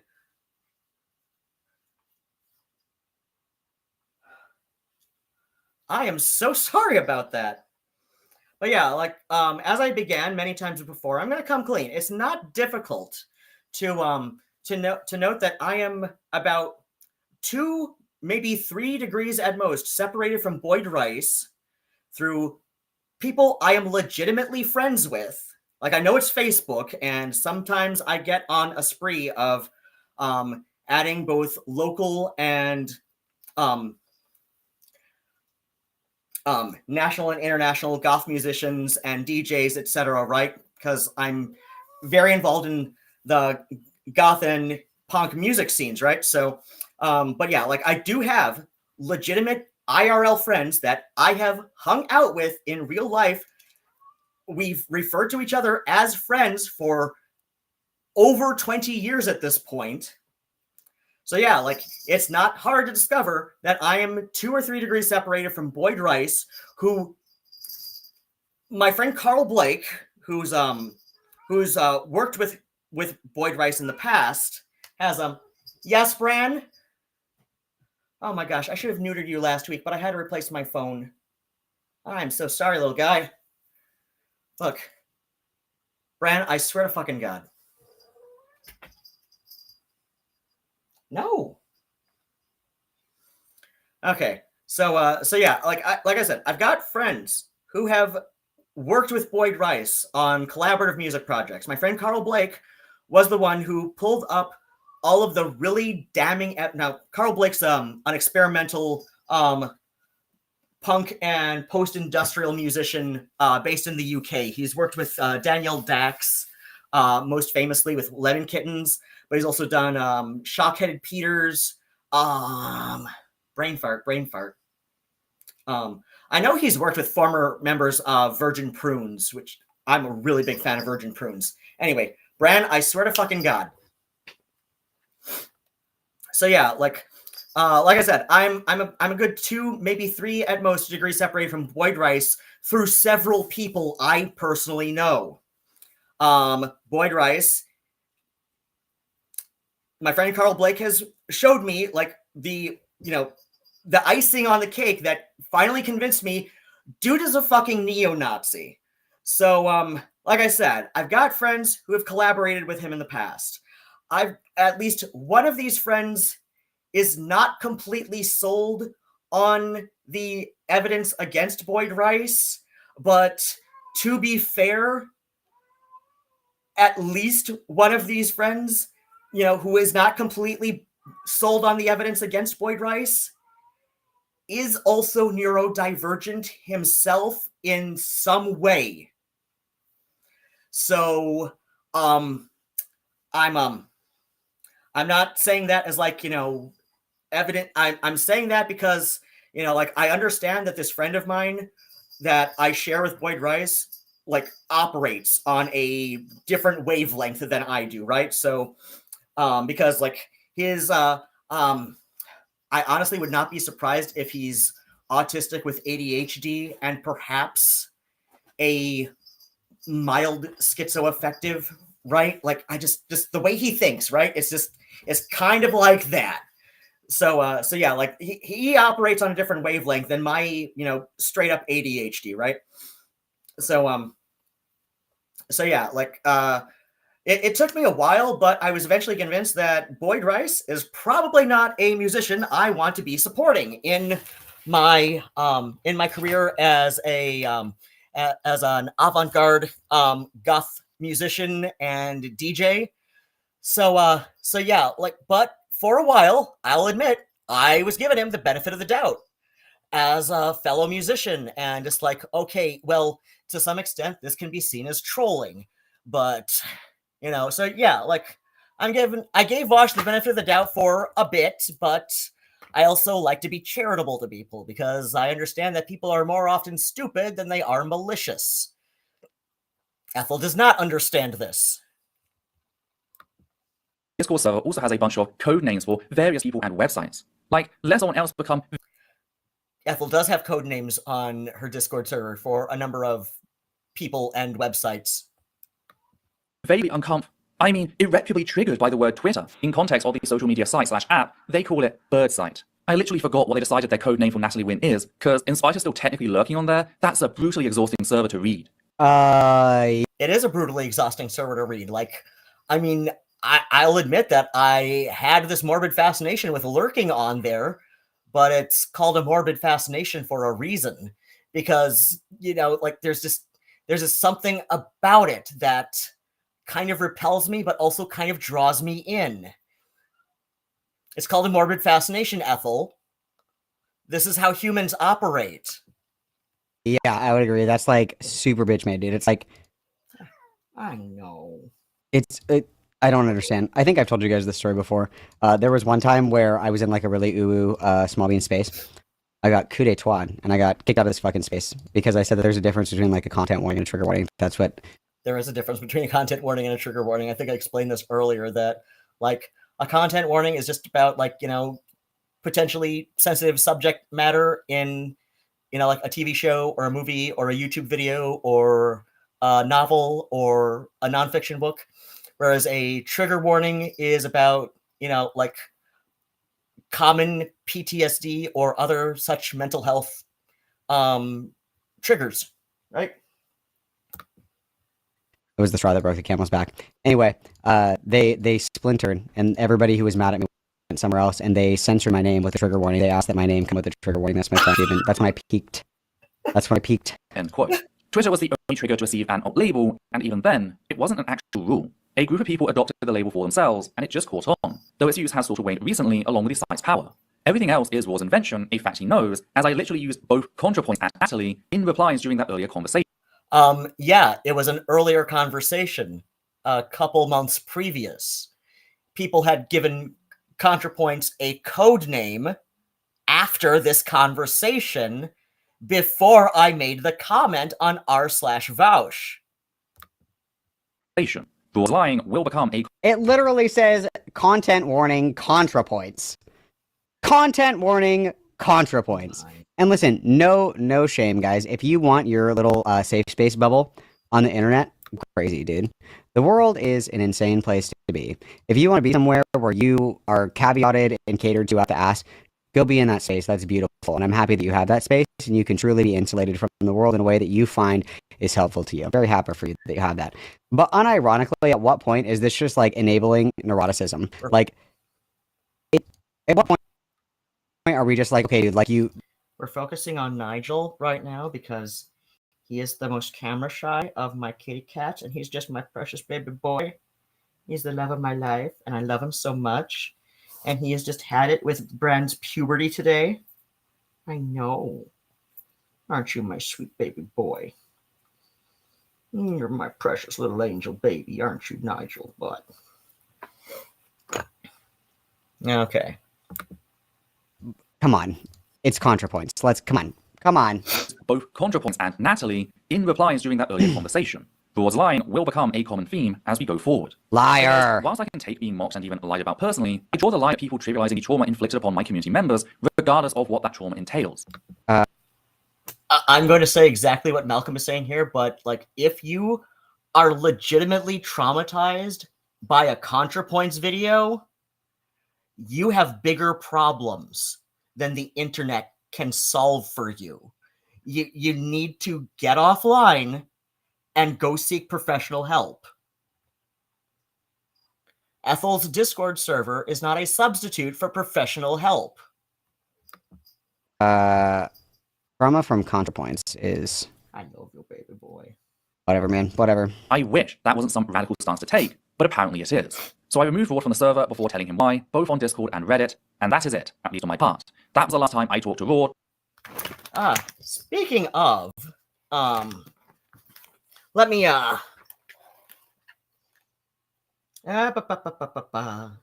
let's see. Okay. Speaking of, here's something that, Ethel decided to, take out of her video, but like only link in the description box that, again, she knows most people are not going to check that. But I think the average of like, 2 to 3 people a week who've been joining my YouTube channel in, after finding me from Ethel's video, because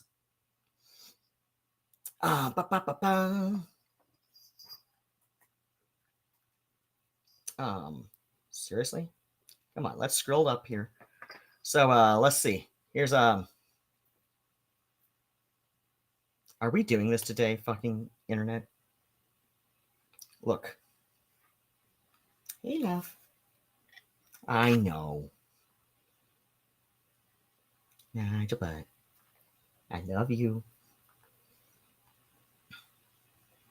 Okay, blog. Creso 2022. All right. Oh, fuck. Oh, so, yeah, here's something that, Ethel doesn't want to share on her, videos about me is, so on my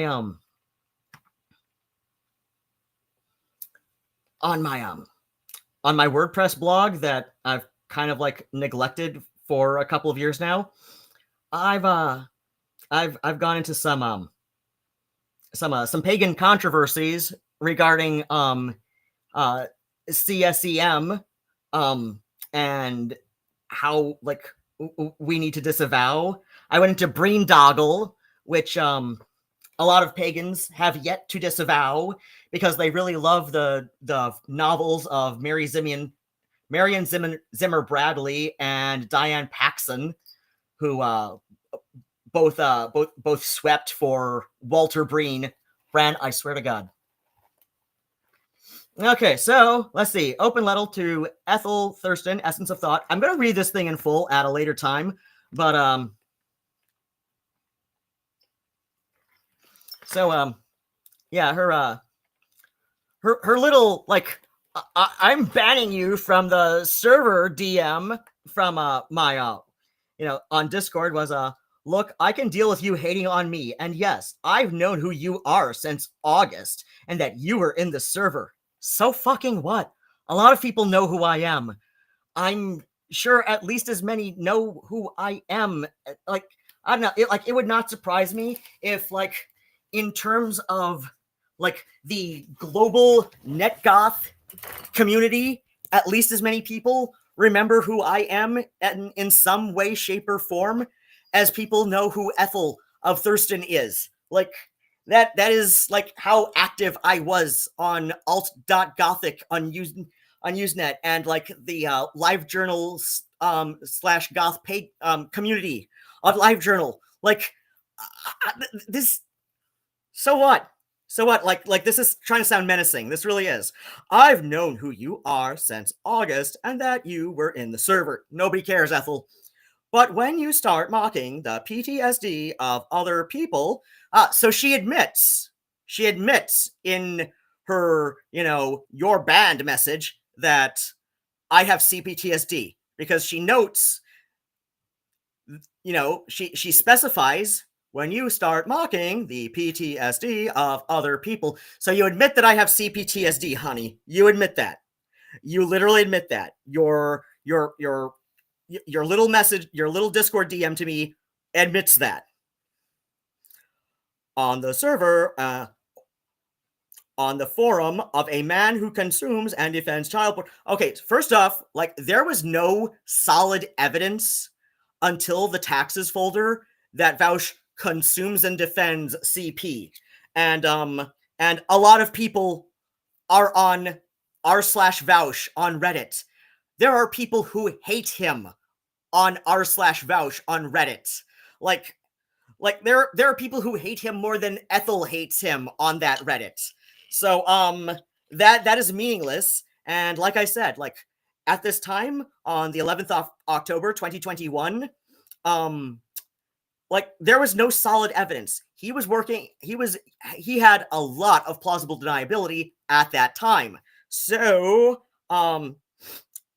when you start mocking the PTSD of other people on the server, again, other people on the server, the PTSD of other people. So you admit I have CPTSD. You just don't want to say it in those words. Again, this is like where we come back to Ethel hoping I would calm down, which just feels like a really sexist jab at the fact that I am a trans man, and she is feminizing me more than I feminize myself with that little calm down, honey, and you'll come back into the cult. like seriously, she knows she's doing this. And it's just because she has been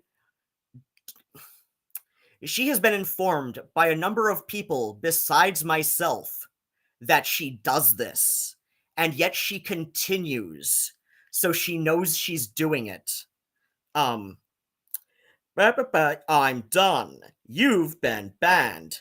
I reply, without realizing that she has also blocked me, meaning that, that there is that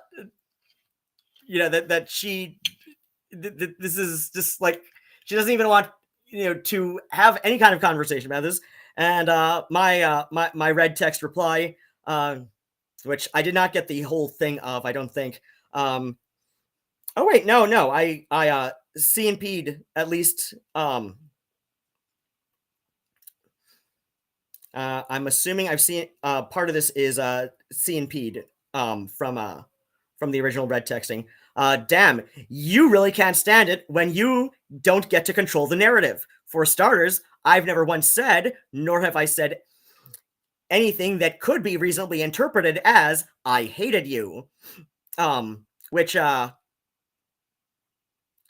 like, look, I can deal with you hating on me, which I never did. In fact, at this point, I was still kind of sympathetic.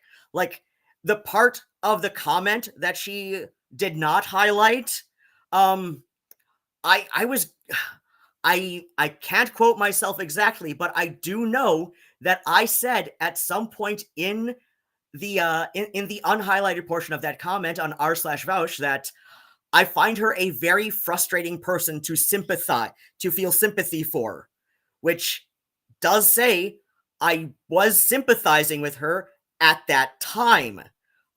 Anyway, nor have I said anything that could be reasonably interpreted as I hated you. I have said many times ad nauseum that I find you a very frustrating person to advocate for.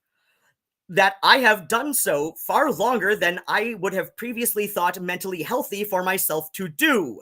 But that while I genuinely do wish you only the best in life, I have to maintain my distance as a matter of self-care. I simply don't know enough about you to hate you. But I also find myself caring just enough about you to find the mere act of caring about you frustrating.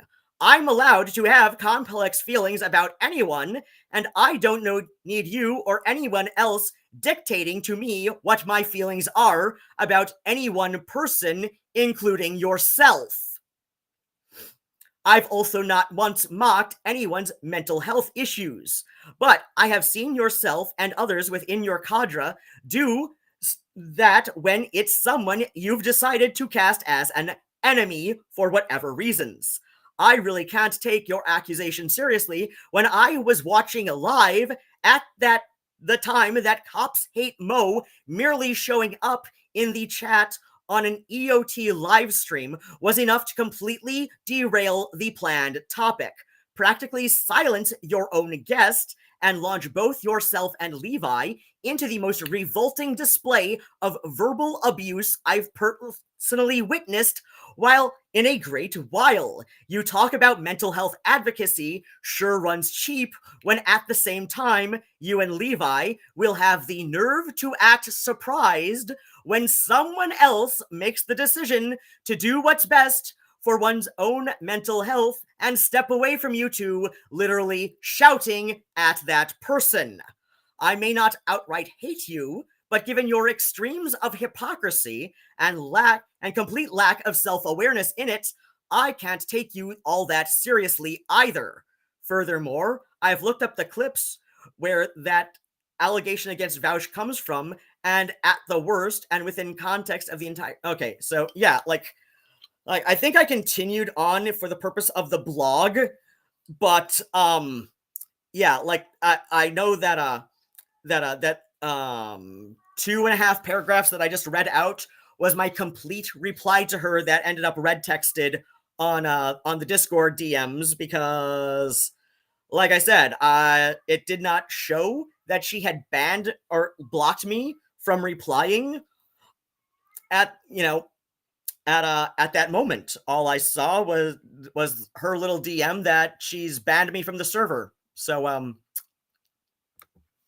or back him publicly with me calling him for trivializing PTSD. Rod was not happy about this.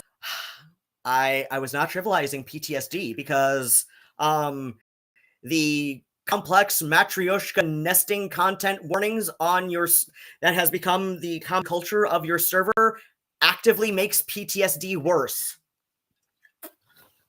There are studies about this. And took to venting on WordPress, which again, absolutely fair. I'll reference that blog as always, so you can check the whole thing for yourself, but I just... Which Ethel knows most of her audience will not do, or at least those who've, drank the Flavor Aid. Kool-Aid gets a bad rap. Jonestown was Flavor Aid.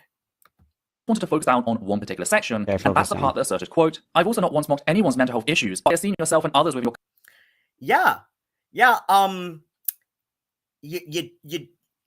not really good on mental health issues. Like, you really don't care about mental health issues of other people. You only care about your own.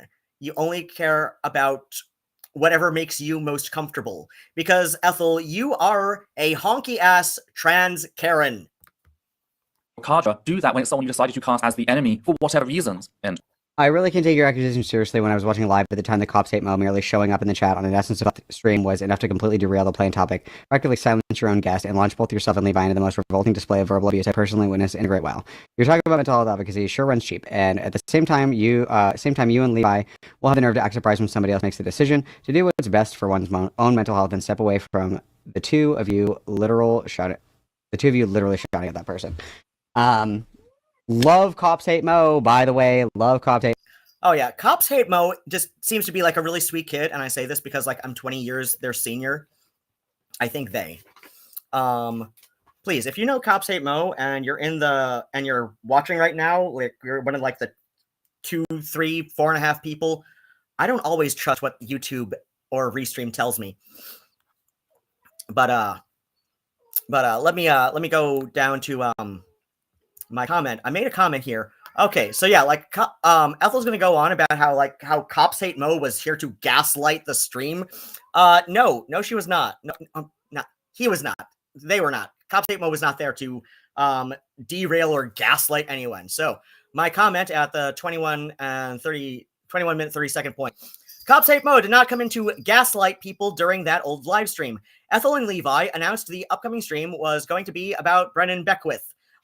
SP ? Because I don't care enough about Brendan Beckwith to look up the exact spelling of his last name. That's not a moral judgment on Brendan Beckwith. That is a statement of how much effort I'm putting in right now, because I'm already going past my time that I set for myself. But I derailed myself a couple times and did not automatically notice that my stream mod was trying to get me back on track. This I need better habits with my accountability buddy.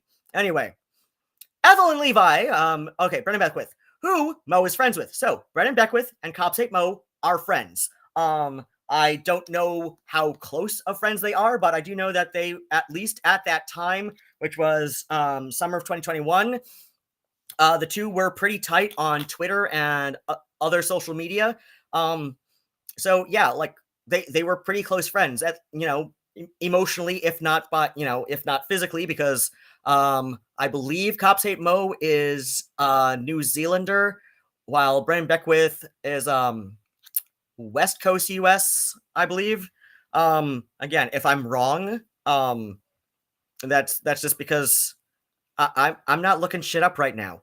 Anyway, so who Mo is friends with. Mo decided to watch in case they felt the need to defend their friend. To be fair, I think Mo was still 19 or 20 years old at the time, so it was an impulsive kid decision that they later admitted was probably made a tad more so because of their own ADHD, but whatever. Anyway, Mo responded completely innocuously to just some other random chatter. I don't even remember what about, other than it being some piddly thing that Ethel and or Levi didn't really need to concern themselves with answering, because sometimes that's just how live streams work. Again, like I have an understanding of how live streams work, and it's just and this is just as I remember it. At the same time, I also did mention earlier in the stream that eyewitness testimony is not always reliable and can be notoriously unreliable. But I'm saying this because I know I have a fairly sharp memory that like usually lines up with what other people remember. So anyway, because sometimes that's just how live streams work. As soon as Levi noticed Mo was in the chat, Levi went fucking ballistic, to the point that Mo announced that he was going to leave the chat as a matter of self-care, something anyone else, if in the position Mo was in at that moment, I said he right here, but I seem to remember Mo I can't remember if Mo prefers he or they. Anyway, so if in the position Mo was in at that moment, would have done, like, I don't usually condone announcing one's departure, but given the circumstances and that, if I recall correctly, Mo is a New Zealander, parentheses, who are to Australians as Canadians are to the are to Americans and as the Welsh are to England and Scotland, end parenthesis, I can see rationalizing that as the polite thing to do. Point 2. As soon as Levi read, as soon as Levi read Mo's announcement, I'm sorry, I don't know, like my keyboard on my laptop is kind of wonky. My phone isn't that much better. Okay, as soon as Levi read Mo's announcement of departure, Mask, M-A-S-C, as in like, as last I knew, Levi still identified as non-binary transmasculine. Okay, so Mask went, so instead of saying boy went off or dude went off, I say Mask went off and shouted, "Don't you dare leave, you get right back here." That may not be an exact quote, but this is in the Essence of Thought live archives on the Essence of Thought channel. You can go see for yourself. This is literally a demand that Mo stay put so that Levi could verbally abuse Mo. There is no other logical takeaway. Even if we account for the mental illness moment, that's not an excuse for downright abusive behavior. Feel free to confirm with Cops Hate Mo. They seem like a generally very sweet kid. Parentheses, I say kid because I'm like 20 years their senior and I forget Mo's preferences are pronouns and forms of address like sir or guy, etc. And parenthesis. And it wouldn't surprise me if they use kinder words than some of my own, but their version should at least be fairly consistent with mine. Thumbs up. So yeah, like this is me commenting because I thought, like I said, I know my memory is usually pretty sharp about these kind of things, and I am pretty confident it ought to line up with how Cops Hate Mo remembers things. So yeah, I'm sorry. Mo said they were going to step away as a matter of self-care because, like, Levi and Ethel were just saw Mo was in the chat responding completely innocuously to somebody else in the chat, and they went fucking ballistic. Like, it was bizarre to watch, and I just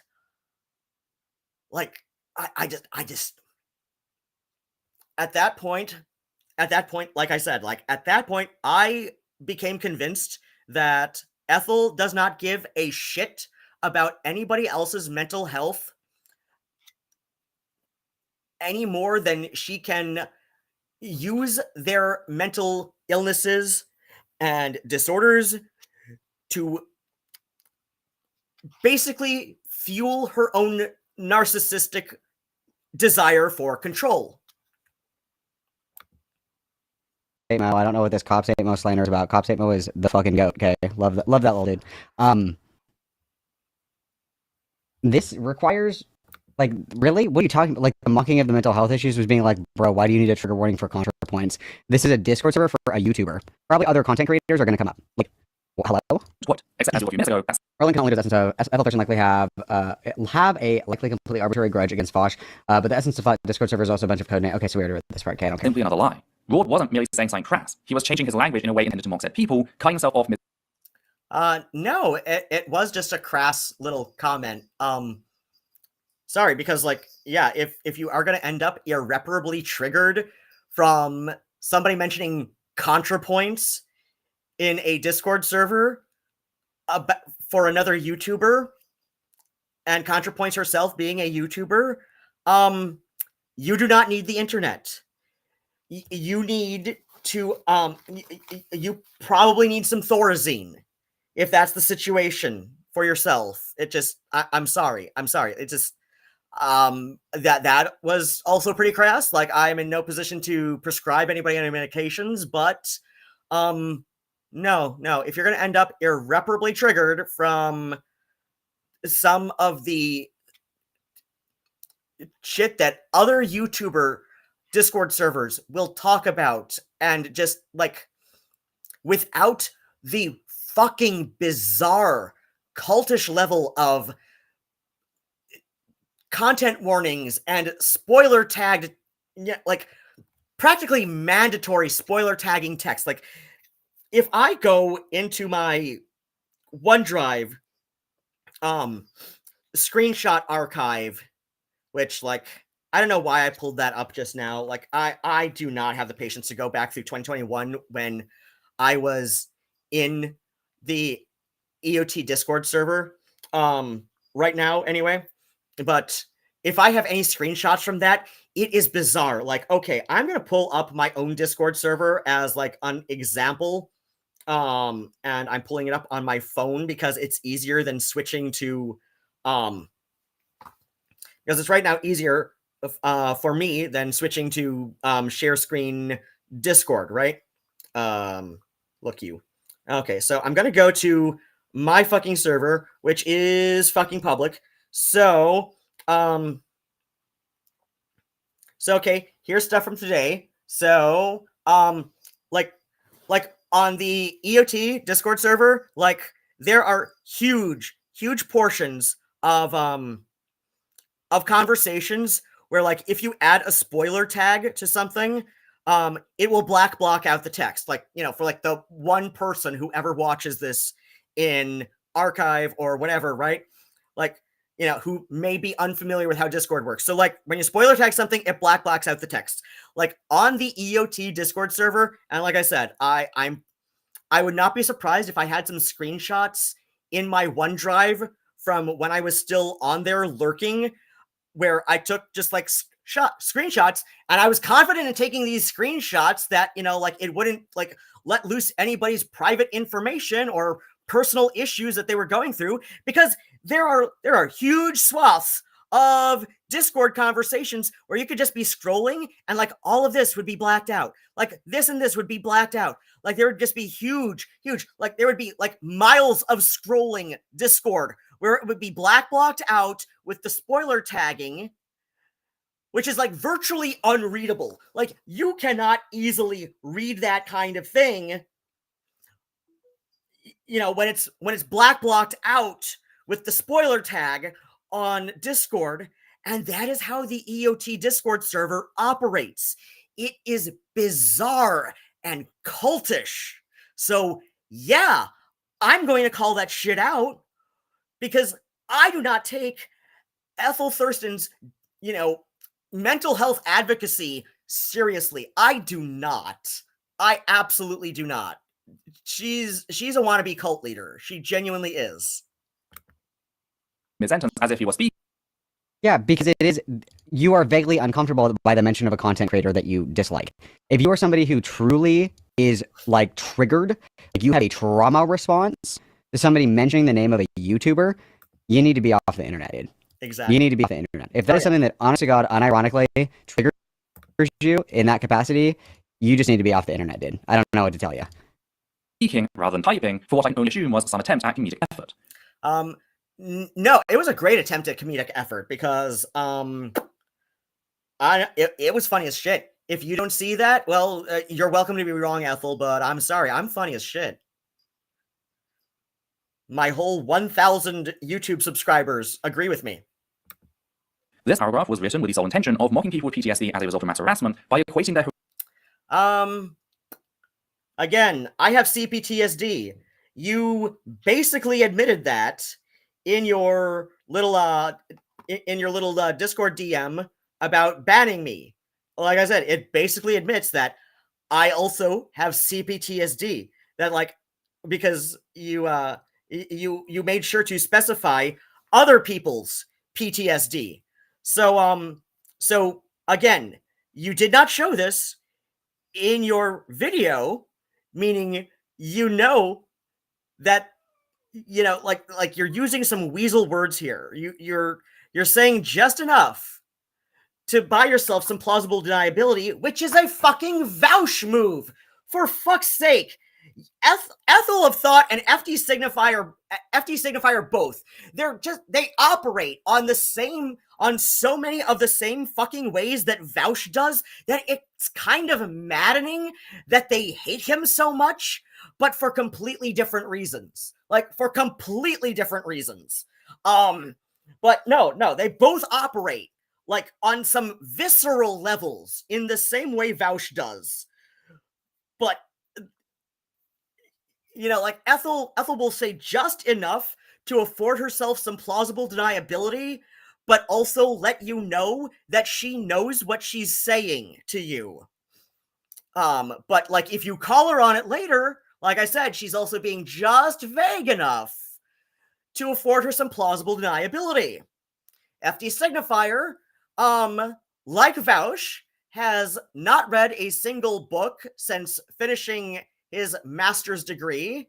In FD Signifier's case, he has admitted openly on President Sunday's stream, to which I'm a fucking Kuiper Belt object, I'm probably in closer orbit to Malcolm, which probably means like, I don't know, like I'm a fucking moon of Pluto on relative to Malcolm's stream, but like, President Sunday has a bigger audience than Malcolm does. I'm a fucking Kuiper Belt object relative to President Sunday's stream. He's the biggest name I'm arguably in orbit of as a streamer, right?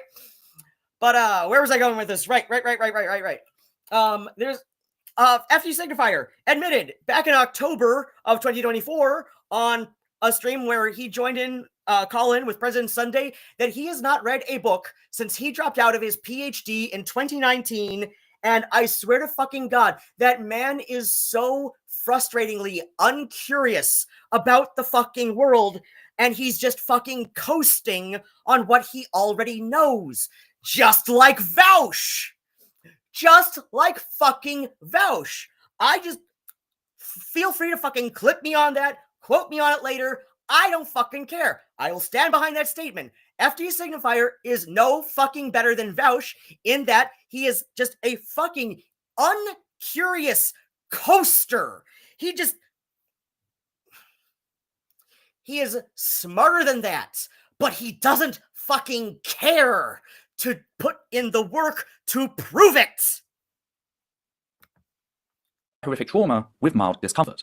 That is mocking someone's mental. Yeah, but yeah, dude. If watching a YouTube video gives you horrific trauma, and I'm talking like a YouTube video, I'm not talking about like an ISIS beheading video. You watch like a normal fucking YouTube video and it does that, that's a problem. Mental health. What is mocking mental health is Levi calling out Cops Hate Mo's attempts to gaslight us in the chat of our live stream, which is a Cops Hate Mo did not gaslight anybody in the live stream.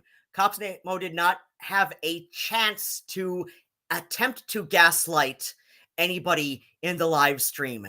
Because as soon as Cops Hate Mo was noticed in the chat during the live stream, Levi went ballistic. Like, you cannot discern somebody's intent when as soon as their presence is noticed, your co-host loses his shit. Like, I'm sorry, there was nowhere near enough time for Cops Hate Mo to say anything that would give anyone a reasonable discernment of his intention during that stream. case Ruad clutches that. But I said nothing. Ruad was banned from the community server. He could say whatever crap about me to his own platform as far as I was concerned. I was just set on ignoring him from that point onward. Sadly... No, you weren't, because you obsessively search your own fucking name on Reddit. You search the Essence of Thought name on Reddit. I am not the only person who has noticed this, who has noticed sufficient evidence of this. Like, no, you were not willing to ignore me at that point, because I posed a threat to your narcissistic control. Ergo, you are going to obsess on me. As you are proving with this video, where you bring up, and the next video, where you just like, your only proof that I'm a big fan of Vaush is the fact that I commented on the Reddit server associated with Vaush in 2021. About 4 years ago now. Going on 4 years ago. Where, like, I've said a number of times that, like, I gave Vaush the benefit of the doubt until I had sufficient proof that he did not deserve it anymore. But even prior to that, I hadn't really watched any of his streams for about a year. I haven't watched any uploaded segments for about a year. He was getting boring and stupid, and I didn't care enough to keep watching him. Just, oh, that doesn't sound like a big fan to me, but, you know, the burden of proof is on you to prove the positive claim. Raw did not share my outlook. In response to being banned from our Discord server, a server he very vocally didn't want to be a part of, Raw set up the EOT Survivors. I did not very vocally not want to be a part of it. Like, I was lurking. I was lurking for a reason, because people have their reasons. And as I said earlier, at some point, it was just morbid curiosity. People like to engage their morbid curiosities. That shows a desire to be there. So please do not project your own theories about what I'm feeling onto me. Why are you being ableist, Ethel? The subreddit. In the very first issue of the That's subreddit, Raw hilarious. declared me to be, quote, one of the most manipulative, self-serving, and narcissism-motivated people on YouTube. Yeah, probably. Yeah, it's true. I stand behind that. Which, on top of being incredibly ableist, he could have just stated it self-serving. Oh my god. No, that's not ableist, because first off, I am not diagnosing you. Unless you, I mean, is this you admitting that you have an NPD diagnosis? Like, how would I be ableist? Like there is a as evidenced by this video, like, Ethel loves to use like the most literal definitions of words only when it suits her. Again, this is how Ethel likes to manipulate her audience. So, yeah, there's a colloquial use of narcissistic, and yeah, the fact that I used 3 adjectives is it's a creative writing thing. Josh says that I'm assuming group order Vosh too, right? Like, I don't know, like Vosh, like he had some decent takes, so I watched him periodically, but like, I don't know. And yeah, like, I participate in Reddit. His hate watchers participate on Reddit.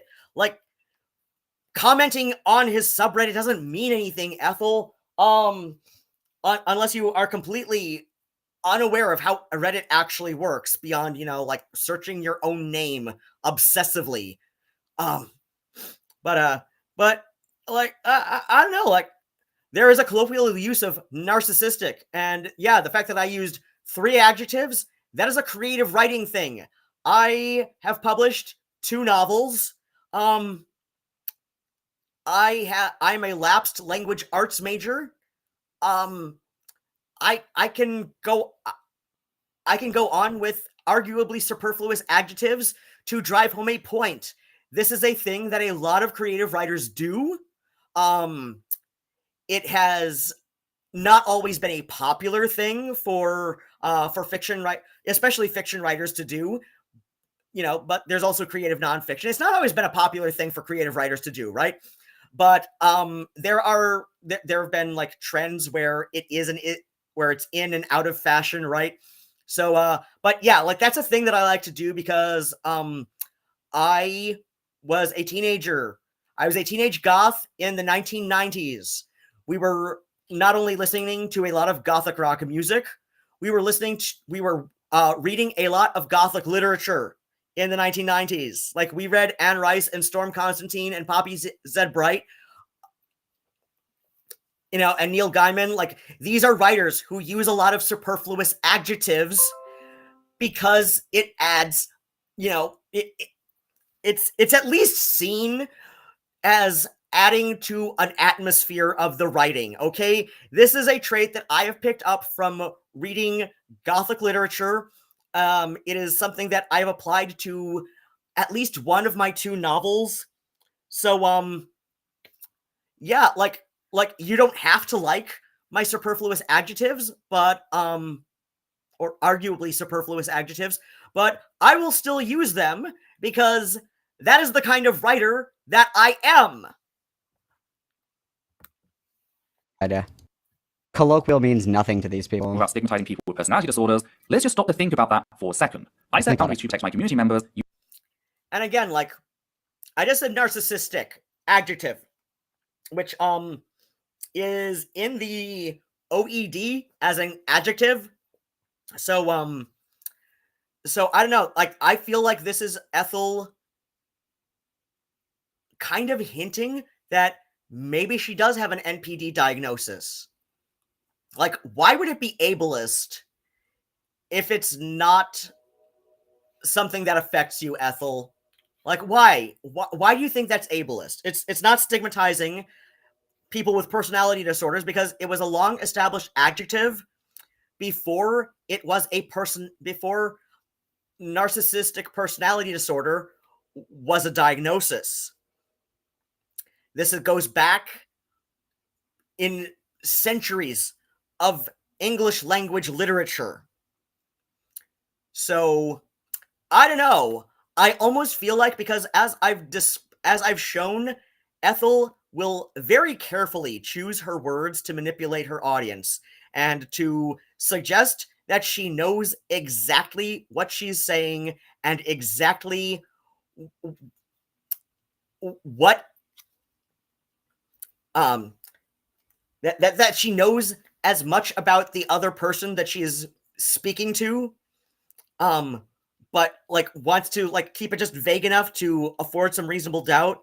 So like I said, like when I pulled up the her little your band message from Discord, where she says specifically, when you start mocking the PTSD of other people on the server, when you start marking the PTSD of other people. So this implies, or at least can easily be inferred from, that Ethel knows I have CPTSD.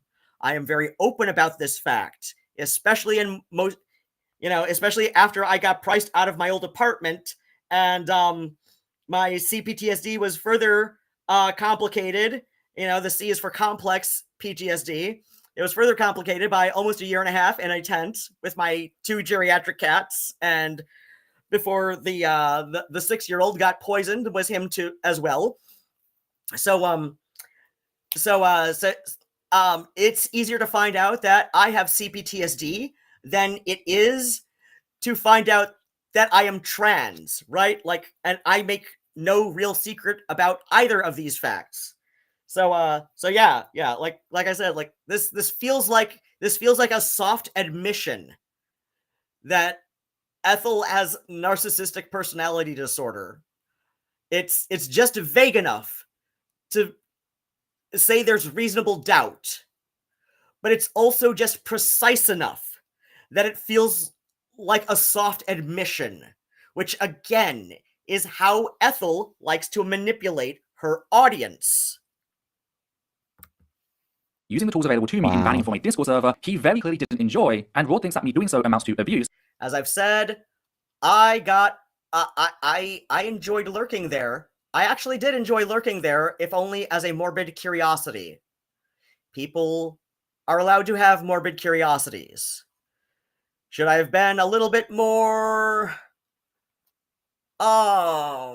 discreet on Reddit about shit?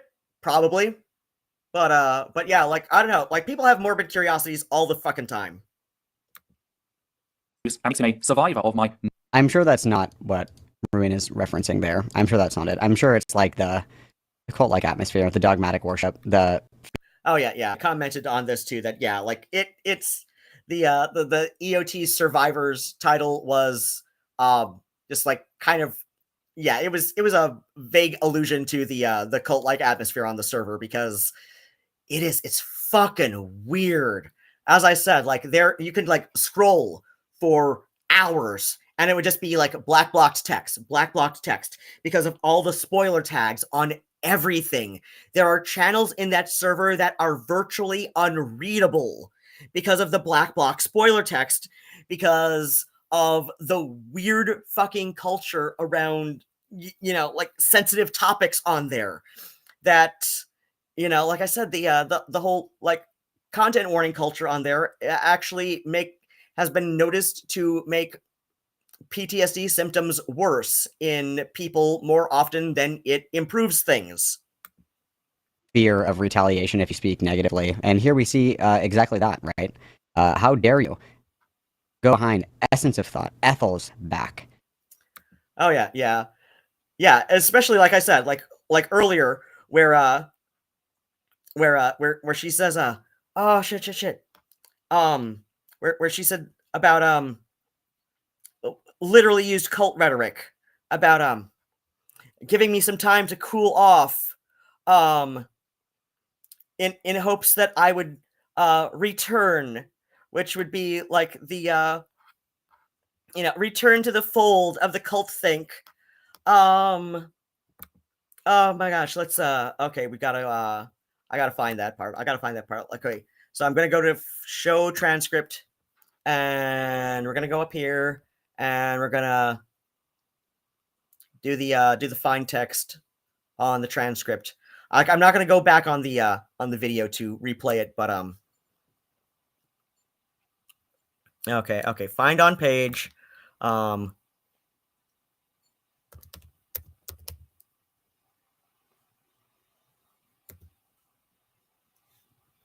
um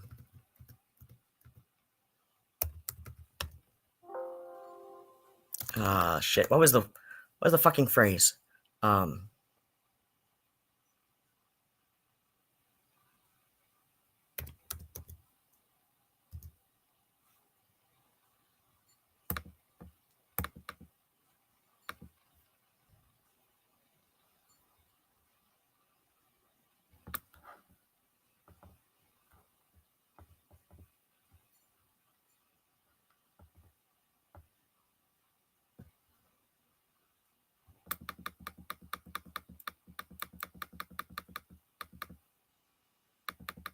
Okay, no.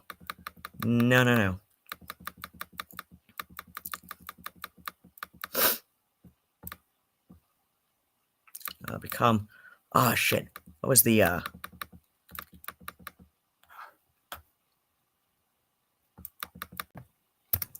shit. Okay, well, it was a few minutes ago. Oh, How dare you betray the queen? The hive exists to protect the queen, and you have betrayed her. It's over for you. It's like grow up, dude. Like, go outside. Narcissistic manipulations. This is when I started to get a little worried and began passing information over to Levi, who had, by this point, become my editor. Also, he's your unpaid intern. I'm sorry. I refuse to believe that you pay this that you pay this person. He's your unpaid intern. Just be honest. He's your unpaid intern. There's no shame in that. Just admit it. Like, I don't know. Like, I just get the vibe that Levi is your unpaid intern because you find him very easy to manipulate. After all, you tokenize him every time you want to bring up that, like, oh, you've convinced like two people, exactly the same two people. Every time you bring this up, they're like, oh no, well, they read the evidence against Rachel Oates and they came around to seeing how I see it. And I'm like, no, like, it's not hard to convince two people who already think somewhat positively of you that you are correct, even if you are not correct. It's not difficult. It's just not. So I love the claim that I surround myself with people uncritical of me, like I hadn't let Raw reside on the server for several months. You literally said that you let me stay on the server for several months in hopes that I would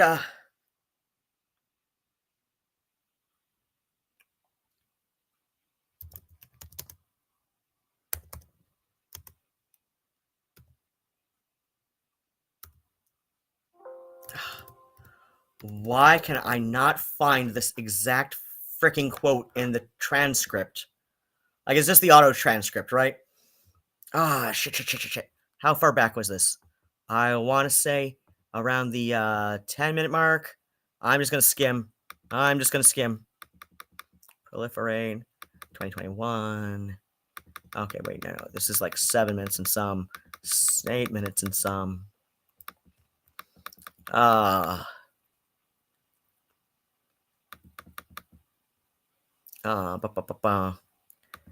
Okay, Malcolm talking about game stalking.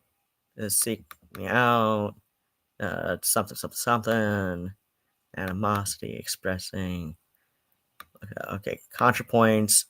Okay, only disregard. So yeah, like Ethel let me remain on the server in spite of being critical because okay,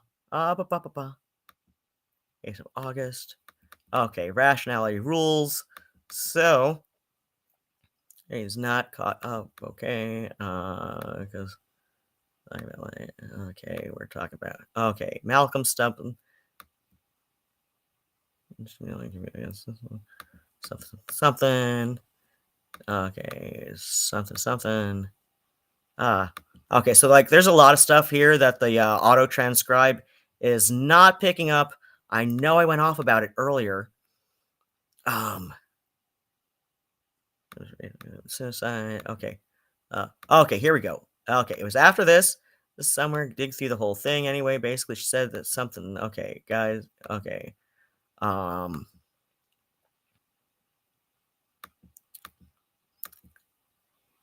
Led against. Said evidence noting clearly how the tweet wasn't applied. Something. Against the argument. So. Okay, so this looks like Malcolm stuff. Okay, Malcolm. Acknowledge the facts that I. Okay. Okay, easy litmus test if a person refuses to acknowledge. Okay, so this is definitely okay. Ad hoc. Excuse me. Yeah, no, this is Ethel. Okay, there we go. Ad hoc excuse blocked him. Blah blah blah. This is Ethel. Okay. Fair enough. Rather than giving it a chance, okay. It's completely unrelated. Okay. Confirmation that was prompted by him. Follow my work. I did follow your work. I was disappointed with the casual able. What casual ableism? You did not describe it. You did not show your work.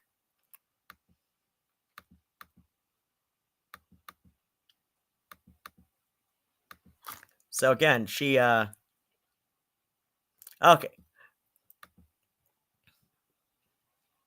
So yeah, she let me stay in the server again.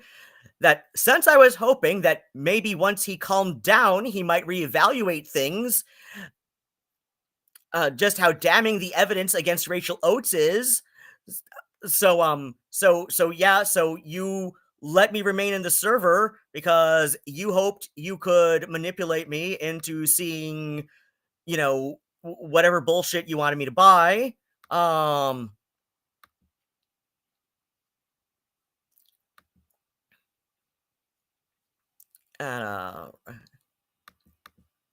and then oh gosh, where was the tit for tat?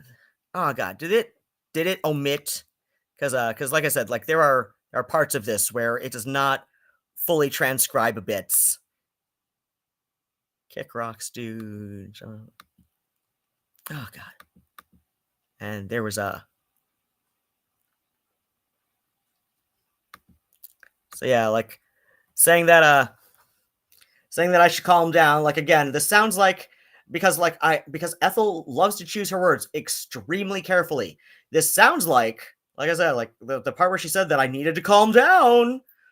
This sounds like, oh, you poor little AFAB, just like this sounds like an admission that she knows I'm trans male, but she never explicitly said so in this video. And she picked a photo of me, which again, I find very flattering. I love that photo of myself, but it's also a photo of myself where there is some apparent 5 o'clock shadow, and I had not really plucked around my my lower lip labret, so like I've got visible facial hair, a lot of visible trans men. In fact, most visible trans men on YouTube and or Twitter do not have a lot of visible facial hair, with the exception of like Malcolm M. Jammy Dodger off the top of my head. Like, so rather than going through all the other Instagram photos of me where I look far more effeminate, she goes with one that looks a bit more on the masculine side. because she wants to manipulate her audience and kind of imply without actually saying that, so that like she has some plausible deniability where she does not have to say that she lied, but she can imply all over the place through context clues that I may be a cis man, ergo manipulating her audience to believe that I am somehow worse than I am, because she has gotten flack for saying things about trans people, especially trans women, that she says about me later on in this video. She's gotten flack for that, but she says it about me because she loves to avoid the fact that I'm trans in this one. Spend it about me. Also, as pointed out by Levi, his Sounds like your job is to problem. criticize me, and I know you'll do it since. Remember, we connected as he stood up to Rachel Lowe's as someone with vastly more power than me. So his actions in standing up to power when it's the right thing to do. So Ethel admits that subscriber count equates some form of social media power, and the Essence of Thought channel has about 45k subscribers. I have barely 1,025. Huh. Speak for themselves. There's also a bunch of other stuff to call out, such as referring to me as quote-unquote mixed thang. Thang is Black American English for thing, and since we're not friends, we don't have the sort of rapport that would lead me to feel uncomfortable in being. What? Ethel, you white Karen little bitch. You fucking honky. This is the most white Karen thing you've ever done, Ethel. You are trying to white-splain AAVE to somebody who grew up in Metro Detroit, where the local dialect is heavily informed by AAVE. And you were doing it in the absolute most objectively incorrect way possible, Ethel. More power than me. So his actions in standing up to power when it's the right thing to do speak for themselves. There's also a bunch of other stuff to call out, such as referring to me as quote-unquote mixed thang. Thang is Black American English for thing, and since we're not friends, we don't have the sort of rapport that. Ethel, Miss Thang, let's go to my search engine, Ethel. Let's go to my search engine, Mix Thang. Here we go. I swear to fucking God, browser, you behave me. You behave. All right. Miss Thang. After all, this was MX will be a pun. It's a play on words. Miss Thang.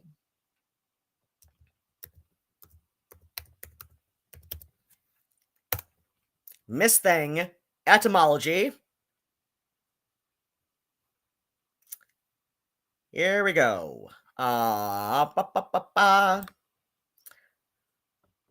does the noun Miss Thang come from? The earliest known usage of Miss Thang is in the 1850s. Actually, apparently it may predate AAVE, or at least, the recognition of said as a distinct dialect in the writing of H.C. Jenkins. So, but yeah, it definitely gained popularity through, let's see, Miss Thang Wiktionary. This, I trust it a little bit.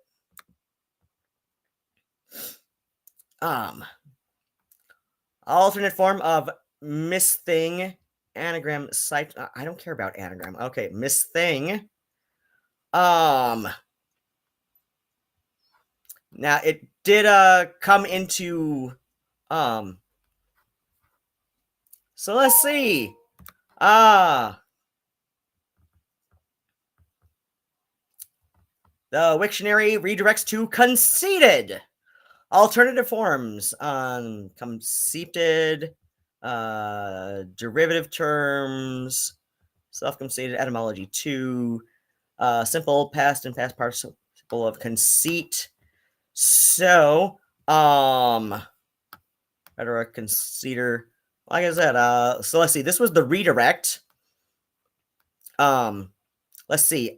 English, Miss Thing, plural, Miss Things. One LGBTQ slang. Now, did it enter LGBTQ slang through AAVE in the where it goes back to the 1970s? A conceited person, usually a woman or gay man. Alternative forms, Miss Thing. Related terms, Miss Girl. So let's see. In less than 3 seconds, I point out that Ethel Thurston gave the most objectively incorrect white explanation of AAVE, of a single AAVE term that a fucking trans Karen like herself could ever give anyone on the internet. And she posted it with this goddamn little, little smug face of her, VTuber puppet. Here she goes with her little smug face because, what else? Like how much more white Karen can you get, lady? Like, how much more honky can you be? Like, never call a cracker a honky because a cracker don't have enough money for that, and a honky won't know the difference. Below, as a former fan of hers, someone with vastly more power than me. So his actions in standing up to power when it's the right thing to do speak for themselves. There's also a bunch of other stuff to call out, such as referring to me as quote-unquote mixed thang. Thang is American English for thing, and since we're not friends, we don't have the sort of rapport that would lead me to feel uncomfortable in being... What?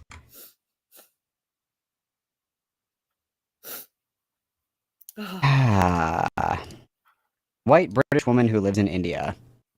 Yep. Thank you for that. Like, what are we even doing right now, you guys? What are we even doing right now? Is anything even real? Are we awake? I don't know, Malcolm. I don't know. I mean, she literally white-splained. She literally white-splained my own fucking regional dialect to me. She white-splained it. She fucking white-splained my fucking local dialect to me. She white-splained to me a term that I have been speaking since the 1980s. A good 10 years-ish before Ethel was even born, I have been using the term Miss Thang to refer to someone who is conceited in a way that suggests the object of which I'm speaking, as in the we are talking about grammatical object, right? I don't want Ethel to misquote me on that. Like, Miss Thang refers to somebody who is conceited in a manner that suggests they believe they are above moral reproach. Or at least, like, thinks they are, like, they are just, like, so fucking pretentious, which would be, like, conceited without reason, without justification. Somebody who is pretentious believes they are better than you without any evidence that they are, right? Like, this was a big thing. Like, when we were goth teenagers in the 1990s, being called pretentious was like kind of an in-joke, but it could also be the most the most damning thing you could call another person, short of calling them a poser, right? So it's like, posers were lower than somebody who was pretentious, but at the same time, like, we would, like, call each other pretentious as kind of like an in-joke, like, lovingly, like, again, like, Miss Thang, right? So yeah, like, Miss Thang carries connotations of pretentiousness, of conceit, of the unfounded belief that one is above moral reproach.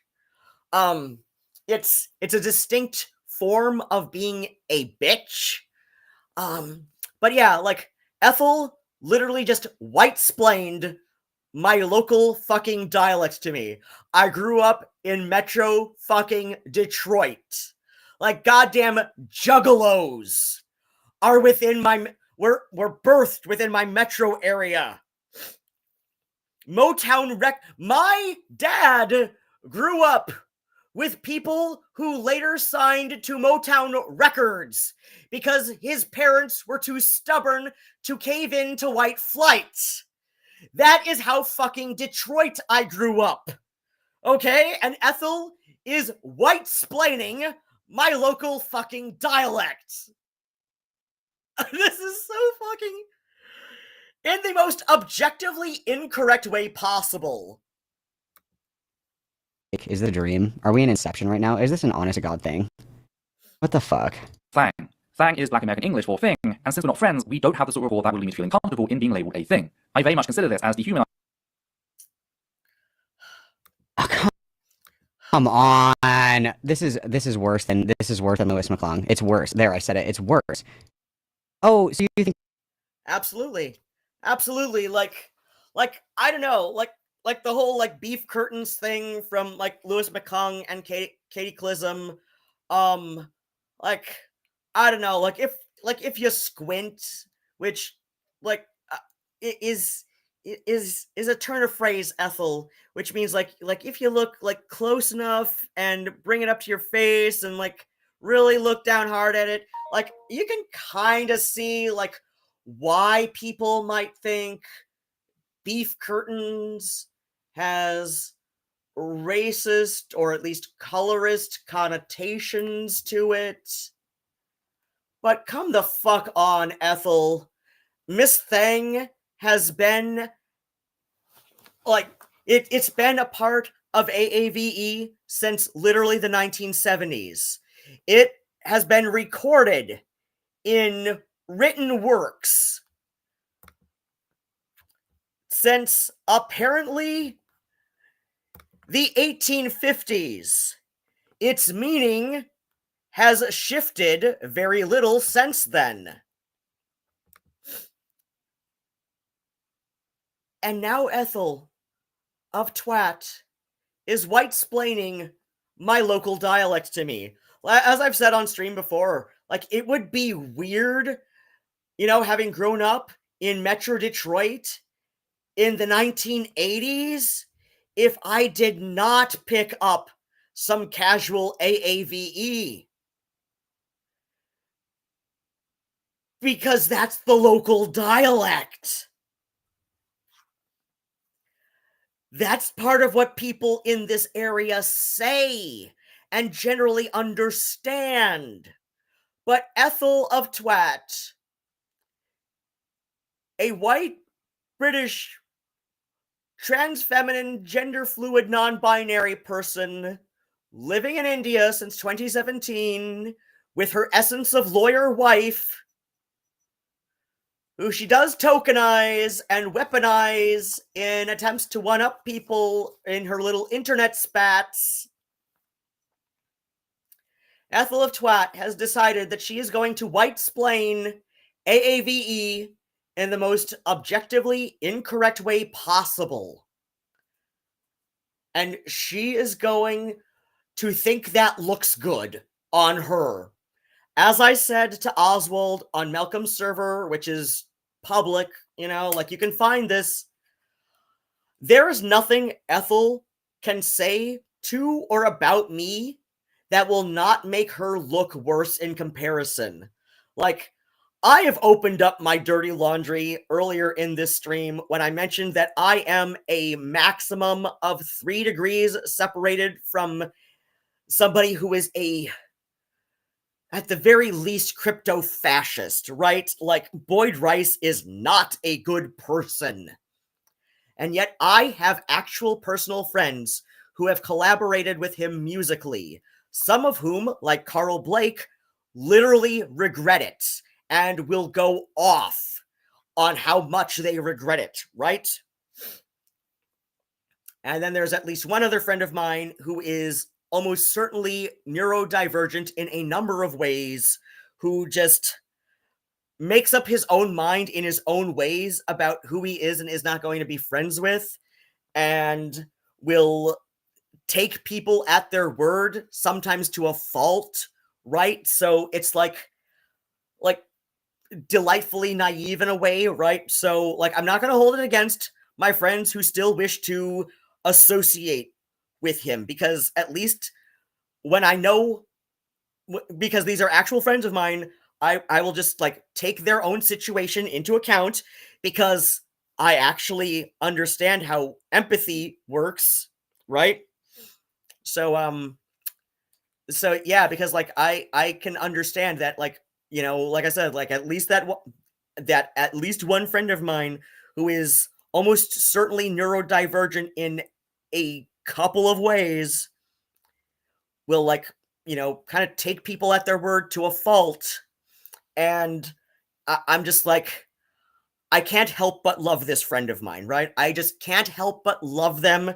They've been they've been somebody that I've clicked with, you know, like probably because one of his, you know, like intersections of neurodiversity it is certainly ADHD. Like he's definitely got ADHD in there, and dropping that pronoun was a little bit more info than I wanted to say, but it's like look, this friend of mine who will give Boyd Rice the benefit of the doubt in spite of all evidence, because he will take Boyd Rice at his word. Like I said, this friend of mine, just so delightfully naive in a number of ways, but also ineffably wise in others. Just they're wonderful. Like I love this friend of mine, so I'm not going to hold it against this friend of mine if they want to continue associating with Boyd Rice.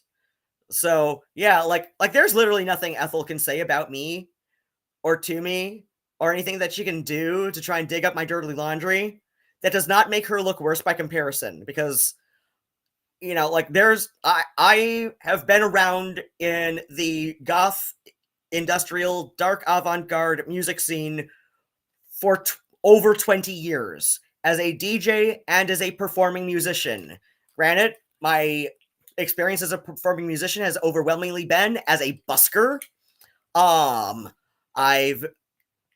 been in performing bands at house parties that, you know, like never got any publicity or anything like that. But, you know, that's another story for another time. So yeah, like I've been a performing musician and DJ in the goth, industrial, dark, avant-garde music scene for over 20 years. There's nothing Ethel can say about me. You know, there's none of my dirty laundry that she can dig up short of dead naming me that will not make her look worse in comparison, especially when I offer a perfectly reasonable explanation, which is like, you know, yes, I understand that sometimes the company you keep says more about you than you'd like it to, but at the same time, like, sometimes you got to take people as individuals. And this friend of mine, at least one friend of mine, who still associates with Boyd Rice in spite of all evidence that this is not a good guy, there's just something about him where, like, I just can't help but love him. Like, I can't help but love this friend of mine. He's been a great friend of mine, like, one of the times that I was street homeless, okay? So, like, I admit I'm biased sometimes. There's one thing where I will agree on DJ Mule with, that it is sometimes good to have biases towards your friends, especially when they've been for you at tough times. Sometimes. Think they're all that in a bag of chips, little miss thing? That's like a thing. Like that's what people say when people think they're hot shit. Yeah. Oh, so yeah, I know this. Malcolm knows this. Everybody knows this. Ethel does not seem to know this, because either Ethel is making like a gigantic reach to try and paint me in the worst possible way, which is, you know, again, how she manipulates her audience, or Ethel literally does not know any African Americans. Now, I say African Americans specifically because there are black people outside of the US, like, I don't know, like people in Nigeria are not African Americans. They're Nigerians, right? people in Zimbabwe are not African Americans. They're Zimbabwean. I think that's what it is, right? I don't know. And there are, of course, like individual, communities, ethnic groups. There's like over 200 ethnic groups in the entire continent of Africa. It is like one of the most ethnically diverse places on the fucking planet, right? So yeah, like there are black people outside of the United States. When you're an African American descendant of slavery, you're different, right? Like this is kind of a thing that really gets like the Pan-Africanism, shit that, and the Marcus Garveyism that FD Signifier preaches into some really heated arguments with like people who are actually from the many African countries. Because like when you look into the work of Marcus Garvey, he basically said that African Americans should like recolonize parts of Africa because I don't fucking know. Like Garveyist logic that FD Signifier preaches, just like it always comes back to like the quote from Marcus Garvey where he says that Mussolini got fascism from him. This is an actual quote from Marcus Garvey. And if you know all the Garveyist dog whistles, you will feel equally uneasy with FD Signifier. Do you think they're all that, Miss Thing? That's what you think? Is that so, Miss Thing? You're calling me a thing. You're dehumanizing me and misgendering me. Call me Bork Bork and put me the fuck down because I don't want to fucking be here anymore. As it is appropriative. As for the subreddit, how did I'm so fucking sorry, Malcolm.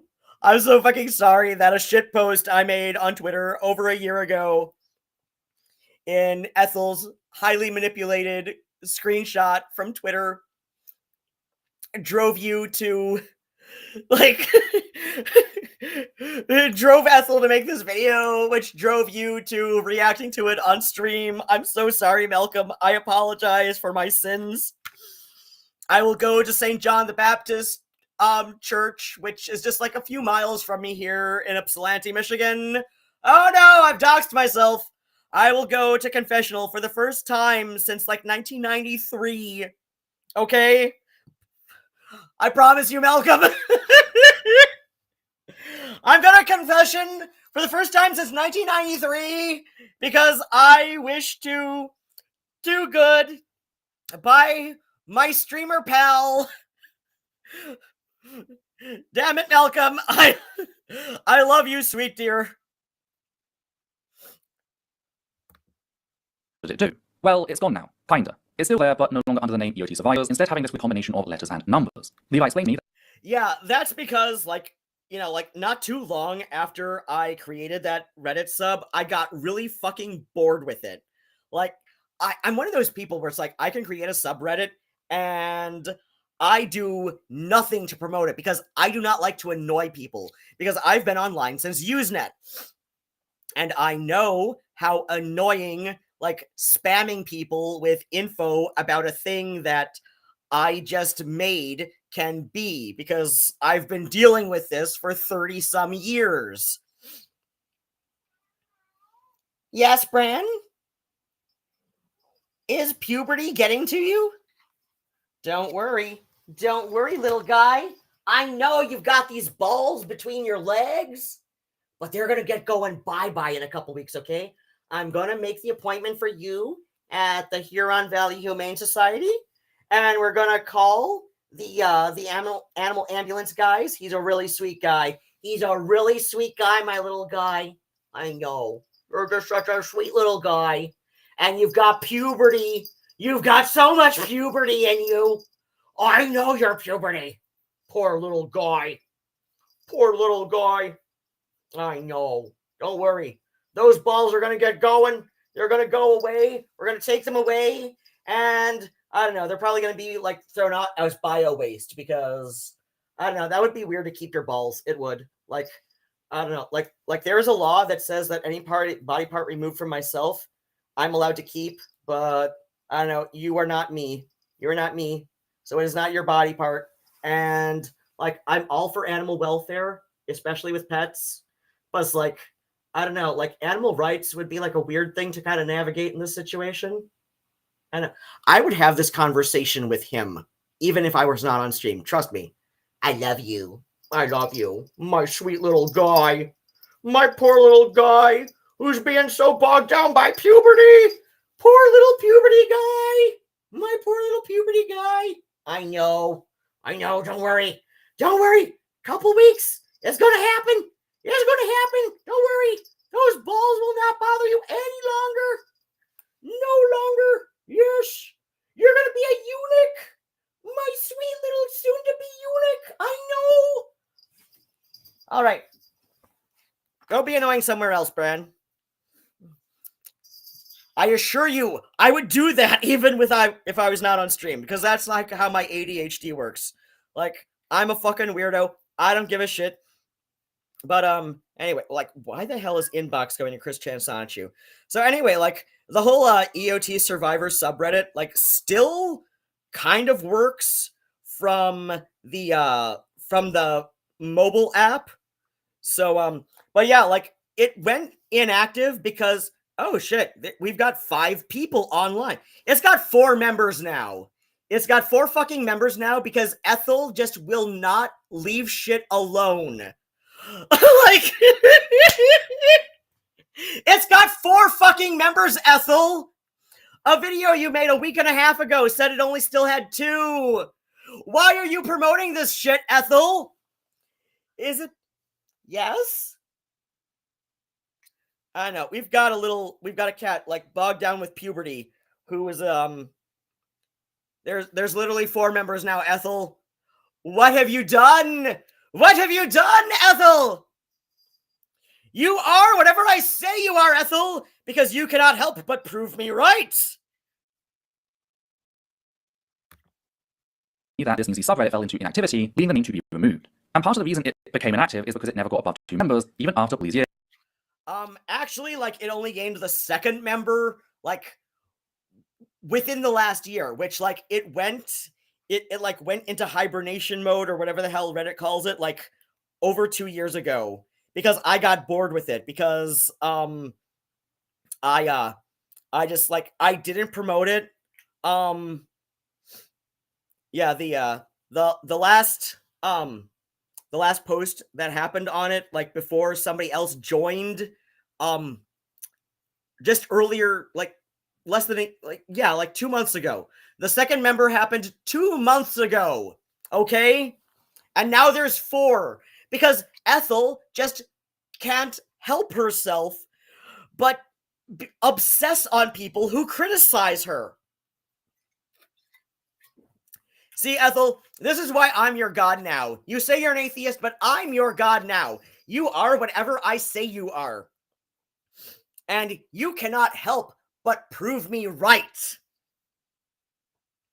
So yeah, like, you know, yeah, 3 years ago, 2 years ago, and then like 2 months ago. So yeah, like I said, like this person joined about 2 months ago when they made this post. So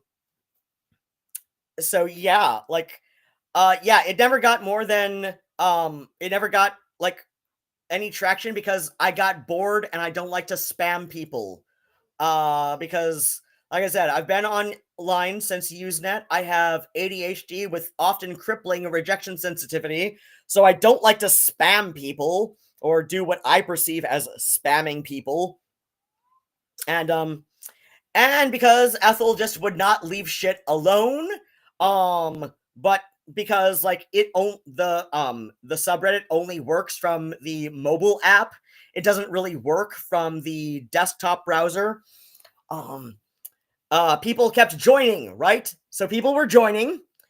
People wanted to actually comment, like they can post, but they can't comment, right? So I created the r/Essence of Thought subreddit, which I explained was about a public figure and YouTube channel, and Ethel and or the Essence of Unpaid intern Levi reported this to Reddit as circumventing a previously banned sub. This is not a previously banned sub, because it is still somewhat active by your own admission. It just went deeply inactive because I got bored because I didn't like to spam people. So you lied to Reddit admins to get the r/Essence of Thought subreddit banned. And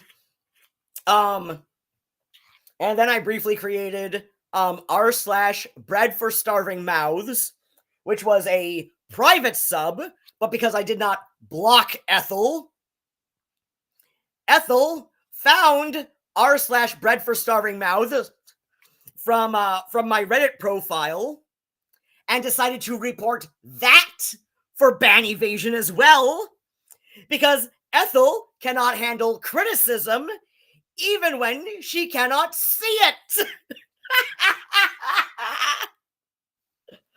Oh my god, I'm not sleeping well tonight, but it's okay, because it's worth it. Years, which I find very telling. Someone quite literally set up a space designed to expose me that this is the most traction they got. It was years ago. Like I said, I was bored. It's easy enough. Like, the simplest explanation is often the most correct. Yeah, like Occam's razor is not not about exacts. It's about probability, of course. But like I said, it's most often correct. And the simpler explanation would be that I got bored. I moved on. I don't like to spam people. It's not that you're right about anything. It's about, like, me just, I don't know, like I said, my rejection sensitivity, and I got bored, and so, like, my ADHD. Why are you being ableist, Ethel? Why are you being ableist? Let it go, grow up. Side note, whilst I have had people leave my circle over the years, not one of them has done so on the basis of abuse or evidence of abuse. Time and time again, when any of these people are pressed on their actual reasons for disliking me... Oh my god.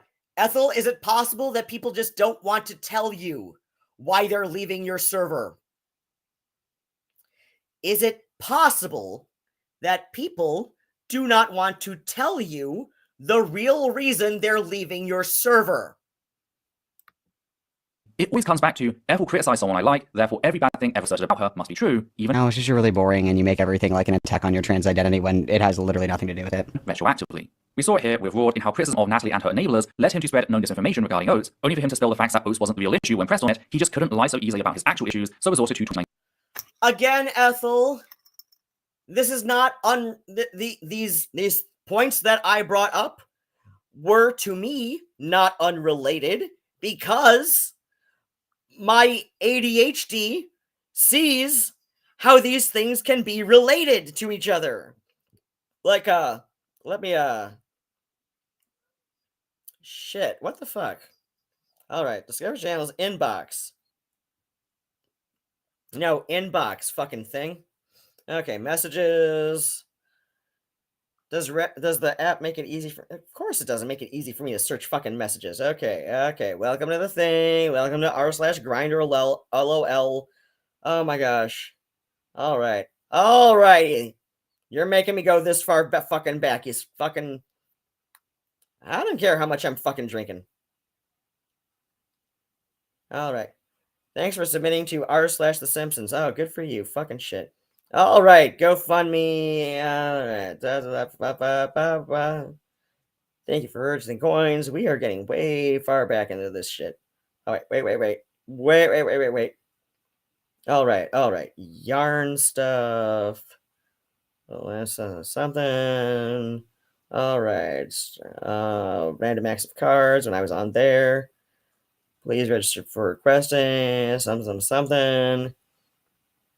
Something Reddit gold, monthly coins, something. Thanks for the thing, something. Comment removal, I don't fucking care. Yes, from 3 years ago. All right, so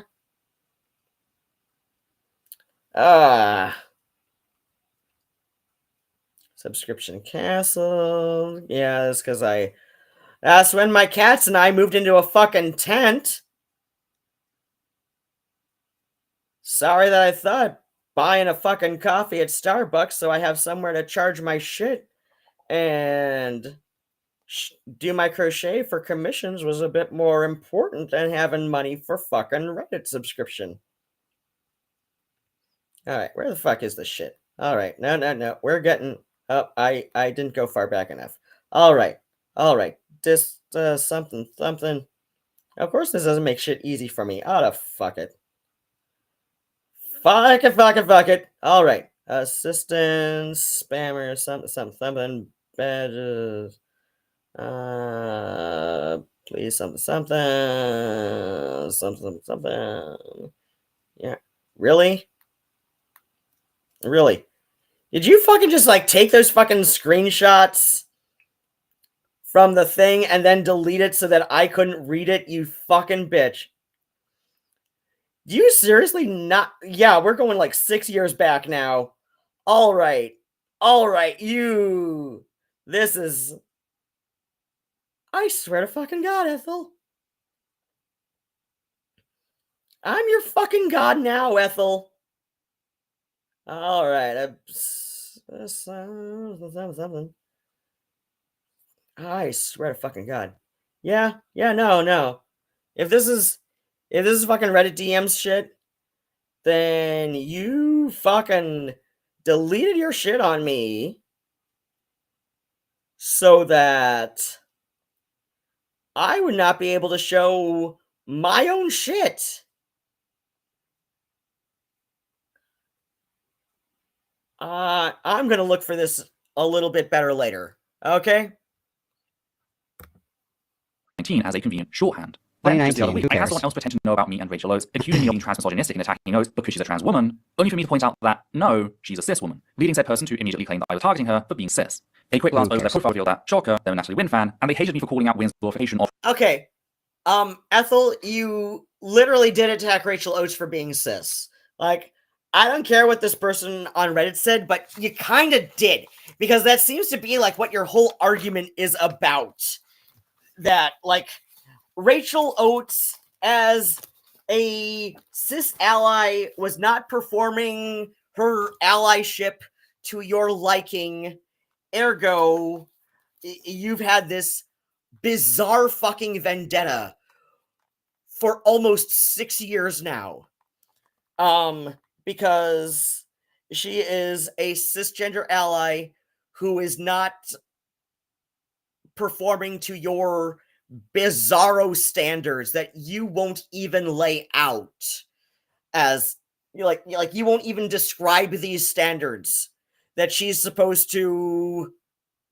Wait, Sally, they deleted. What the fuck, Ethel? No, you're the one who fucking deletes shit that makes you look bad because, this was shit that I fucking looked for on Reddit.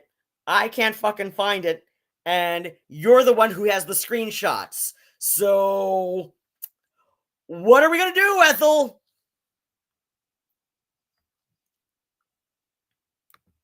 proud domestic abuser, Buck Angel. Oh, Who and they cares? since posted to the EOT Okay. subreddit, claiming that me correcting them on Oates' cis status was bullying. But seriously, Okay. if you hate me, why? I don't mean dislike, but genuinely hate me. I don't hate you, Ethel. Like I said, I find you one of the most unintentionally hilarious fucking people on the fucking internet. Yeah, I have more sympathy for Chris Chan than I do for you, but that's because you've earned that lacking sympathy. Because, as per your own admission, you were not even diagnosed as autistic until you were well into adulthood. While Chris Chan was diagnosed as a fucking, kindergarten student in the 1980s. Before you were even born, Ethel. So, yeah, like, Chris has had a measurably worse life than you. since you were able to like attend actual University of Surrey for like a 4-year bachelor's degree, and Chris Chan like barely squeaked through community college for an associate's degree, I don't know. I think you've come from a bit more of a privileged position than Chris Chan. This is why a part of me still feels a lot more sympathetic towards Chris Chan than towards you, Ethel, because you were able to evade diagnosis for your autism until you were well into adulthood. You've come forth and said that you did not even fucking mention this until 2019. And yes, I have fucking followed your fucking Essence of Thought shit since about 2018-ish, right? It was a good year I was watching you. I'm sure if you search my own fucking comments on your YouTube videos, you know, which are not always glowing, but, you know, like, I actually have. Like, there is almost certainly proof of this. That goes back to about 2018. Probably about 2019. But I digress. Anyway, Ethel, I'm your fucking god now.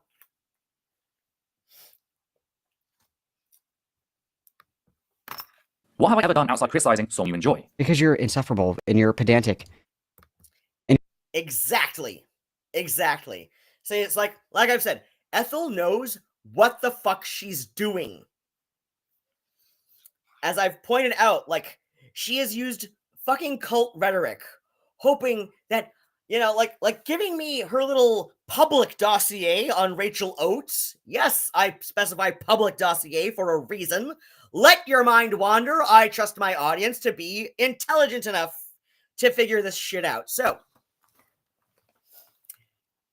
Ethel sent me, as she sent everybody, her public dossier on Rachel Oates and why Rachel Oates the big meanie mo,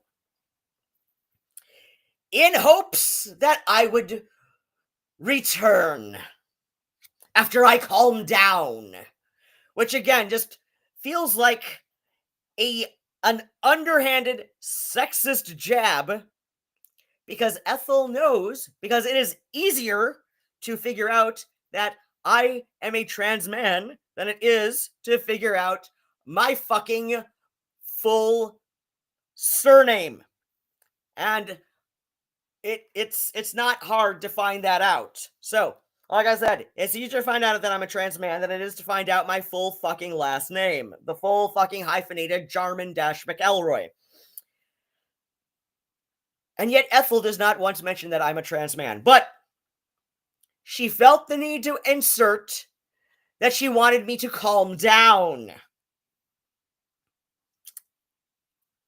Now,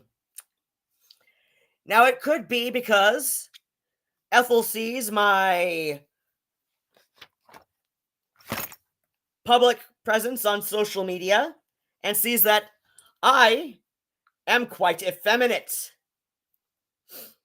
And maybe that's why she's being a bit of, you know, like, maybe that's why she's being a bit, like, not quite sexist, because, like, any sex can be effeminate. Note I said any sex, Ethel. So, like, it is... Yeah, like, on my fucking Instagram, like, you can find my fucking surname. But, the full, like, hyphenated Jarman-McElroy. But Ethel decided to use, like, you know, not just my full surname, but a photo of me, which, again, I love that photo. She did me better than she did Oswald on the second video about me. Because, like I said, like, that's not a great photo of Oswald. I love you, Oswald, and I love everything you stand for. But I think we can all admit that's probably not the greatest photo. And Ethel does this. Like, Ethel will use that fucking like toddler face photo of Xander Hall in her video about Xander Hall? Did I go to mini player there for a minute there? I don't know why I'm scrolling so far back looking for that old photo of me on Instagram. But it's like, like I said, it's not hard to find like better photos of me. Like, oh god, I love this photo too. That fucking expand with my old Cock Prince t-shirt. I lost that one in the fire. But that's a photo where I do not have like 5 o'clock shadow.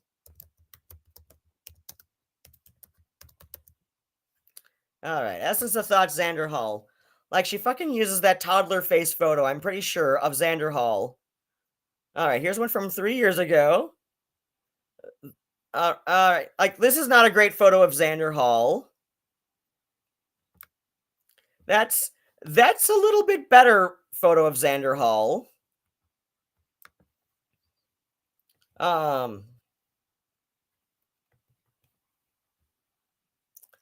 Like she's got a real like, I mean, that's an okay photo of Xander Hall.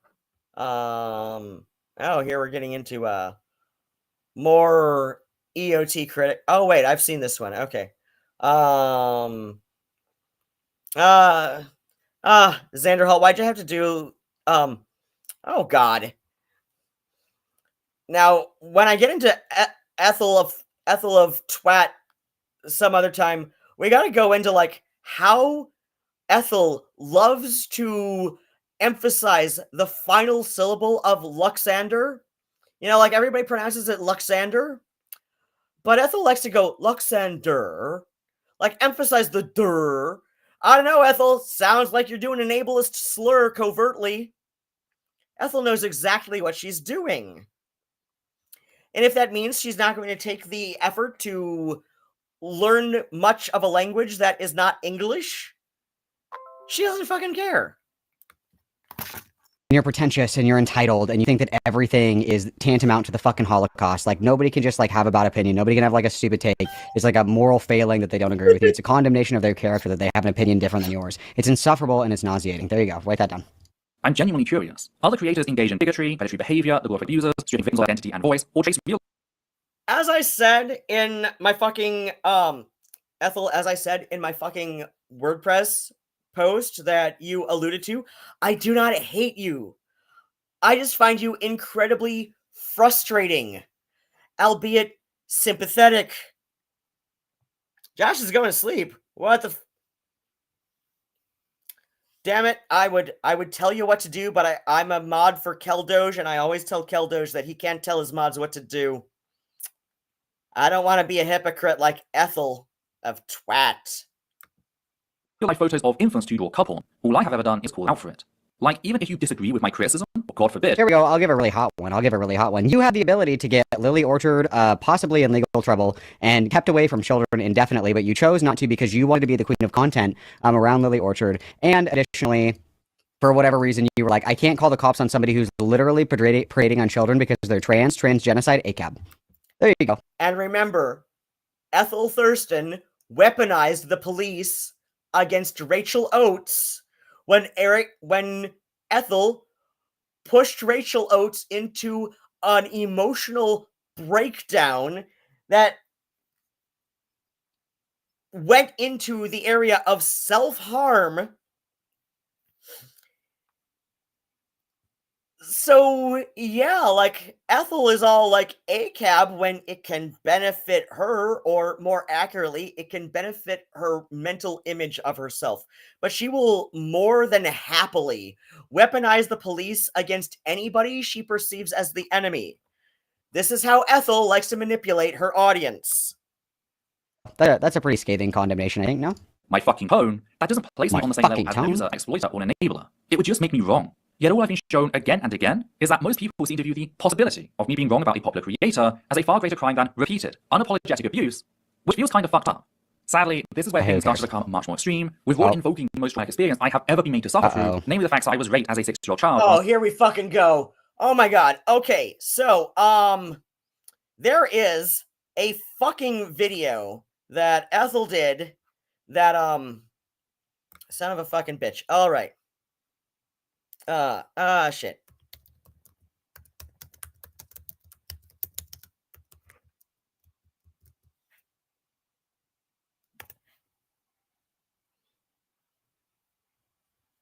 Shit. All right. What the fuck is the name of that movie?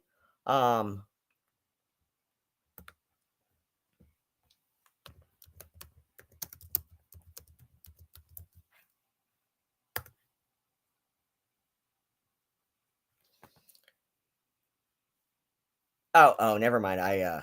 I've seen this person's video.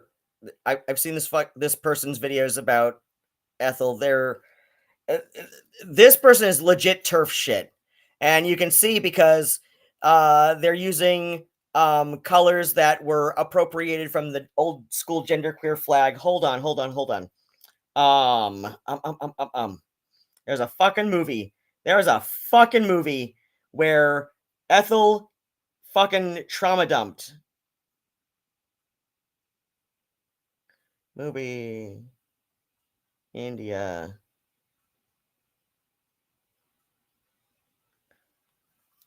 There's a fucking movie. Okay. Okay,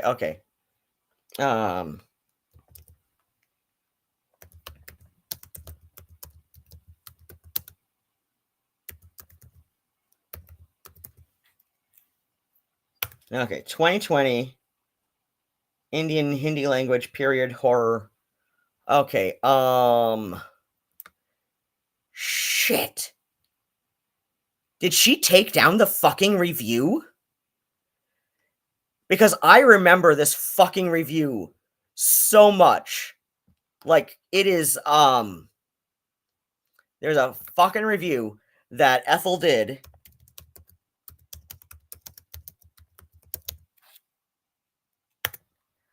of this movie. This is a Hindi language movie. Oh, here we go. So this is the one that I saw, 4 years ago. According to the internet, this was a 2020 film. So, yes, I have provably been watching Ethel's fucking work longer than 2021 because Ethel decided to trauma dump all over this goddamn 52 minutes and 15 second review because, like, she wanted to go off about how this Hindi language period horror film just, like, does not do feminism right. And like I said, like, she trauma dumps, like, her whole fucking CSA experience in this fucking review. And I'm sorry, Ethel. This was a 2020 film, so going on 5 years ago. And I know you trauma dumped all over this fucking review in, like, details I did not want to know. Details I wished I could unknow. Okay? And yet, you did it. You didn't have to do it. You didn't have to trauma dump all over that fucking review, and yet you did. And I 94-minute film. The fucking Ethel's fucking trauma dump heavy review is almost as long as the movie itself. Like, it is more than twice as long as the movie itself. It's the most trauma dumping thing you would ever, like, it's the most trauma dump thing on all of that I have seen on YouTube, okay? Like, I'm sure there are some people who have trauma dumped harder than Ethel did in her review of Bulbul. And yet Ethel did. And I wish I could unknow what I know about Ethel's fucking CSA experience. nowhere near as much as Ethel wishes she could have unexperienced it, I'm sure. Like, I don't want to take away from that experience, but I'm just gonna say, like,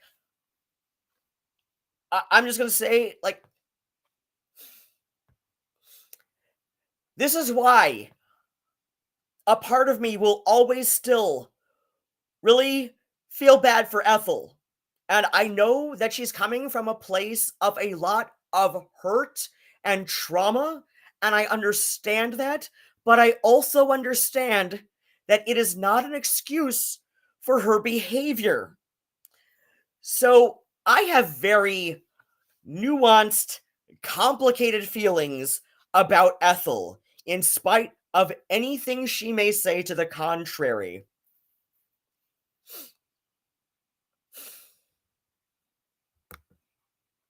What the fuck? Guys, come on. Come on. What are we doing with this? Why do we have to wheel this shit out? Why do we have to wheel this shit out, guys? We're losing the argument. You guys know what time it is. Purely Oh, Malcolm, you do not even begin to know all of the trauma dumping Ethel fucking does. Like, you have only seen the tip of the iceberg of the trauma dumping Ethel is capable of. Trust me, you don't want to know. the aims of mocking me. In a 2022 thread in which a group of Oh people my went after god, I literally was not mocking you in this. I was mocking the fact that DJ Mule made shit up in his video takedown of Xander Hall. Like, there is plenty enough to dislike or even hate about Xander Hall without making shit up like DJ Mule did. And yet, here we are. DJ Mule made shit up. DJ Mule. For all we know, it's probably just another one of his weird-ass lies. Hell, it almost sounds as plagiarized from Essence of Tweet's background story. But if so, he changed just enough to avoid Ethel's infamous wrath. So as Malcolm read, this was a tweet that I made in response to somebody responding to DJ Mule trauma dumping himself onto Twitter. And my response to the other person's response was, for all we know, DJ Mule made this up. And he plagiarized it from somebody who trauma dumps even harder than he does. If you are able to understand fucking context clues, it is clear that I am mocking DJ Mule, because DJ Mule makes shit up. And he does not care that he makes shit up. DJ Mule says, don't talk to me about older women taking advantage. I was literally raped and groomed by 2 women when I was a kid. I think I know what that shit looks like, you piece of shit. Kovac says, you know, the person you're talking to literally didn't know any of that. You weirdly toxic and deeply and serious debate nerd. And then Ruin says, for all we know, it's probably just another one of his weird ass lies. Hell, it almost sounds plagiarized from it. So, if anything, if we're not stupid, let's take a second here. What Ruin is implying is that DJ Mule is plagiarizing Essence of Thought's abuse story. Exactly. Because DJ Mule makes shit up. Like, his takedown of Xander Hall is so infamously disliked because he made so much of it up. Like, DJ Mule was going on vibes, but he knew that vibes alone is not a convincing argument for disliking, for like why other people should dislike Xander Hall. So he went from vibes and he made shit up. Like,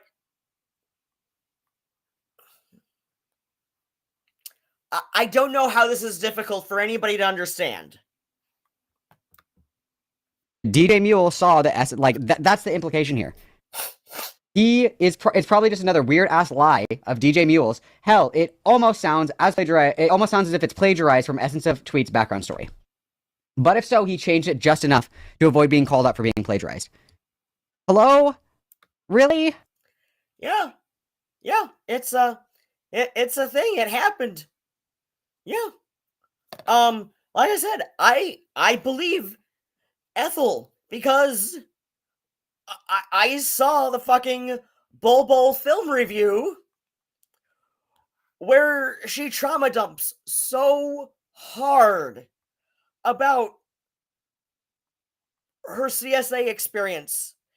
It goes into details I would not like. Goddamn, I wish I could unknow this. I really wish I could unknow this.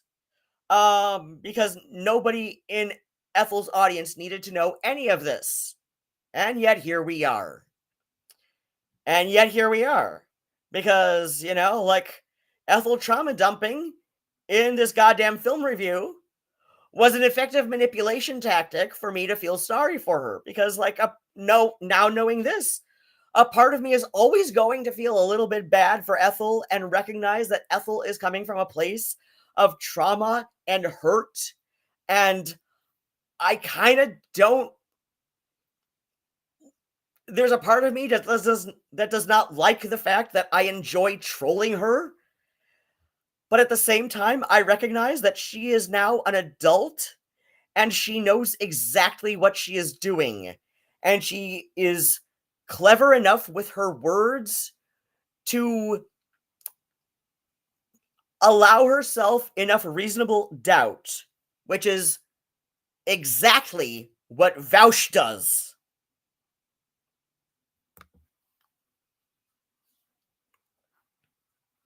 Hello?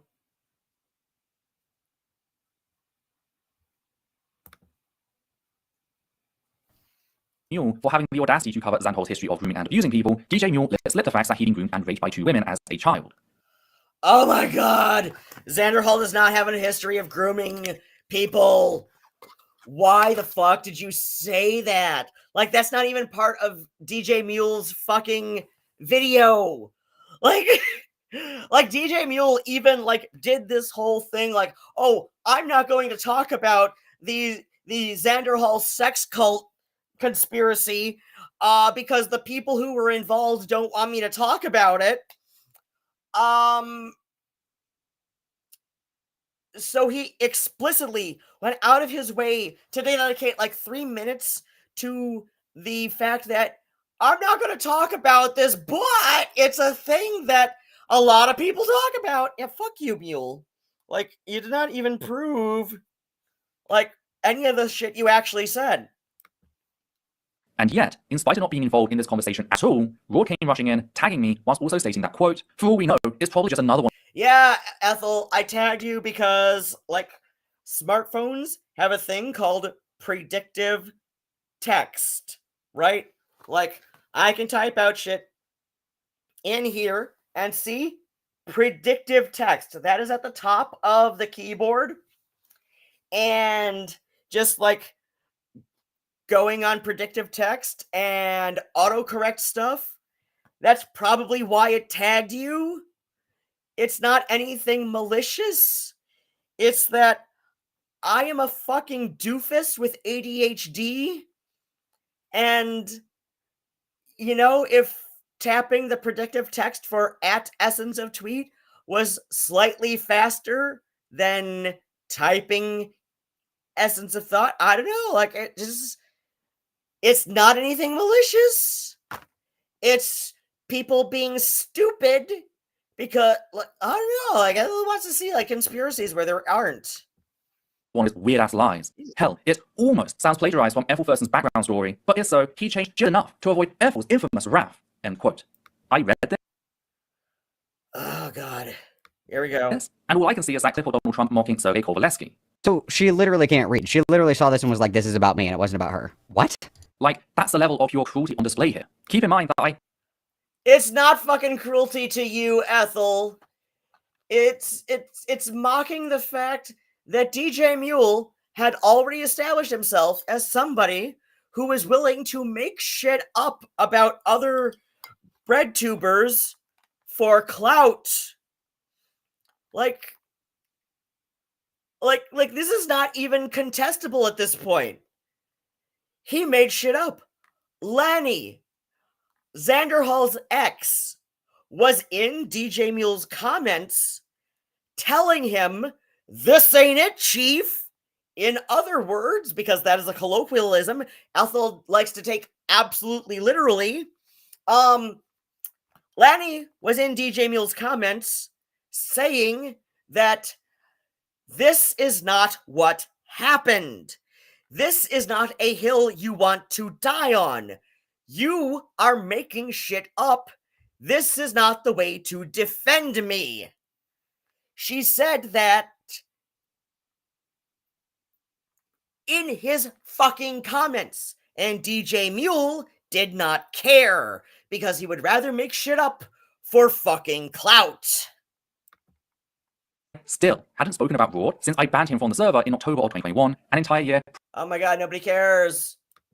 prior to this, not a Xander Hall's history of abusing people is that there was an accusation floating around that Xander Hall had like a weird fucking sex cult. Who was it? It was Thought Slime was the one that popularized. Yeah. Okay, Malcolm says Thought Slime popularized it. This is another thing, is like, I am like, is it 1 degree or 2? I don't know. 1 degree or 2 degrees. So it's like, there's me, and then a friend of mine, and then Thought Slime, right? So is that 2 degrees of separation? Because that would be like how I'm connected to Boyd Rice. But anyway, so it's like I have a mutual friend with Mildred, right? And so like I have been told by our mutual friend that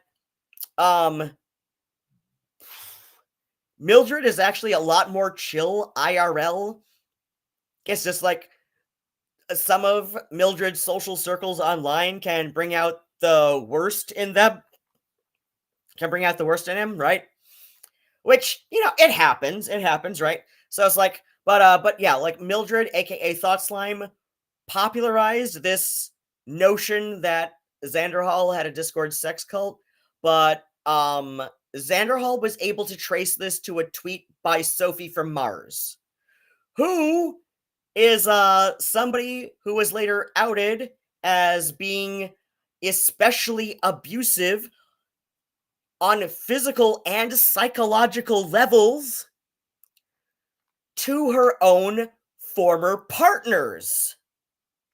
Sophie from Mars is someone DJ Mule has described as one of his best friends, Ethel. Do you really want to take DJ Mule's side on this if you were going to play your fucking guilt by association games, Ethel? That it was like that, you know, Xander Hall has like a grooming Discord where everybody, you know, gets groomed into being Xander Hall's sex slave or something. Obviously, we all know that's not the case because Xander Hall is not fucking. We all know that.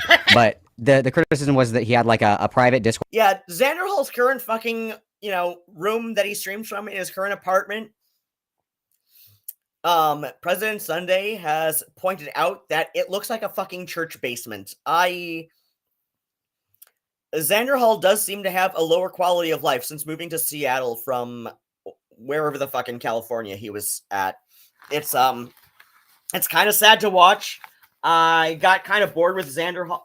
Like, the last time I actively watched Xander Hall on stream was, I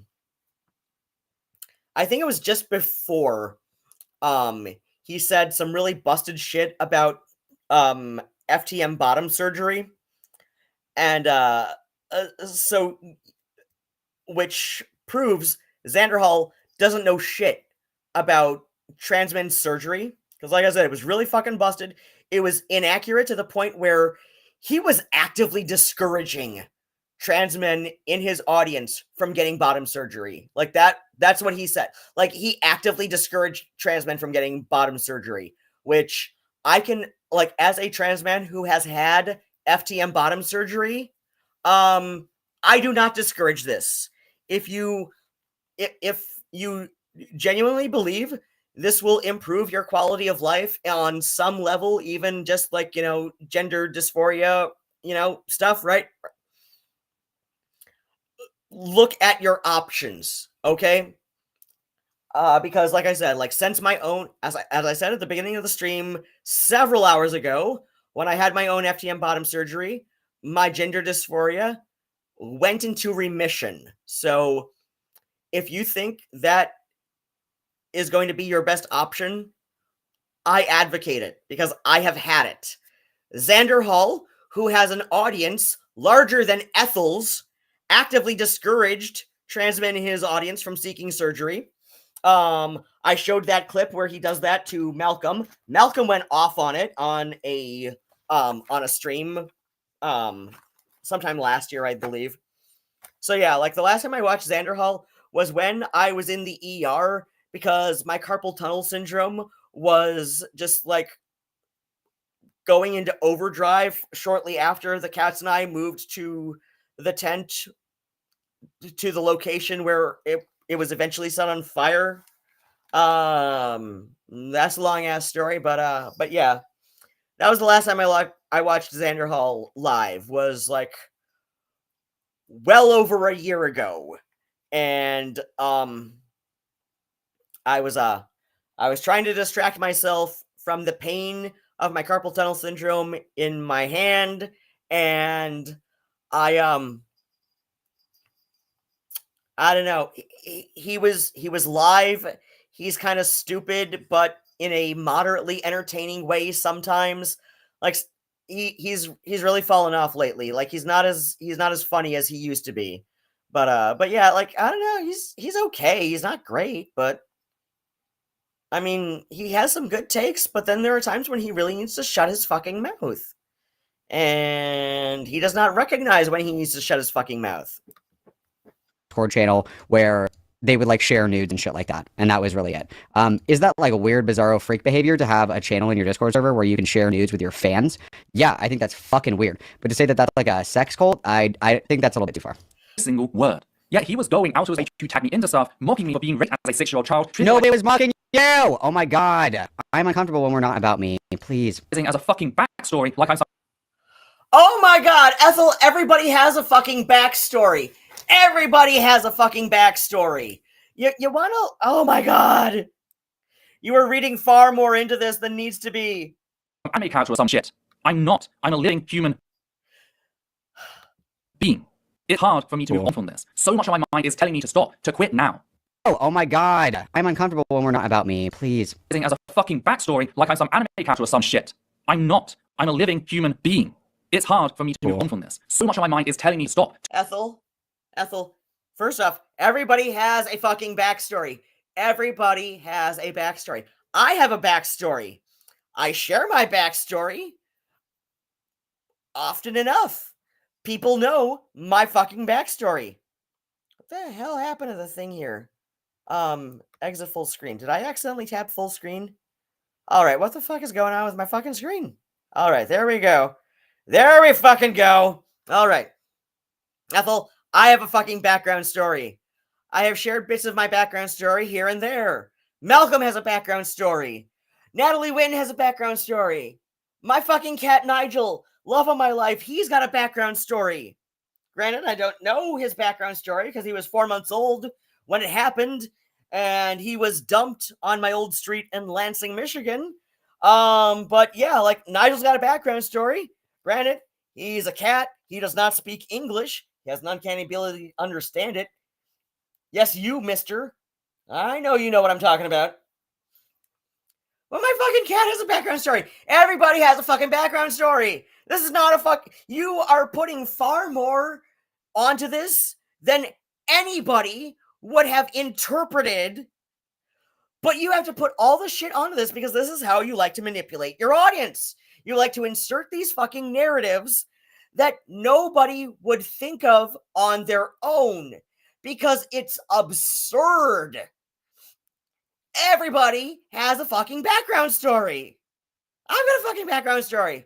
My background story is more than 10 years longer than yours is. Because that's how much fucking older I am than you.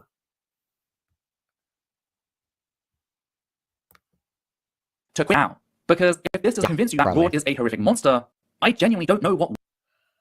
And she calls me a horrific monster. Which is something, if not verbatim, close to what she has been called out by people on Twitter, on her Discord server, in her comments, people who she recognizes as beneficial to kowtow to. When she says this of other trans people, she has said something very similar of Blair White and Calvin Guerra. I do not find Blair White or Calvin Guerra to be horrific monsters. I find them to be incredibly fucked up human beings who definitely need to pull their thumb out of their sphincters at the very least, right? I find them incredibly flawed human beings who thought that, like, getting clicks and views was more beneficial to them than having an ounce of integrity. Ethel has called these two, if not exactly, at least something close enough to horrific monsters, has been called out for it in the past. This is why I firmly believe Ethel knows. She went into this video knowing that I am indeed a trans man and has not ever mentioned this fact in this or her second video on me, because she knows if she uses that dehumanizing language towards me while acknowledging to her own audience that I am trans, there is a chance that she will be called out for it again. Ergo, Malcolm's subtitle here of trans on trans violence, because, you know, this is what Ethel's doing. This is what Ethel's doing. It's also like a tongue-in-cheek reference of Malcolm himself being trans, commentating on Ethel being a pedantic bitch who is also trans herself. So yeah, like, we've got some, like, double shot of the trans on trans violence, Malcolm. Will. I have a good idea. Like, log off and do anything else with your time, please. And yet, things Maybe actually learn Hindi, Ethel. Like, more than the handful of useful phrases you've managed to learn to get about in your day as you try and allude to in your second video about me, because but no, Ethel, you are so much more than a human being. Like, yes, you are a human being, but you are not any human being. You are the most human to ever human, because you are such a manipulative little weasel that only a human is capable of. More to the fact, though, Ethel, you are whatever I say you are, because every time I point out one of your fucking flaws, you go above and beyond any necessary efforts. Like, I do not even have to try. You will choose of your own vocation to prove me right. I said you are a racist. A capital A, capital R, noun form, not adjective, racist. What do? You white-splain my own fucking dialect of English to me in the most objectively incorrect way possible. You are whatever I say you are, Ethel. I'm your god now. I'm your god now, Ethel. You think you're an atheist, but no, Ethel. You are whatever I say you are. If I say you are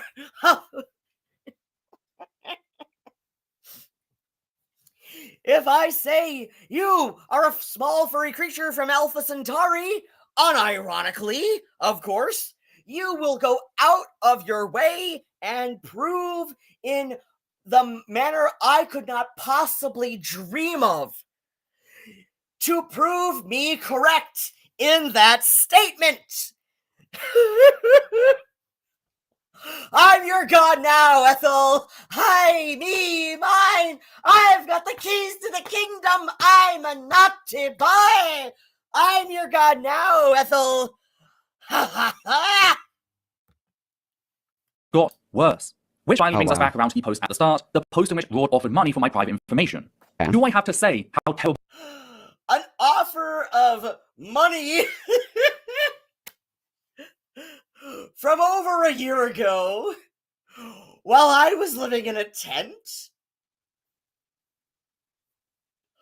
While I was living in a fucking tent, Ethel, grieving the loss of a cat of mine who got poisoned?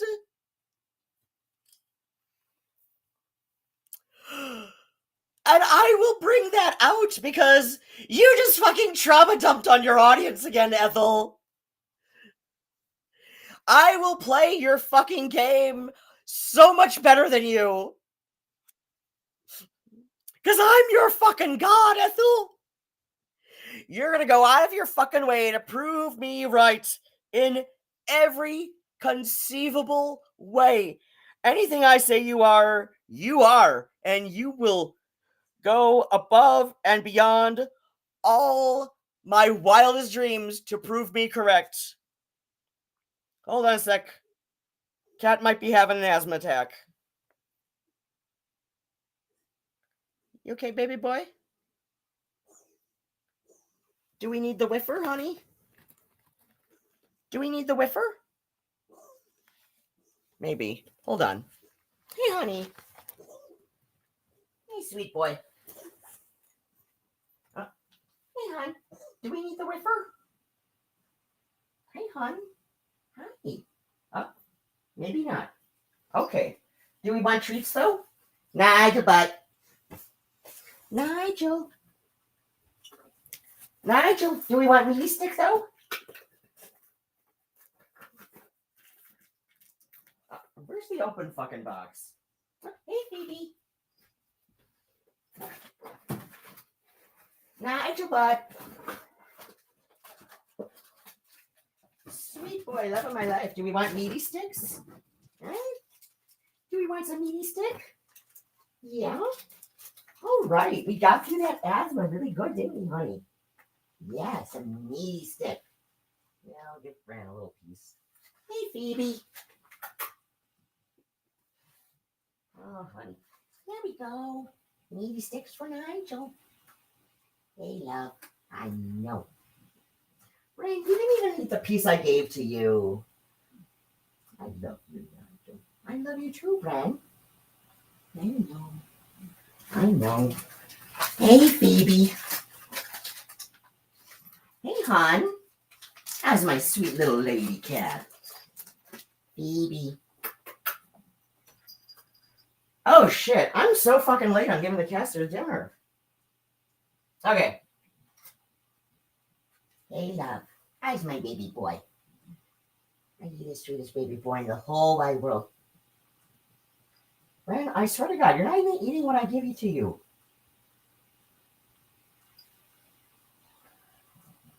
You're so cute, but you're such a pain in the fucking ass. Oh my God. Okay. Crisis averted.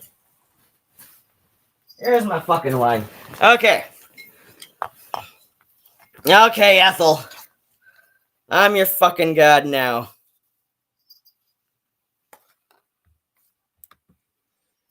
Where's your god, Ethel? He's in fucking Metro fucking Detroit. Why is this fucking full screening on me? I swear to fucking God. I swear to fucking God, internet. This is. I'm genuinely unsure. Let's read this post one more time. If anyone wants to make an easy $170, find out Ethel Thurston's middle name. Yes, the pretentious dipshit from Essence of Thought. I'm willing to bet half of my rent that it begins with O because she's that much of a living caricature of her fellow ASD people. Across Ethel of Thurston's entire online social media presence, she has a distinct essence of noun. Naming pattern, usually noun begins with T. I don't think it's mere coincidence that she named herself Ethel Thurston. Therefore, I think it's highly likely that her... So you're like guessing that her middle name starts with O. Ruin, why did you want her middle name? What was the point of... No, it's serious. Like I said, like as a person with ADHD, I notice patterns because as my friend Adrienne explained in her own video, explaining her own ADHD, ADHD is not so much about a complete lack of focus. It's about like a dysregulated sense of hyper focus, right?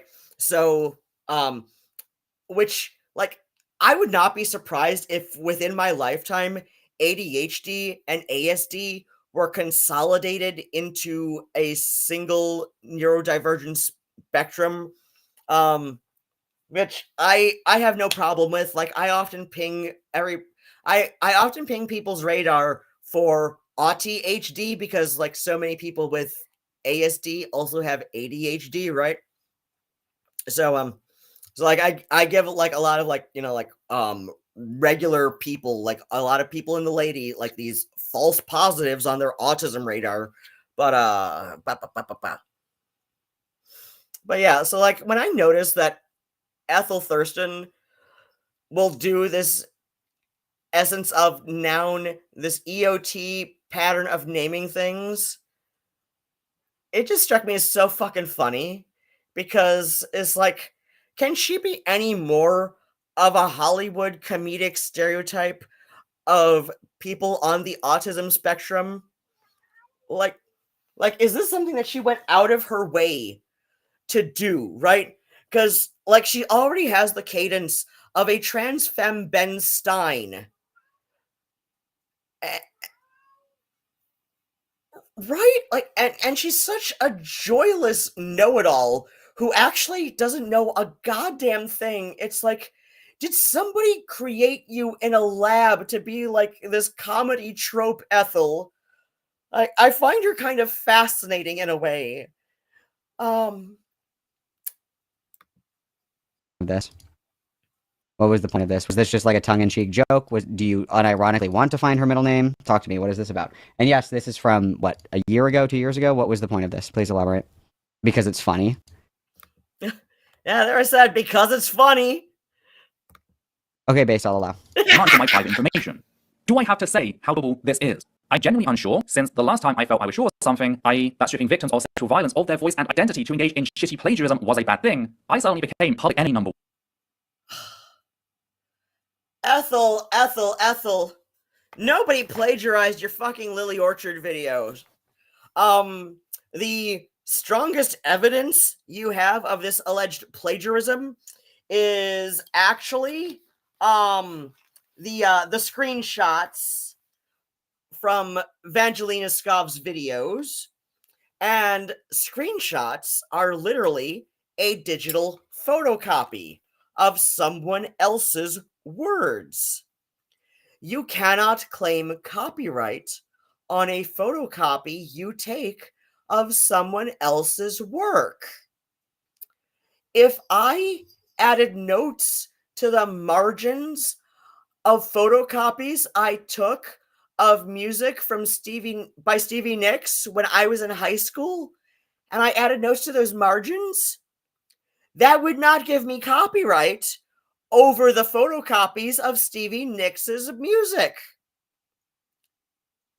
Like, I'm sorry. So, like, your little, like, color-coded border, security feature on your screenshots that Courtney Orchard has showed somebody else took, that's not plagiarism, Ethel. That is you admitting to claiming a copyright on somebody else's work, which is itself a copyright infringement. Ergo, you literally gave Lily Orchard a win should she choose to pursue it. Like, do you have any idea how fucking bad that would be for the astounding case against Lily Orchard that I admit is bad? It is compellingly bad. Lily Orchard is a goddamn predator, and you gave her a win by asserting copyright claim over a digital photocopy, i.e. screenshots of Lily Orchard's Tumblr. Ergo, Lily Orchard's work. If you go into the Tumblr TOS, Tumblr says that exclusive copyright to original material posted on Tumblr belongs to the author. Ergo, that is Lily Orchard's copyright that you are claiming somehow belongs to you because you added a security feature to a screenshot of it. You gave Lily Orchard a win should she choose to pursue it in international IP law. You gave Lily Orchard a win, you dumb fuck. Somebody better clip this because that is how fucking stupid Ethel of Thurston fucking is. She claims she cares about Lily Orchard's victims while alleging plagiarism from Evangelina Skov when the strongest evidence Ethel provided was screenshots that she allegedly took of Lily Orchard's Tumblr, which means it's copyright to Lily Orchard, not to Ethel. Ethel gave Lily Orchard a win should Lily Orchard choose to pursue this in international IP court. You are a dumb shit of inexplicable degrees. This is how you are so fucking predictable, Ethel. You are such a narcissist.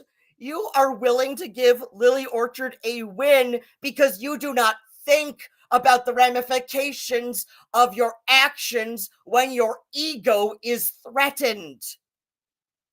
You gave Lily Orchard a win. You asserted copyright over Lily Orchard's work, over Lily Orchard's original work that was published to Tumblr. It is a stupid win, but it is a win in copyright. I am a fucking musician who works with sound collage. It is to my fucking benefit to understand the ins and out of copyright law and whether or not I care.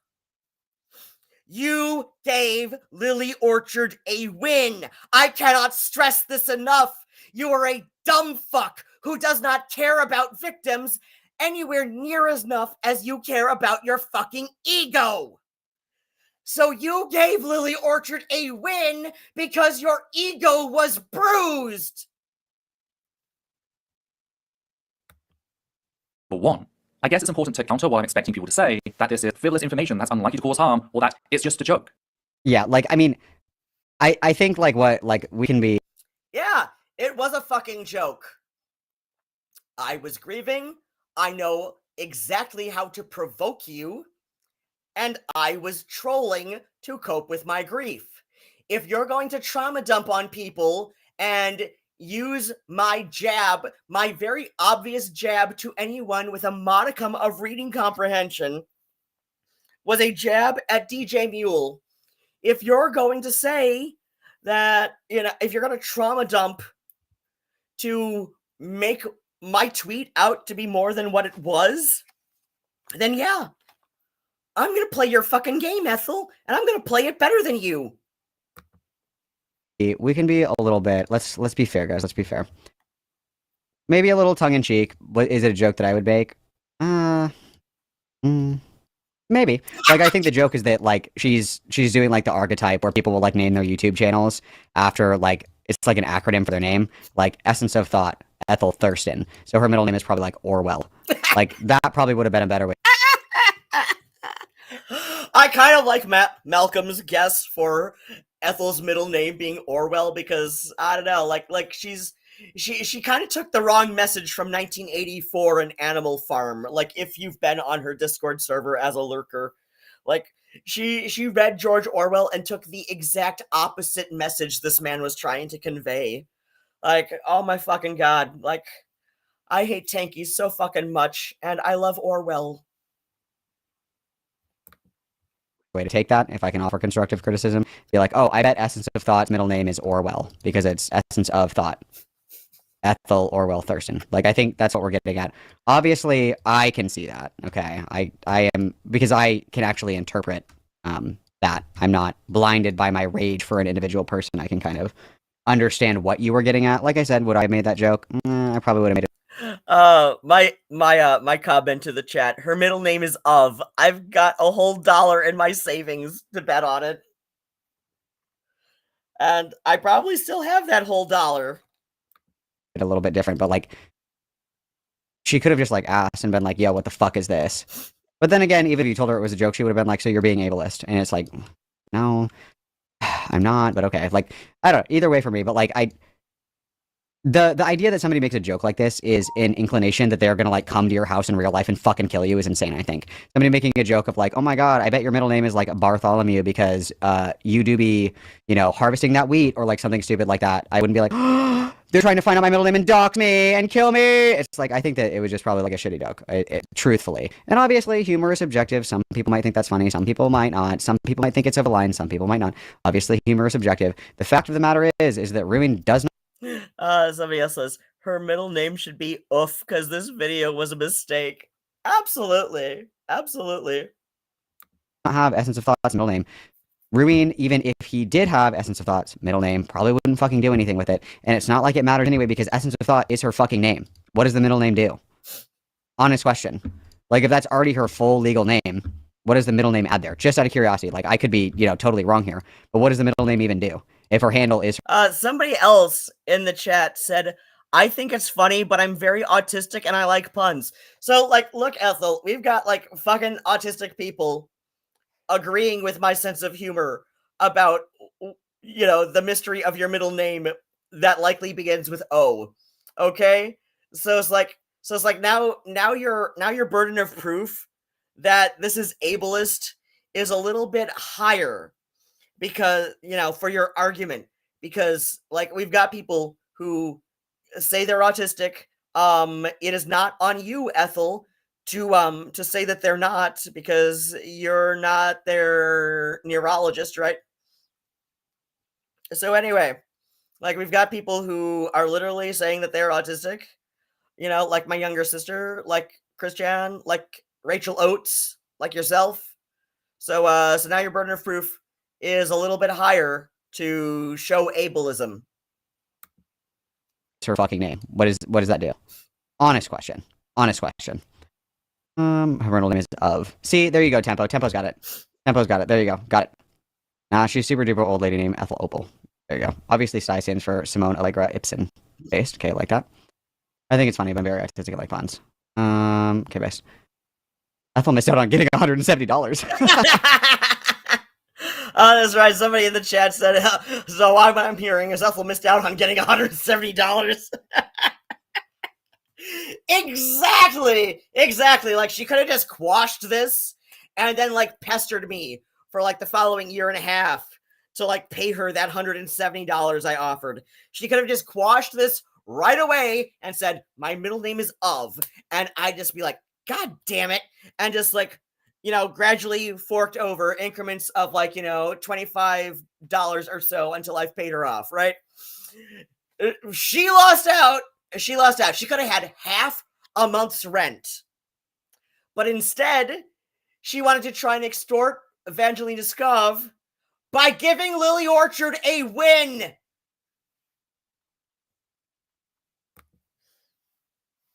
True. Anyway, I think that, we're kind of grasping at straws here, which is generally my criticism for Essence of Thought in general, is that we're very hyperbolic to the nth degree, that everything is like literally this attack on my life has left me scarred and deformed. We're always on that level. The heat is always cranked up to 100. It's always like I'm about to be killed. You know what I mean? To which, okay, let's say both of those things are true. What's to stop Raw from escalating things further? I thought things were going to stop at Raw opting to lie to his platform about why he was banned, only He was I don't know. Probably the thing that will keep me from escalating things further is the fact that my primary income is Social Security disability, which, like I said, this is my primary income. I have showed previously on stream that my whole I'm not even getting paid from YouTube. I have not gotten paid from YouTube in a number of years. So we go to the YouTube studio app and we open up Earn and we go, whoa. So YouTube AdSense shit doesn't pay out until you've reached $100, right? Now, $54.07 is in my current thing. So then we go to analytics and we go to revenue and we go to the estimated revenue. Sure. And then we go to lifetime and we see that Come on. Load faster. That I have had a lifetime estimated revenue of $157.04. So but we go back on, oh shit. I apparently like opened my channel in 2011, so like the last time I got paid out was in like 2020, 2021 thereabouts. That was the last time YouTube paid me. So clearly, I'm getting fuck all from YouTube.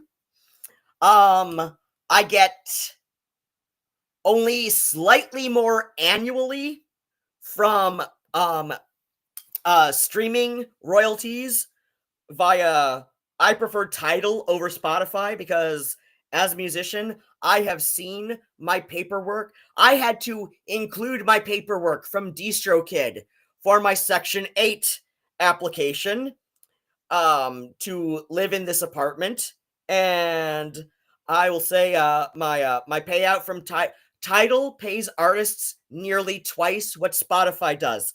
I can confirm this. So if you really care about the artists, like if you really care about the musicians, do Tidal. Spotify is better for podcasts at the current time. I begrudgingly admit this, but for music, if you love music, go on Tidal. So let's see, my why am I looking up my own shit on Tidal? I don't know. Oh, there we go though. So yeah, like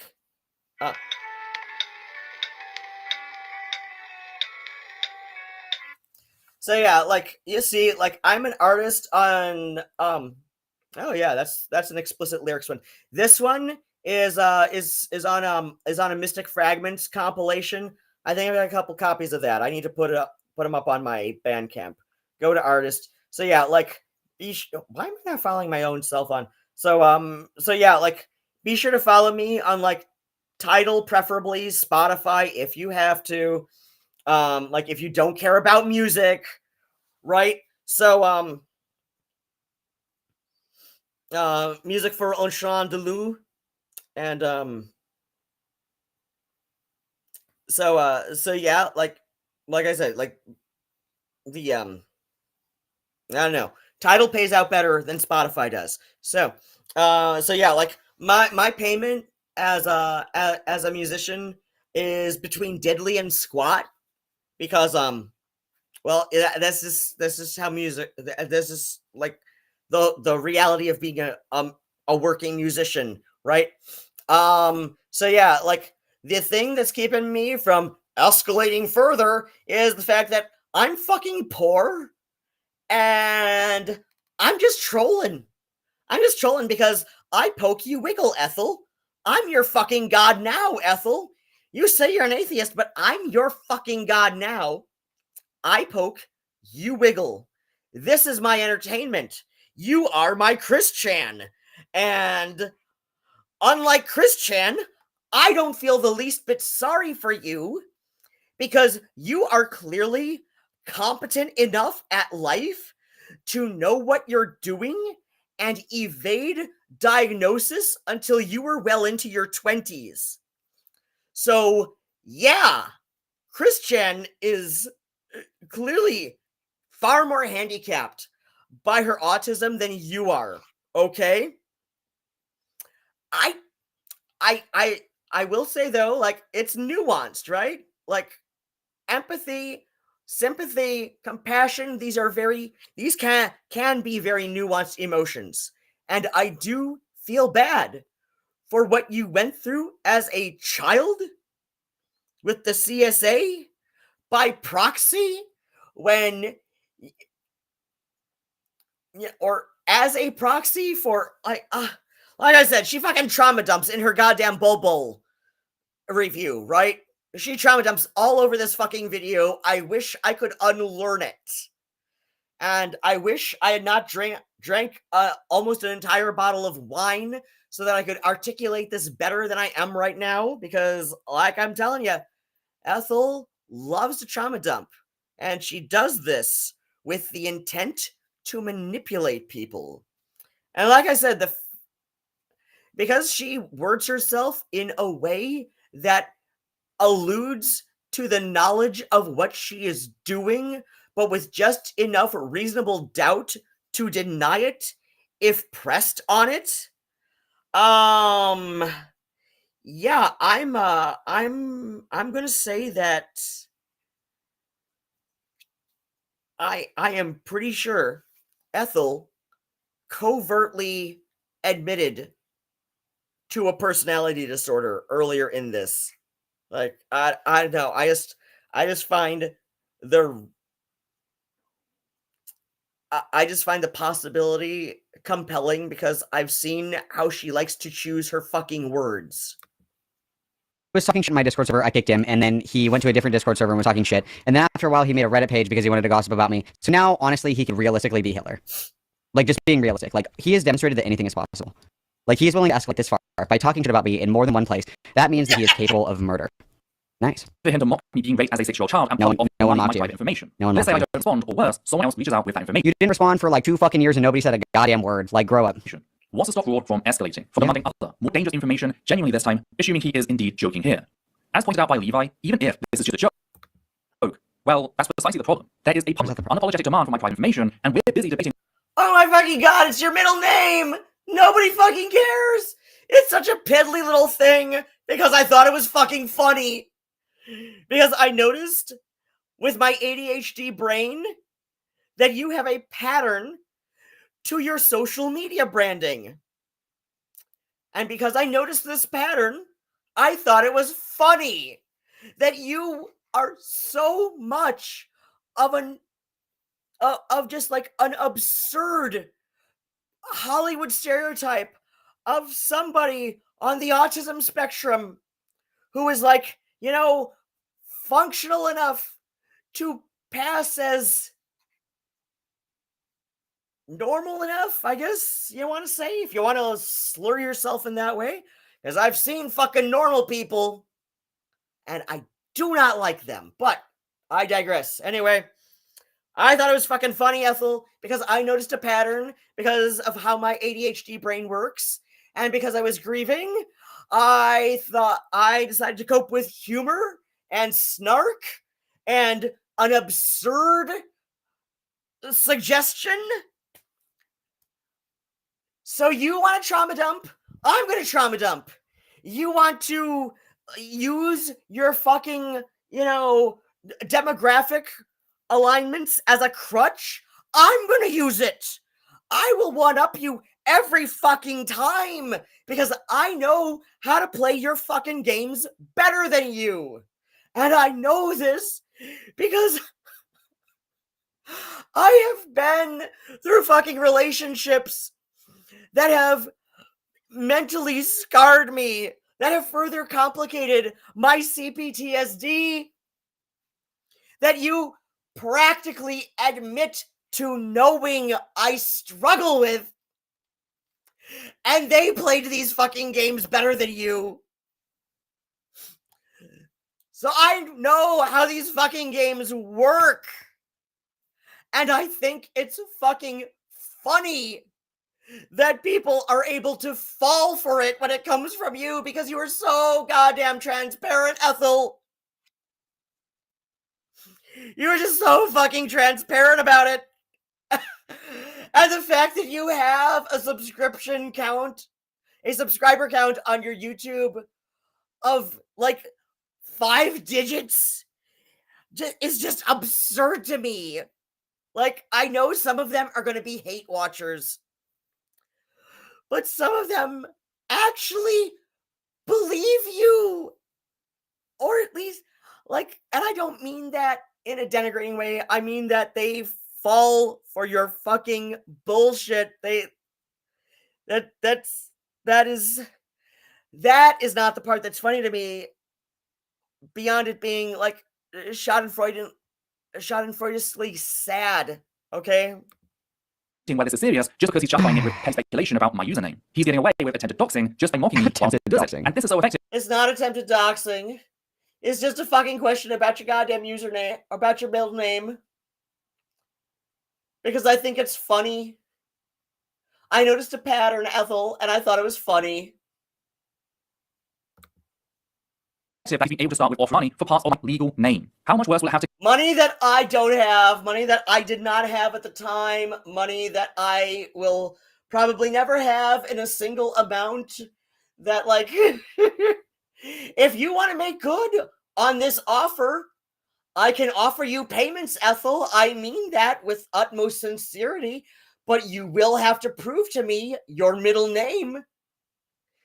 You don't have to give me your address.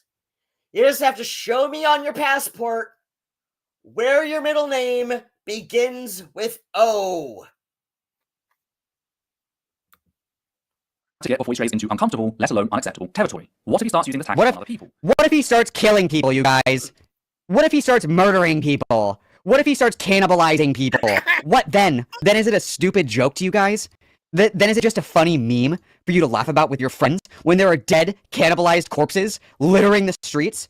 I bet you wouldn't be laughing then, would you? So if other stalkers catch on and start using this tactic themselves, he's normalizing doxing. It's working, it's everyone's problem, and How is it working, Ethel? I have, like, YouTube is the largest platform where I have maybe Instagram. I might have more people following me on Instagram, but, like, a lot of them are probably just, like, courtesy follows. Like, I have 1/44th your subscriber count, Ethel. At best. At the fucking best. Like, do I have more fucking people following me on Instagram? Like, I barely use it. Like, no, I have 974 followers on Instagram. Are you fucking serious? I am normalizing nothing. Nobody is taking me seriously. I have been a shit poster on the internet since 1993, Ethel. Oh my god, nobody takes me seriously. the only way to stop Literally it is nobody to make zero cares. tolerance policy. You're literally not that important. Literally nobody even knew that this happened.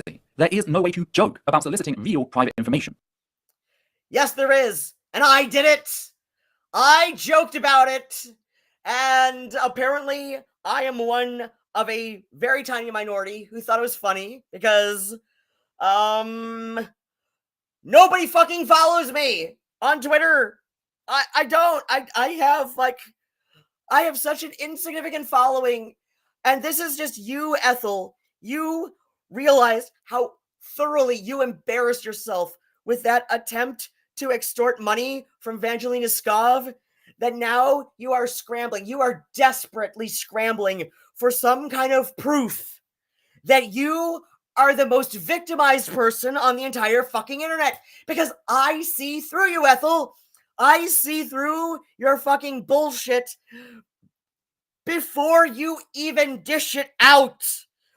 I have seen better people than you. I have seen people able to play your games so much better than even I can. Okay? And I play them better than you. Okay, Ethel? I have been shitposting since 1993, Ethel. Nobody takes me seriously. You are just desperate to prove you're victimized on the internet because you realize how thoroughly you embarrassed yourself with that little stunt you pulled trying to extort money from Vangelina Skov by giving Lily Orchard a win should she choose to pursue this in IP court, because you literally claimed copyright over Lily Orchard's intellectual property. It would be a fucking insignificant thing to pursue should she choose to. But Lily Orchard is just petty enough to at least try. And you gave her a win because you do not understand copyright. I no longer Jokes have are the not choice allowed. of remaining silent at this point. That choice was taken from me by Ruadhán when he chose to endanger not just me, but Adita as well. I need Ew. to put a spotlight on this creep. I endangered fucking nobody. Because I just thought it would be funny to know if indeed your middle name begins with O. Because this is the naming pattern that you have chosen for your social media brand. Essence of noun, essence of thought, essence of tweet, essence of community. Because there's the T sound at the end, Ethel. You are so fucking predictable. It's kind of hilarious in a sense. And again, I love this photo of me. It is one of my favorite photos of myself ever. There's a reason it was my Instagram default like personal like profile photo on my Instagram for a long ass time. This is one of my favorite photos I've ever taken of myself. I just kind of love it. I just really look great in this photo. But again, you can tell that this is Ethel's attempt to manipulate her audience, because this is the photo of me that she chose, where I've got some clear 5 o'clock shadow on my upper lip, where I have not plucked and tweezed all the hairs around my lower lip labret. And, you know, so it looks like a little bit extra facial hair around here. And Ethel has not yet once mentioned in this video or the one that follows it up, she has not once mentioned that I am trans. And yet she has pulled the trans misogyny card, or at least she will very shortly. And she has pulled the ASD ableism card, even though I have ADHD, which is very closely related.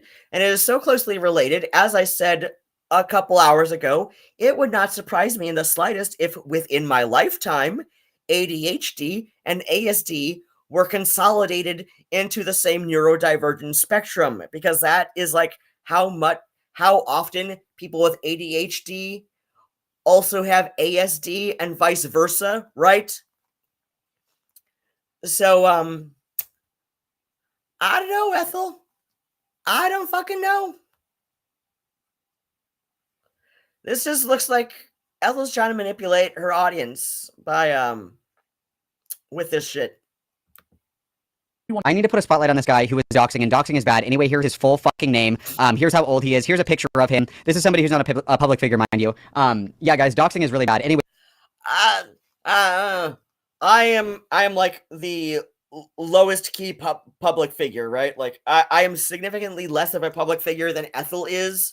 I will say that much, especially on YouTube. Like, I have a very tiny audience. I have a microscopic YouTube audience. It is mostly goth tubers who watch me, right?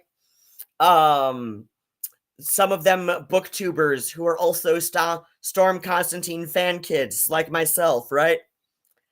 I have an incredibly niche audience for my music, right? So it's like, yeah, like if you squint, I technically fall under the definition of public figure, but it's for a very, very niche subculture. So yeah, I will, at least in the in any meaningful sense of the term, agree with Malcolm that I am not a public figure to the level that Ethel is.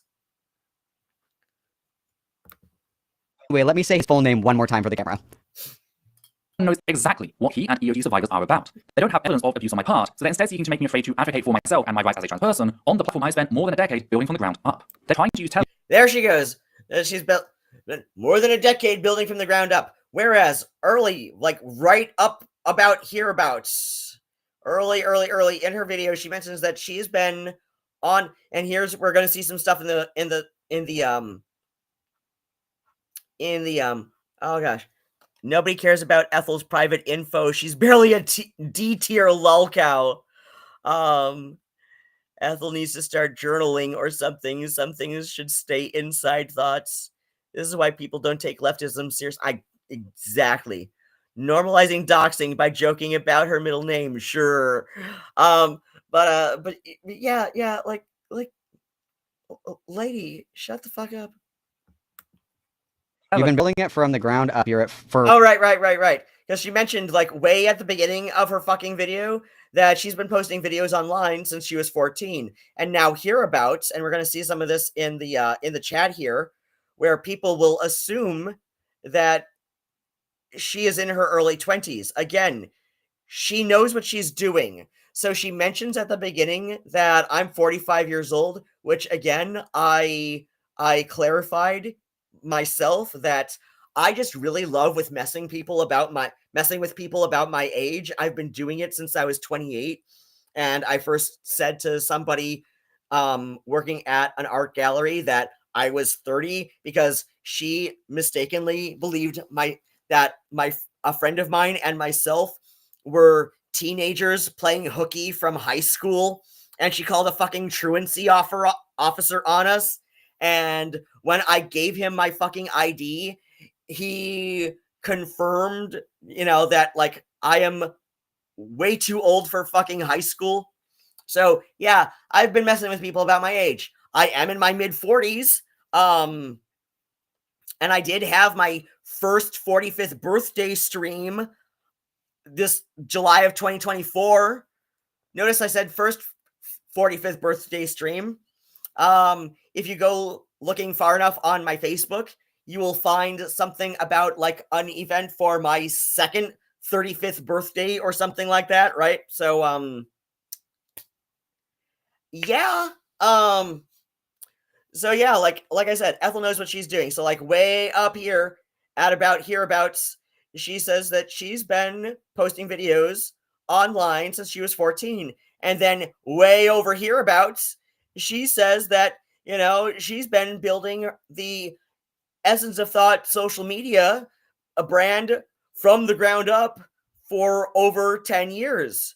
She says over a decade. So we are going to see people in chat here assuming that she is 24. Because Ethel knows what she's doing.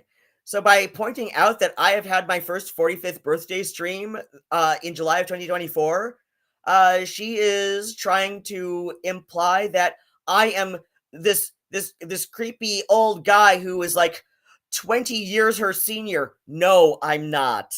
I am,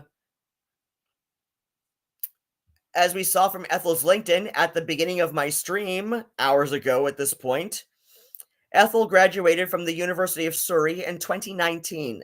This would have made her a minimum of 22 years old. A minimum of 22 years old. So, this means, and Ethel started the Essence of Thought, or at least on her LinkedIn, she has been doing YouTube for 13 years. So do some maths. Ethel is in her early 30s. She is just over a decade my junior, okay? This is Ethel manipulating her audience some more. Because she knows what she's doing. And yet, I am able to play this better than her because I see what she is doing. For what? How old is she? How many years did she say it was? How many years has she been building her platform from the ground up? She's literally hoisting the fucking wreckage of the Titanic out of the sea. We have almost 50K subscribers here. We have our videos. These ones are actually the JK Rowling ones are pretty not too bad. But then we come down here, guys. 2.7, 1.7, 2.7, 3.6, 2.5, 5.3, 2.5, 3.1, 2.1, 2K, 7K, 2.7K, 6K, 4K. Also pretty sure she kind of doxed Rachel, or at least called the cops on. Oh yeah. Malcolm mentioned this earlier. Ethel loves to somebody points out since she was 14. But again, as we saw from Ethel's LinkedIn, this is not exactly true. Ethel is K, 25K, 24K. Wow. Mankind will marvel in all that you have built, Ethel. You are a goddess amongst men. to achieve the political aim of silencing me and all the work we do here on this channel, the research we share, the causes we...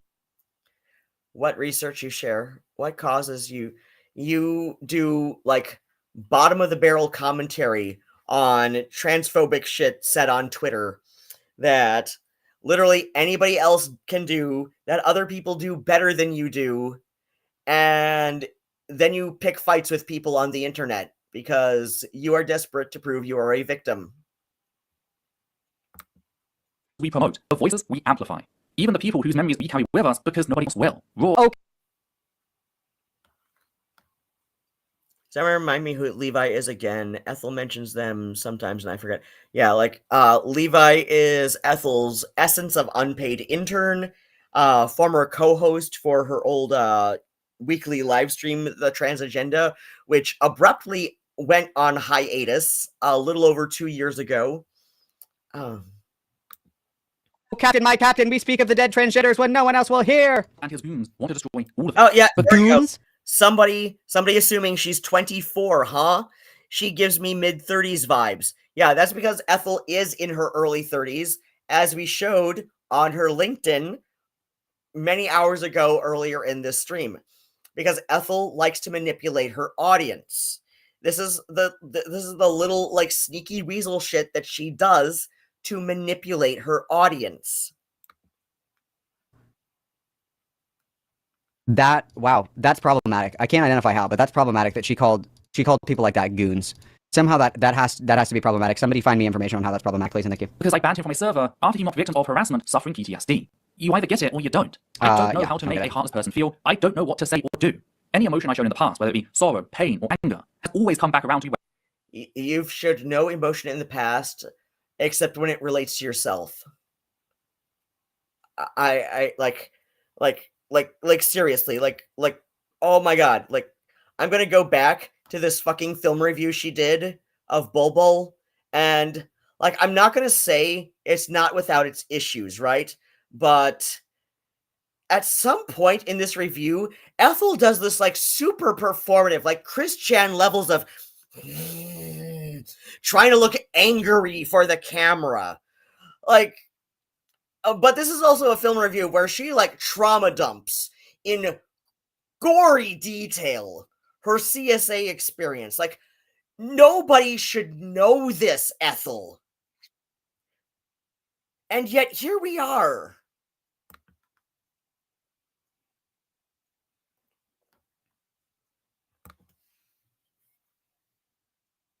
Weaponized against me. Well, it's probably because you emote those things through your little fucking clip art pit crew. That's probably what makes it uncomfortable. It'd be like if somebody was streaming and they had their little VTuber like have a cry emote, like, yeah, I don't know if everybody's gonna love that one, but I don't know if that's gonna land the way that you want it to. It's like I'm strung up, caught between 1,000 piano wires. Why is that cut in me, no matter which way I move or how? For Always. fuck's sake! Like, strung up by 1,000 piano wires. Oh my fucking god! The fucking shit, like. People accuse Storm Constantine of purple prose to excess, and yet here is Ethel talking about how, you know, like, Vangelina Skov is snatching the bread from my starving mouth, and then a month later, she uses racist framing to explain to her audience why she spends 10 times the amount of subway fare to take taxis everywhere, because OMG transmisogyny at the subways in India. Ethel, if you're so fucking starving, just suck it the fuck up and take the subway like a normal fucking person. Like, if you are all concerned about facing transmisogyny on the subway, please consult the local hijra, who I assure you are probably within a 1 mile radius of your home where you live with Udita. If you need somebody to translate for you, I'm sure you can find them willing to help you. And ask your local hijra how they navigate the subway, because I assure you they use it. They actually use it. Because this is their fucking life, Ethel. So many Hijra are street beggars in India, especially if your LinkedIn is to be believed, New Delhi. They have to do this, Ethel, but you think you're better than this, Ethel. Because you're such a fucking Karen, Ethel, that you white-splain AAVE to somebody who uses it in their local dialect that they've grown up with since the 1980s, before you were even born, Ethel. Pushing deeper, always causing agony until it just overloads my fucking mind. That's crazy. You know what would help with that? If you got like a real job and stopped making videos on the internet. If making videos online feels like piano wires in a jigsaw trap, digging into all of your orifices and just fucking gutting you from the inside. McDonald's are retiring. Fine. The only conclusion I can draw is that there will never be a correct. No. Oh wait, no, there are McDonald's in India. They've got a lot of really good vegetarian options, at least that I've heard anyway. Oh my gosh, regional McDonald's are kind of fucking amazing to me, because my so like my half sister from my mom's side, who she passed away, who lived in London with my brother-in-law, who's Hong Kong Chinese, who I mentioned way earlier in the stream tonight. And I would live with them in the summers when I was in high school and junior high, because my dad and I did not get along. Right. So yeah, like my brother-in-law, my sister's widow, his parents own like 10 McDonald's franchises in Hong Kong alone. Okay. So like they have money. They're nouveau riche, but it's money. Okay. So like, anyway, internet. I went and I met them once, like the earlier in the summer before the handover happened, because like then it would be like, you know, like all these applications to file to go visit his family in Hong Kong, even though like he's from there, but he's been living in England so long, right? So he's just like, you've got to meet my family before the handover, and it'll be like, you know, a minimum 6-month application to go visit them, right? So I went to go visit his family, and oh my god, like international McDonald's are a fucking trip, man. And they're, I don't even remember what the fuck I ate, but it was some kind of like, it was some kind of like it might have changed since then, but it's like Hong Kong McDonald's have like some really interesting stuff. And I do not think there was a Szechuan sauce, for fuck's sake. If anybody wants to ask me about that, like, I don't think that was a thing. I think that was just like an American thing at the American McDonald's for the Disney Mulan movie. Anyway. Next way for me to exist as an autistic trans person. By following that is not the issue here. Let's not be reductive. Society. Oh my fucking god. As an autistic trans femme. Oh my fucking god, Ethel. Like I said, like, I have more sympathies for Chris Chan than I do for you at this point, because you know what you're fucking doing. And yes, I find Chris Chan to be a lot more competent and capable, even more conniving than a lot of people assume of her. But I also know that Chris got a really fucking raw deal from day one, and this was the script Chris learned to adapt to, okay? And I agree with the people who say this does not make Chris a good person, right? But it does make Chris a very complicated person to feel for, and yet I do. But I know for a fact, Ethel, that you know exactly what you're doing, and you just weaponize this shit to build on your audience's sympathies, because that's the kind of conniving bitch you are. Pretends to aspire towards protecting victims, address abusers, ending exploitation. I will always be demonized as a radical element in need of immediate and violent suppression. That's just how. Who has been violent against you? What are you talking about? I don't know, when you go on about how, like, calling autism spectrum disorder, like what the DSM says it is, when you go on to say that that is Nazi propaganda, like you do in your follow-up video on me, that does prove that you are a radical fringe nut bar, honey, because, I don't know, man, like, Chris Chen definitely needs somebody looking in on her, like, at least a few times a week, if not daily. And I really hope that's the case, though I do not think it is. Like, there's not good evidence that it is the case with Chris Chen. People like Daniel Larson need around-the-clock care for their autism. People like my chat mod, Josh, he's got a brother who he has discussed in chat with me about many times, who is, like, all but nonverbal. Like, he's got a few words. Josh said earlier tonight, most of them are movie quotes. When Josh has described, like, when you prompt his brother to say hi, and you say hi to, you know, Aunt Susie, right?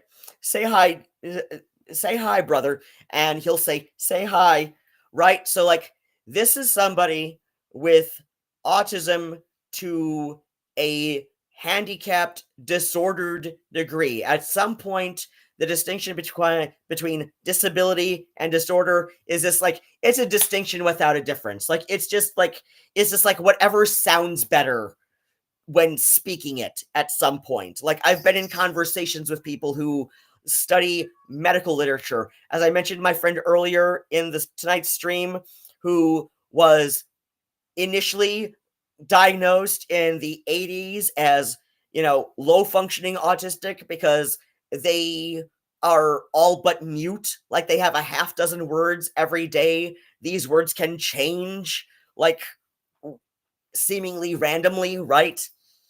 They mostly communicate through their mobile device and ASL, so American Sign Language, right?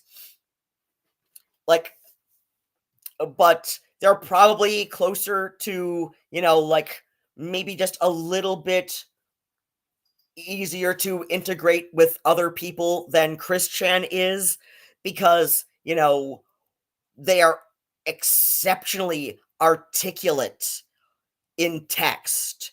They do medical transcription part-time from home, but they do still need somebody looking in on them.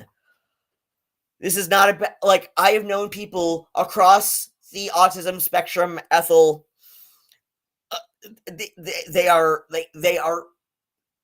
They can be wonderful people. Some of them can be jerks, just like everybody else, Ethel. Like, I don't know what you want me to say.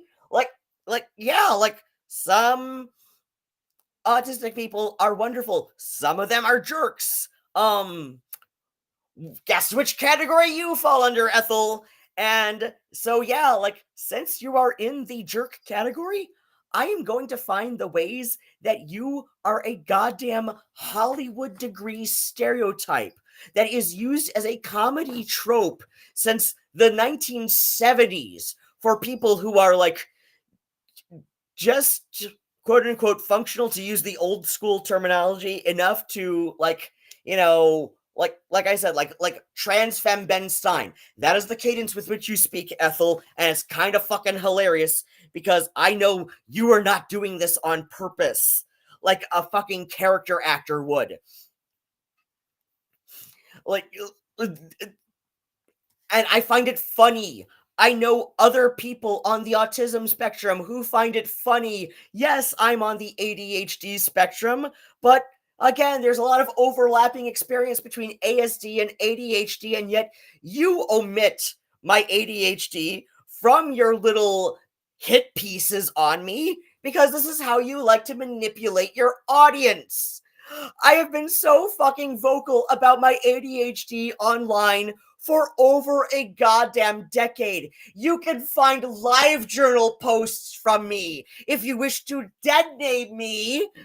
where I'm talking about this shit, Ethel. This is why I find your e-thuggery amateur hour bullshit. Because if you or your essence of unpaid intern Levi were even half as competent as you guys think you are, and Levi is a really sad case because he genuinely seems to think that you are smarter than him, but you are not. You are not. Like, if either of you were halfway competent, you would have found my old live journal post by now. You would have, where you could fucking dead name me. But, you know, like, if you have, you know, it would make you look so much worse than this shit makes you look. Because why? Because you know what you're doing, but you also don't know as much as you think you know what you're doing. All right. Our society treats the people who actually live by their word as inhuman monsters because no actual person would genuinely try their best. Everyone should just be selfish like everyone else. I have more words to say, particularly about this post, the ableism and some of the charges levied against me. And this is how I know that you went into your second video knowing you wanted to make a second video, even though you prefaced your second video about me by saying you did not want to make a second video. Again, you are manipulating your audience, and I see through this shit. I play your game better than you do, Ethel. It's just, most of the time I don't fucking care to, because I think you're just one of the most unintentionally funny people I've ever personally seen on the internet. But if you want me to, I will play your games better than you do.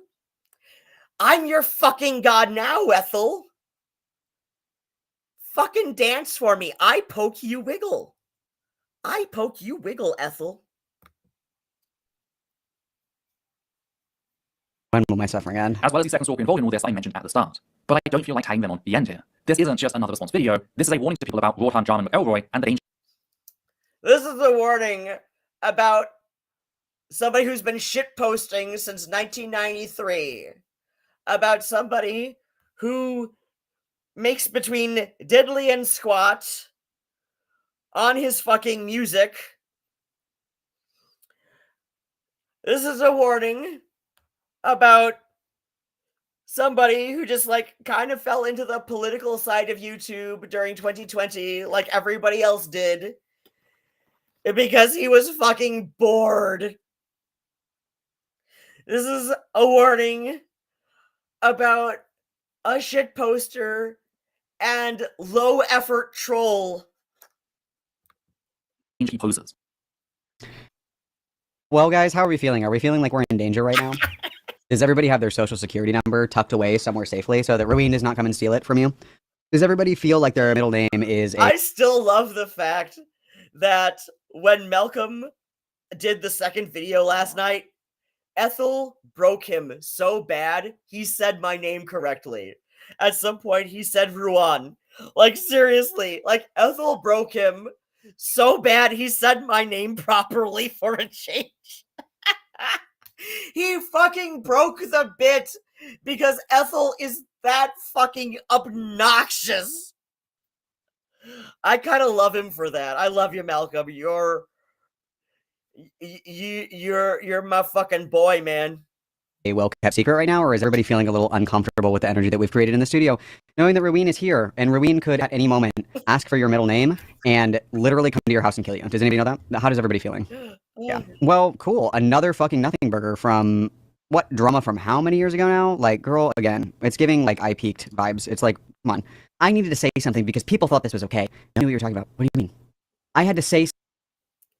Yeah. Like I said, I was shitposting in October of 2023 whilst mourning a cat of mine who was poisoned because fucking junkies just kept breaking into my tent while I was around the corner getting coffee and like using internet access so that I could have some sense of normalcy in my life.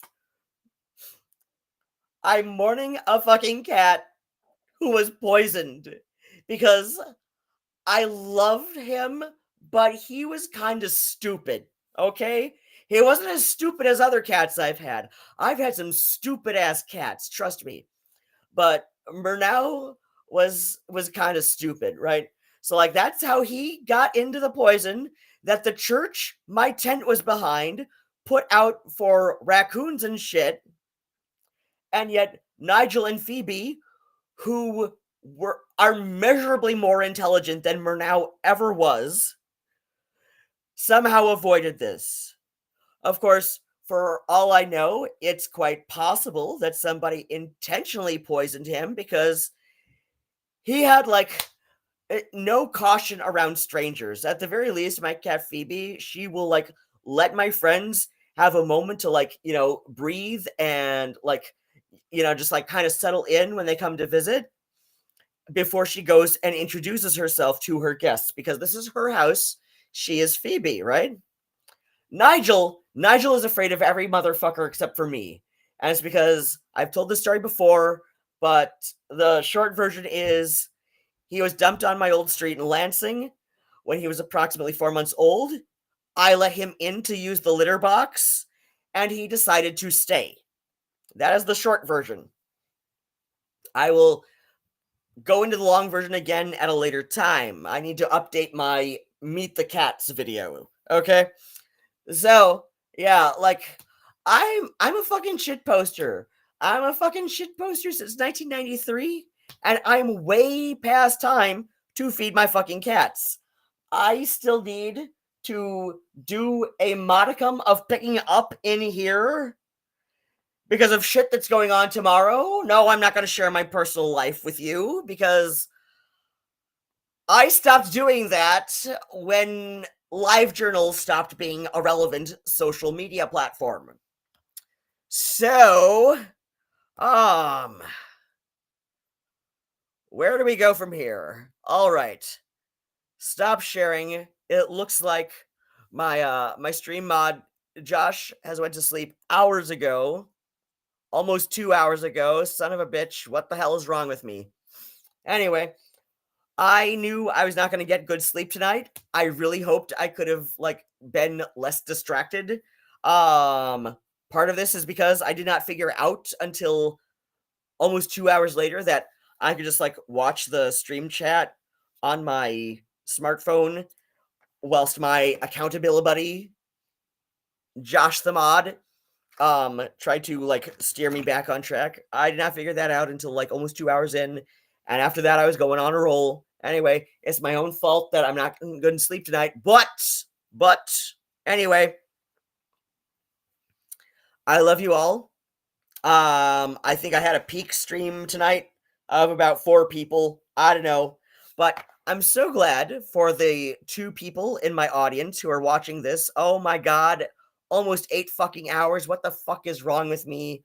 Oh shit. Okay. Anyway.